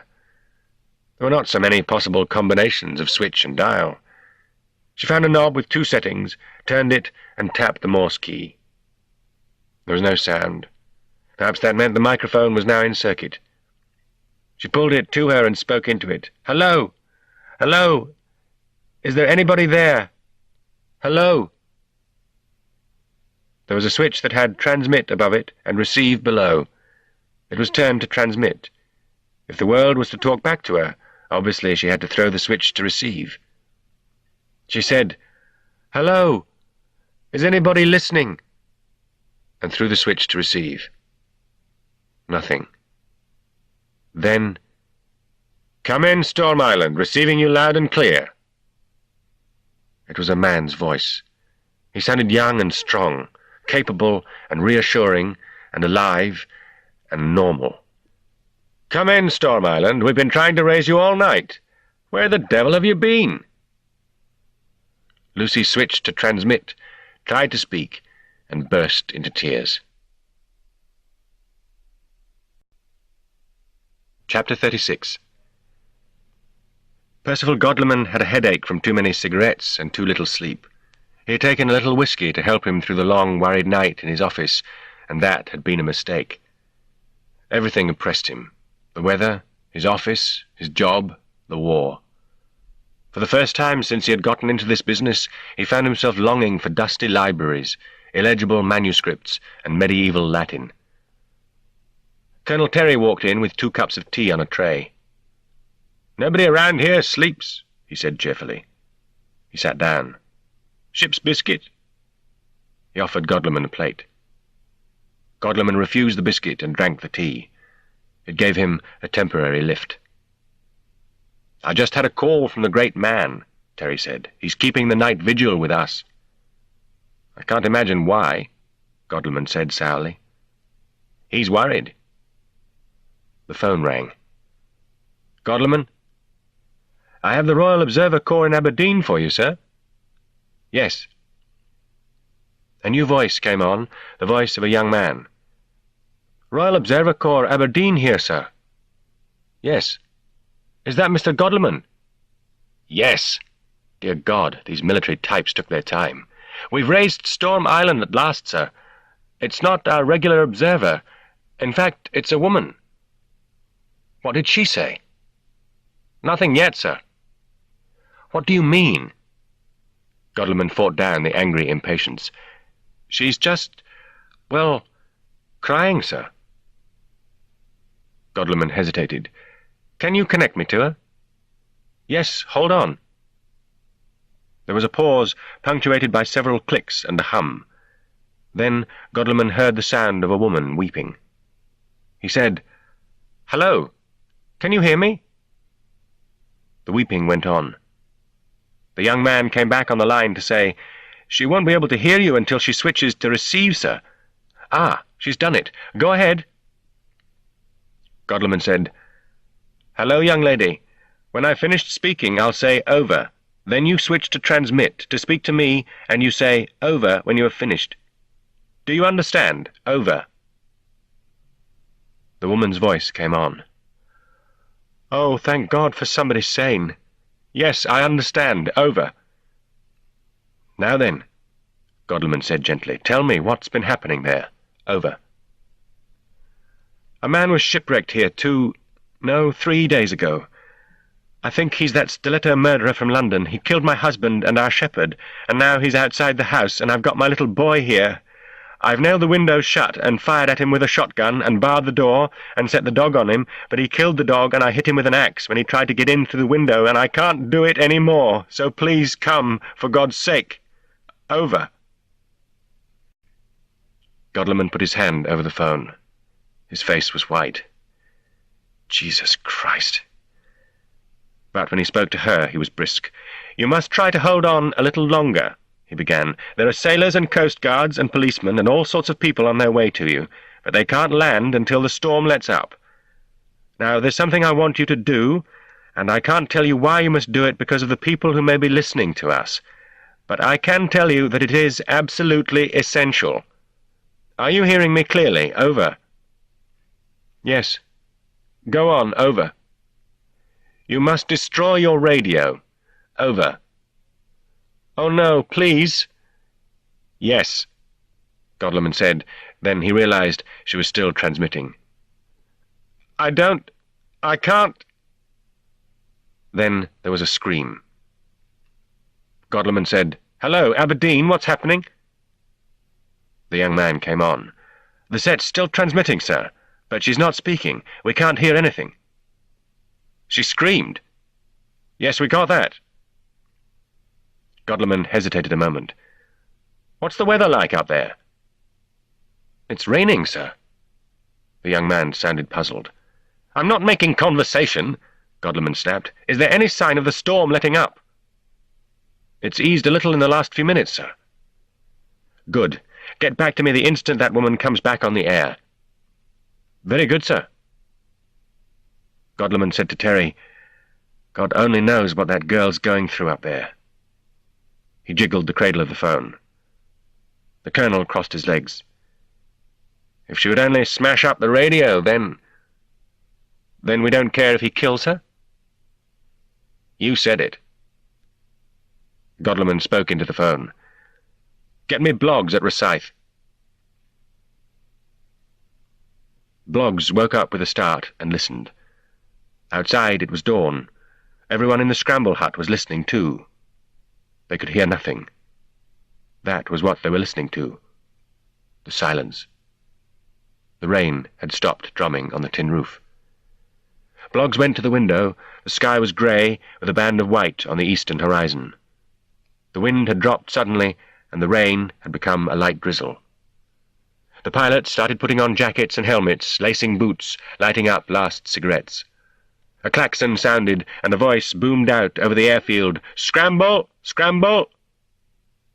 The phone rang. The pilots ignored it and piled out through the door. Bloggs picked it up. "Yes."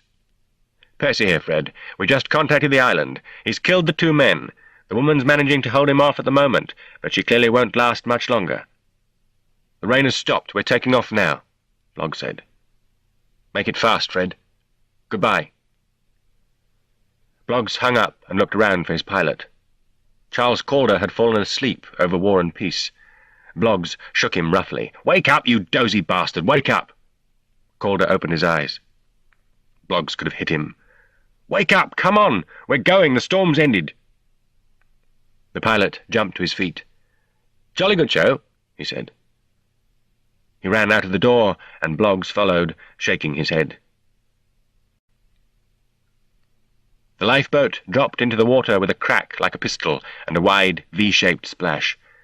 The sea was far from calm, but here in the partial shelter of the bay there was no risk to a stout boat in the hands of experienced sailors.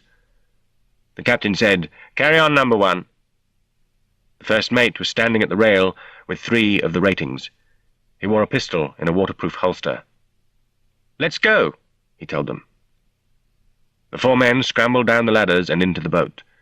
The first mate sat in the stern, and the 3 sailors broke out the oars and began to row. For a few moments the captain watched their steady progress toward the jetty.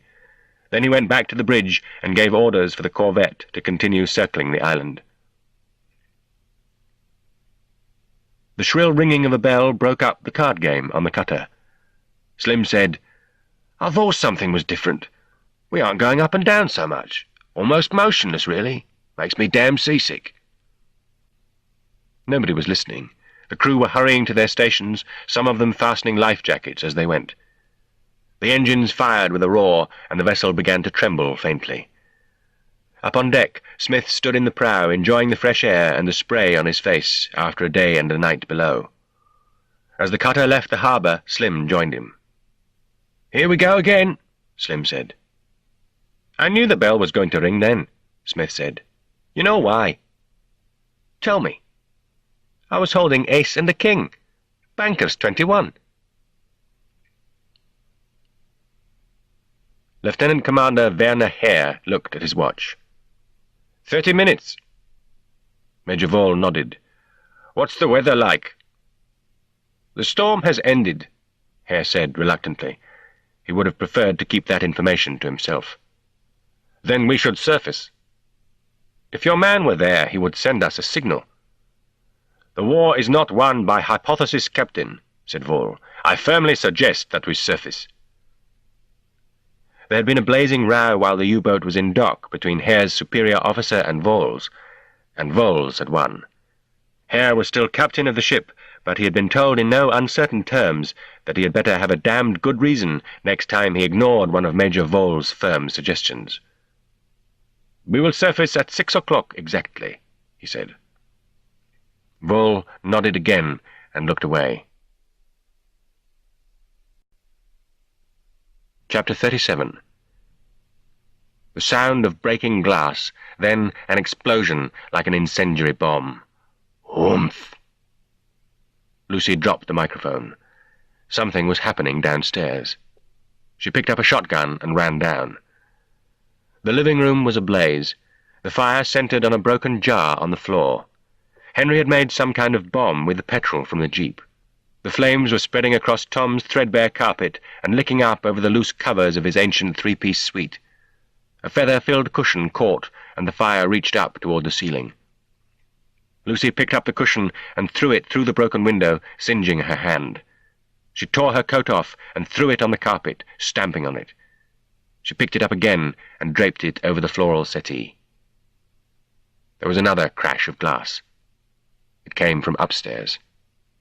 Lucy screamed, "Joe!" She dropped the coat and rushed up the stairs and into the front bedroom. Faber was sitting on the bed with Joe on his lap. The child was awake, sucking his thumb, wearing his wide-eyed morning look. Faber was stroking his tousled hair. "Throw the gun on the bed, Lucy." Her shoulders sagged, and she did as he said. "You climbed the wall and got through the window," she said dully. Faber dumped Joe off his lap. "Go to Mummy." Joe ran to her, and she lifted him up. He picked up both guns and went to the radio. He was holding his right hand under his left armpit, and there was a great red bloodstain on his jacket. He sat down. "You hurt me," he said. Then he turned his attention to the transmitter. Suddenly it spoke. "Come in, Storm Island." He picked up the microphone. "Hello?"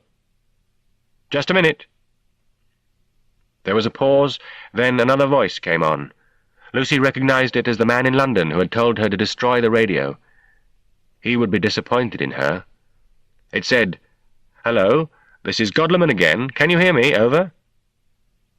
Faber said, "Yes, I can hear you, Professor.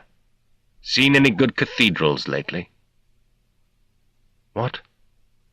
Is that—" "Yes," Faber smiled. "How do you do?"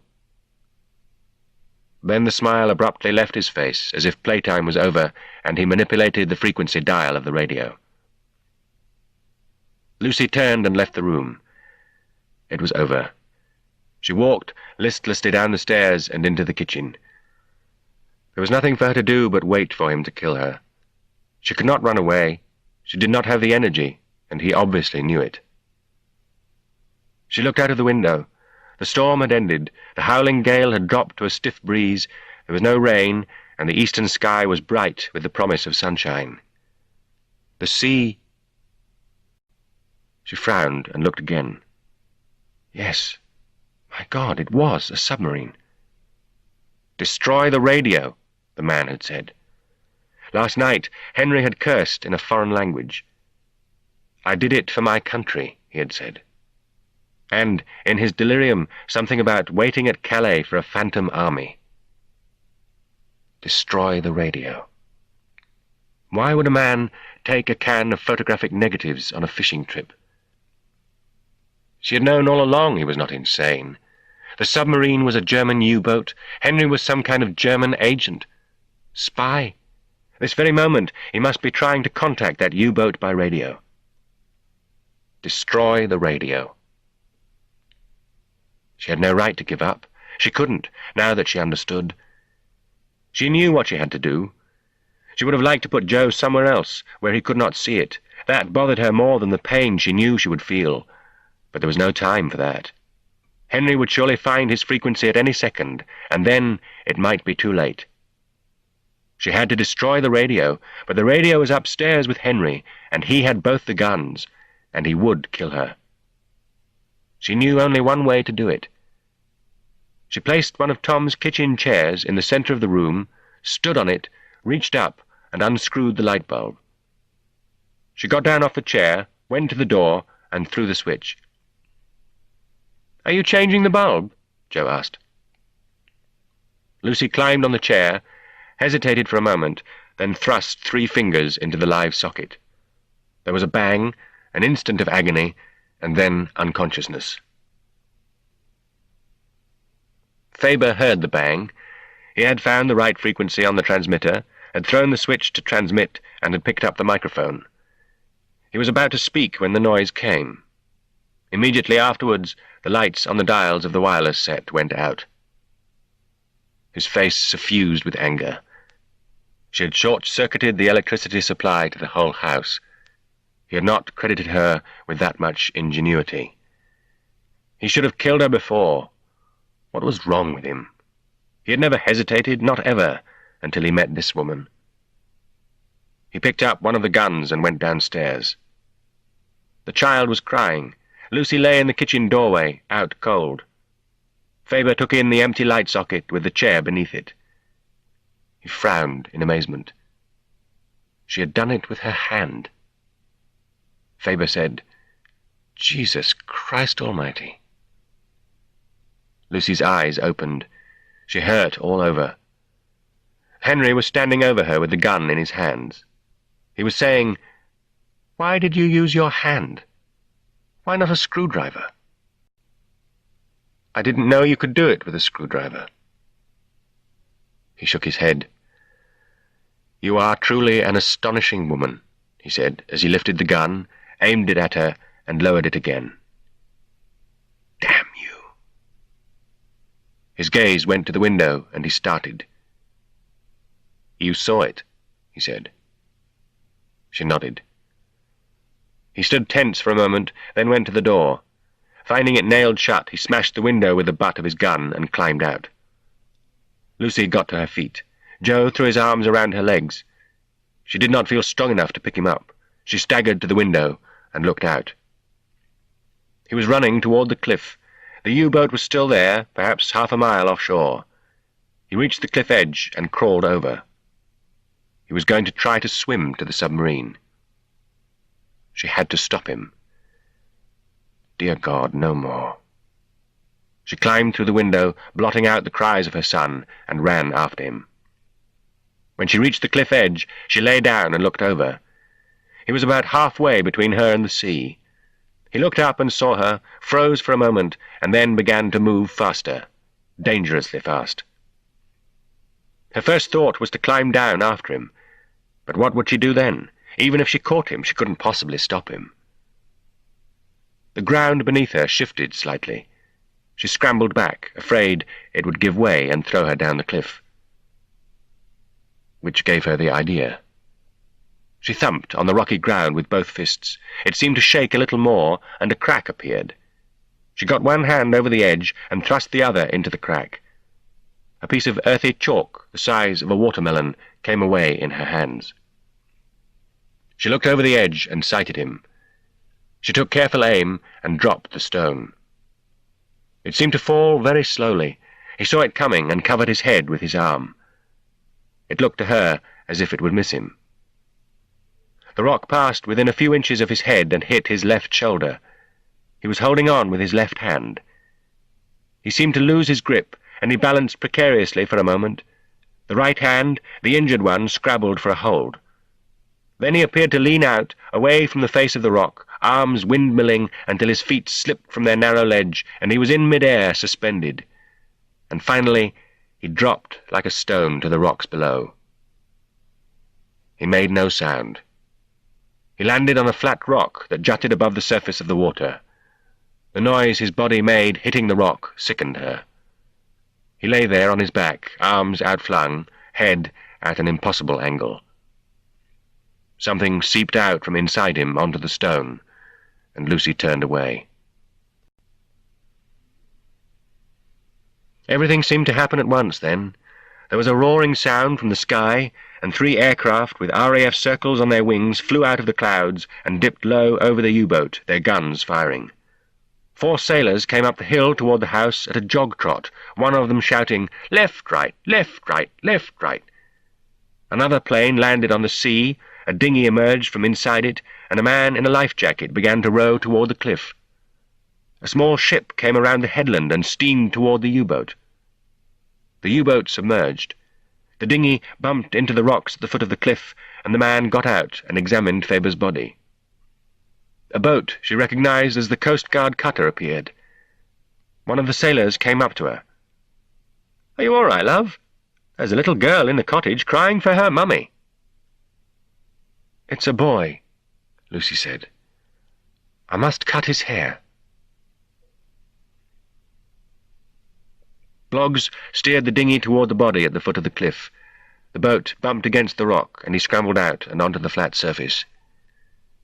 Dinardel's skull had smashed like a glass goblet when he hit the rock. Looking more closely, Bloggs could see that the man had been somewhat battered even before the fall. His right hand was mutilated, and there was something wrong with his ankle. Bloggs searched the body. The stiletto was where he had guessed it might be, in a sheath strapped to the left forearm. In the inside pocket of the expensive-looking blood-stained jacket, Bloggs found a wallet, papers, money, and a small film can containing 24 35mm photographic negatives. He held them up to the strengthening light. They were the negatives of the prints found in the envelopes Faber had sent to the Portuguese embassy. The sailors on the cliff-top threw down a rope. Bloggs put Faber's possessions into his own pocket, then tied the rope around the body. They hauled it up, then sent the rope down for Bloggs. When he got to the top, the sub-lieutenant introduced himself, and they walked across to the cottage on top of the hill. "We haven't touched anything. Didn't want to destroy evidence," the senior sailor said. "Don't worry too much," Bloggs told him. "There won't be a prosecution." They had to enter the house through the broken kitchen window. The woman was sitting at a table with the child on her lap. Bloggs smiled at her. He could not think of anything to say. He looked quickly around the cottage. It was a battlefield. He saw the nailed-up windows, the barred doors, the remains of the fire, the dog with its throat cut, the shotguns, the broken banister, and the axe embedded in the windowsill beside 2 severed fingers. He thought, what kind of woman is she? He set the sailors to work, one to tidy the house and unbar the doors and windows, another to replace the blown fuse, a third to make tea. He sat down in front of the woman and looked at her. She was dressed in ill-fitting, mannish clothes. Her hair was wet, her face was dirty. Despite all that, she was remarkably beautiful, with lovely amber eyes in an oval face. Bloggs smiled at the child and spoke quietly to the woman. "What you've done is tremendously important," he said. "One of these days we'll explain. But for now I have to ask you 2 questions. Is that okay?" Her eyes focused on him, and after a moment she nodded. "Did Faber succeed in contacting the U-boat by radio?" The woman just looked blank. Bloggs found a toffee in his trousers pocket. "Can I give the boy a sweet? He looks hungry." "Thank you," she said. "Now, did Faber contact the U-boat?" "His name was Henry Baker," she said. "Oh, well, did he?" "No. I short-circuited the electricity." "That was very smart," Bloggs said. "How did you do it?" She pointed at the empty light socket above them. "Screwdriver, eh?" "No. I wasn't that smart. Fingers." He gave her a look of horror, disbelief, the thought of deliberately... He shook himself, trying to put it out of his mind, and thought again, what kind of woman is she? Right. Well, do you think anyone on the U-boat could have seen him coming down the cliff? The effort of concentration showed on her face. Nobody came out of the hatch, I'm quite sure, she said. Could they have seen him through their periscope? No, he said. This is good news. Very good news. It means they don't know he's been neutralized. Anyway, he changed the subject hastily. You've been through as much as any man on the front line. More. We're going to get you and the boy to a hospital on the mainland. Yes, she said. Bloggs turned to the senior sailor. Is there any form of transport around? Yes, a jeep, down in that little stand of trees. Good. Will you drive these two over to the jetty and get them onto your boat? Surely. Bloggs turned to the woman again. He felt a tremendous surge of affection mixed with admiration for her. She looked frail and helpless now, but he knew she was as brave and strong as she was beautiful. Surprising her and himself, he took hold of her hand.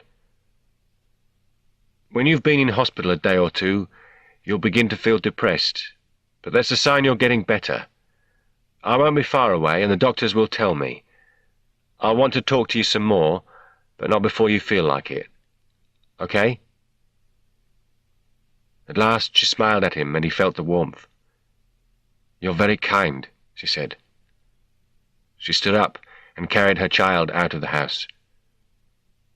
Kind? Bloggs muttered to himself. God, what a woman. He went upstairs to the radio and tuned it to the Royal Observer Corps frequency. Storm Island calling, over. Come in, Storm Island. Patch me through to London. Hold on. There was a long pause, then a familiar voice. Godleman. Percy. We caught the smuggler. He's dead. Marvellous, marvellous. There was undisguised triumph in Godleman's voice. Did he manage to contact his partner? Almost certainly not.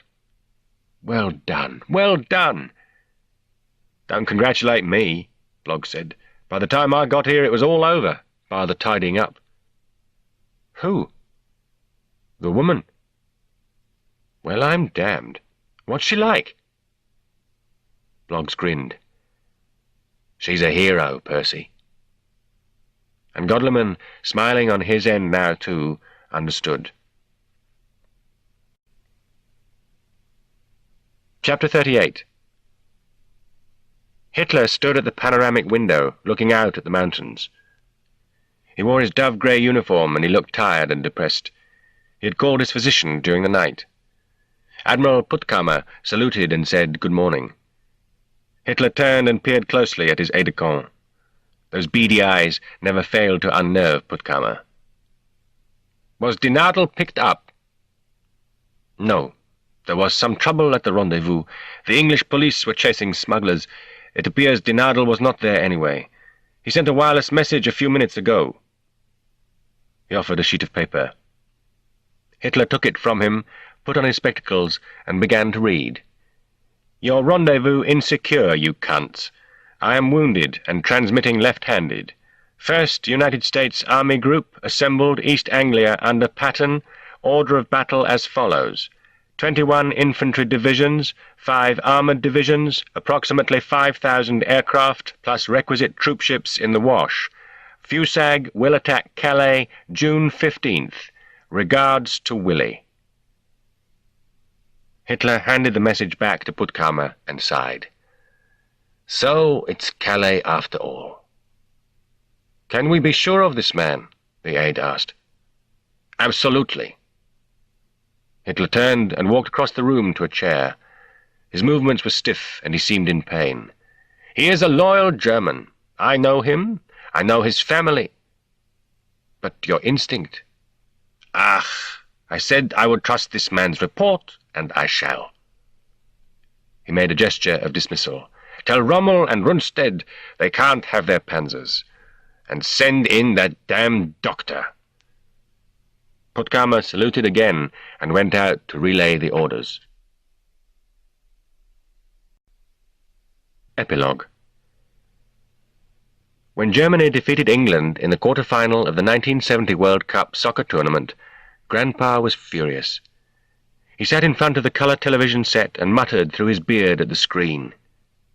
"Cunning," he told the assorted experts who were now dissecting the game. "Cunning and stealth. That's the way to defeat the damned Germans." He would not be mollified until his grandchildren arrived. Joe's white Jaguar drew up on the drive of the modest three-bedroom house, and then Joe himself, prosperous-looking in a suede jacket, along with his wife, Anne, and their children, went in. Joe said, "Did you watch the football, Pop?" "Terrible. We were rubbish." Since he'd retired from the force and had more leisure time, he had taken an interest in sports. "The Germans were better," Joe said. "They play good football. We can't win it every time." "Don't talk to me about bloody Germans. Cunning and stealth, that's the way to beat them." He addressed the grandson on his lap. "That's the way we beat them in the war, Davy. We tricked them proper." "How did you trick them?" Davy asked. "Well, see, we made them think." His voice became low and conspiratorial, and the little boy giggled in anticipation. "We made them think we were going to attack Calais." "That's in France, not Germany." Anne shushed him. "Let your grandpa tell his stories." "Anyway," Grandpa continued, "we made them think we were going to attack Calais, so they put all their tanks and soldiers there." He used a cushion to represent France, an ashtray for the Germans, and a penknife for the Allies. "But we attacked Normandy, and there was nobody much there but old Rommel and a few pop guns." "Didn't they find out about the trick?" David asked. "They nearly did. In fact, there was one spy who did find out." "What happened to him?" "We killed him before he could tell." "Did you kill him, Grandpa?" "No. Your grandma did." Grandma came in then, carrying a teapot. "Fred Bloggs, are you frightening the children?"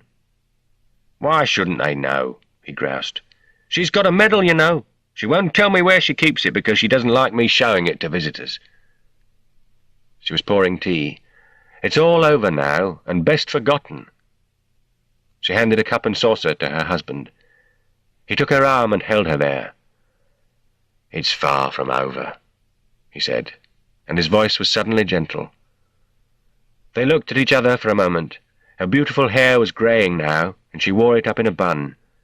She was heavier than she used to be, but her eyes were still the same, large and amber and remarkably beautiful. Those eyes looked back at him now, and they both were very still, remembering. Until David jumped off his grandpa's lap and knocked the cup of tea to the floor, and the spell was broken.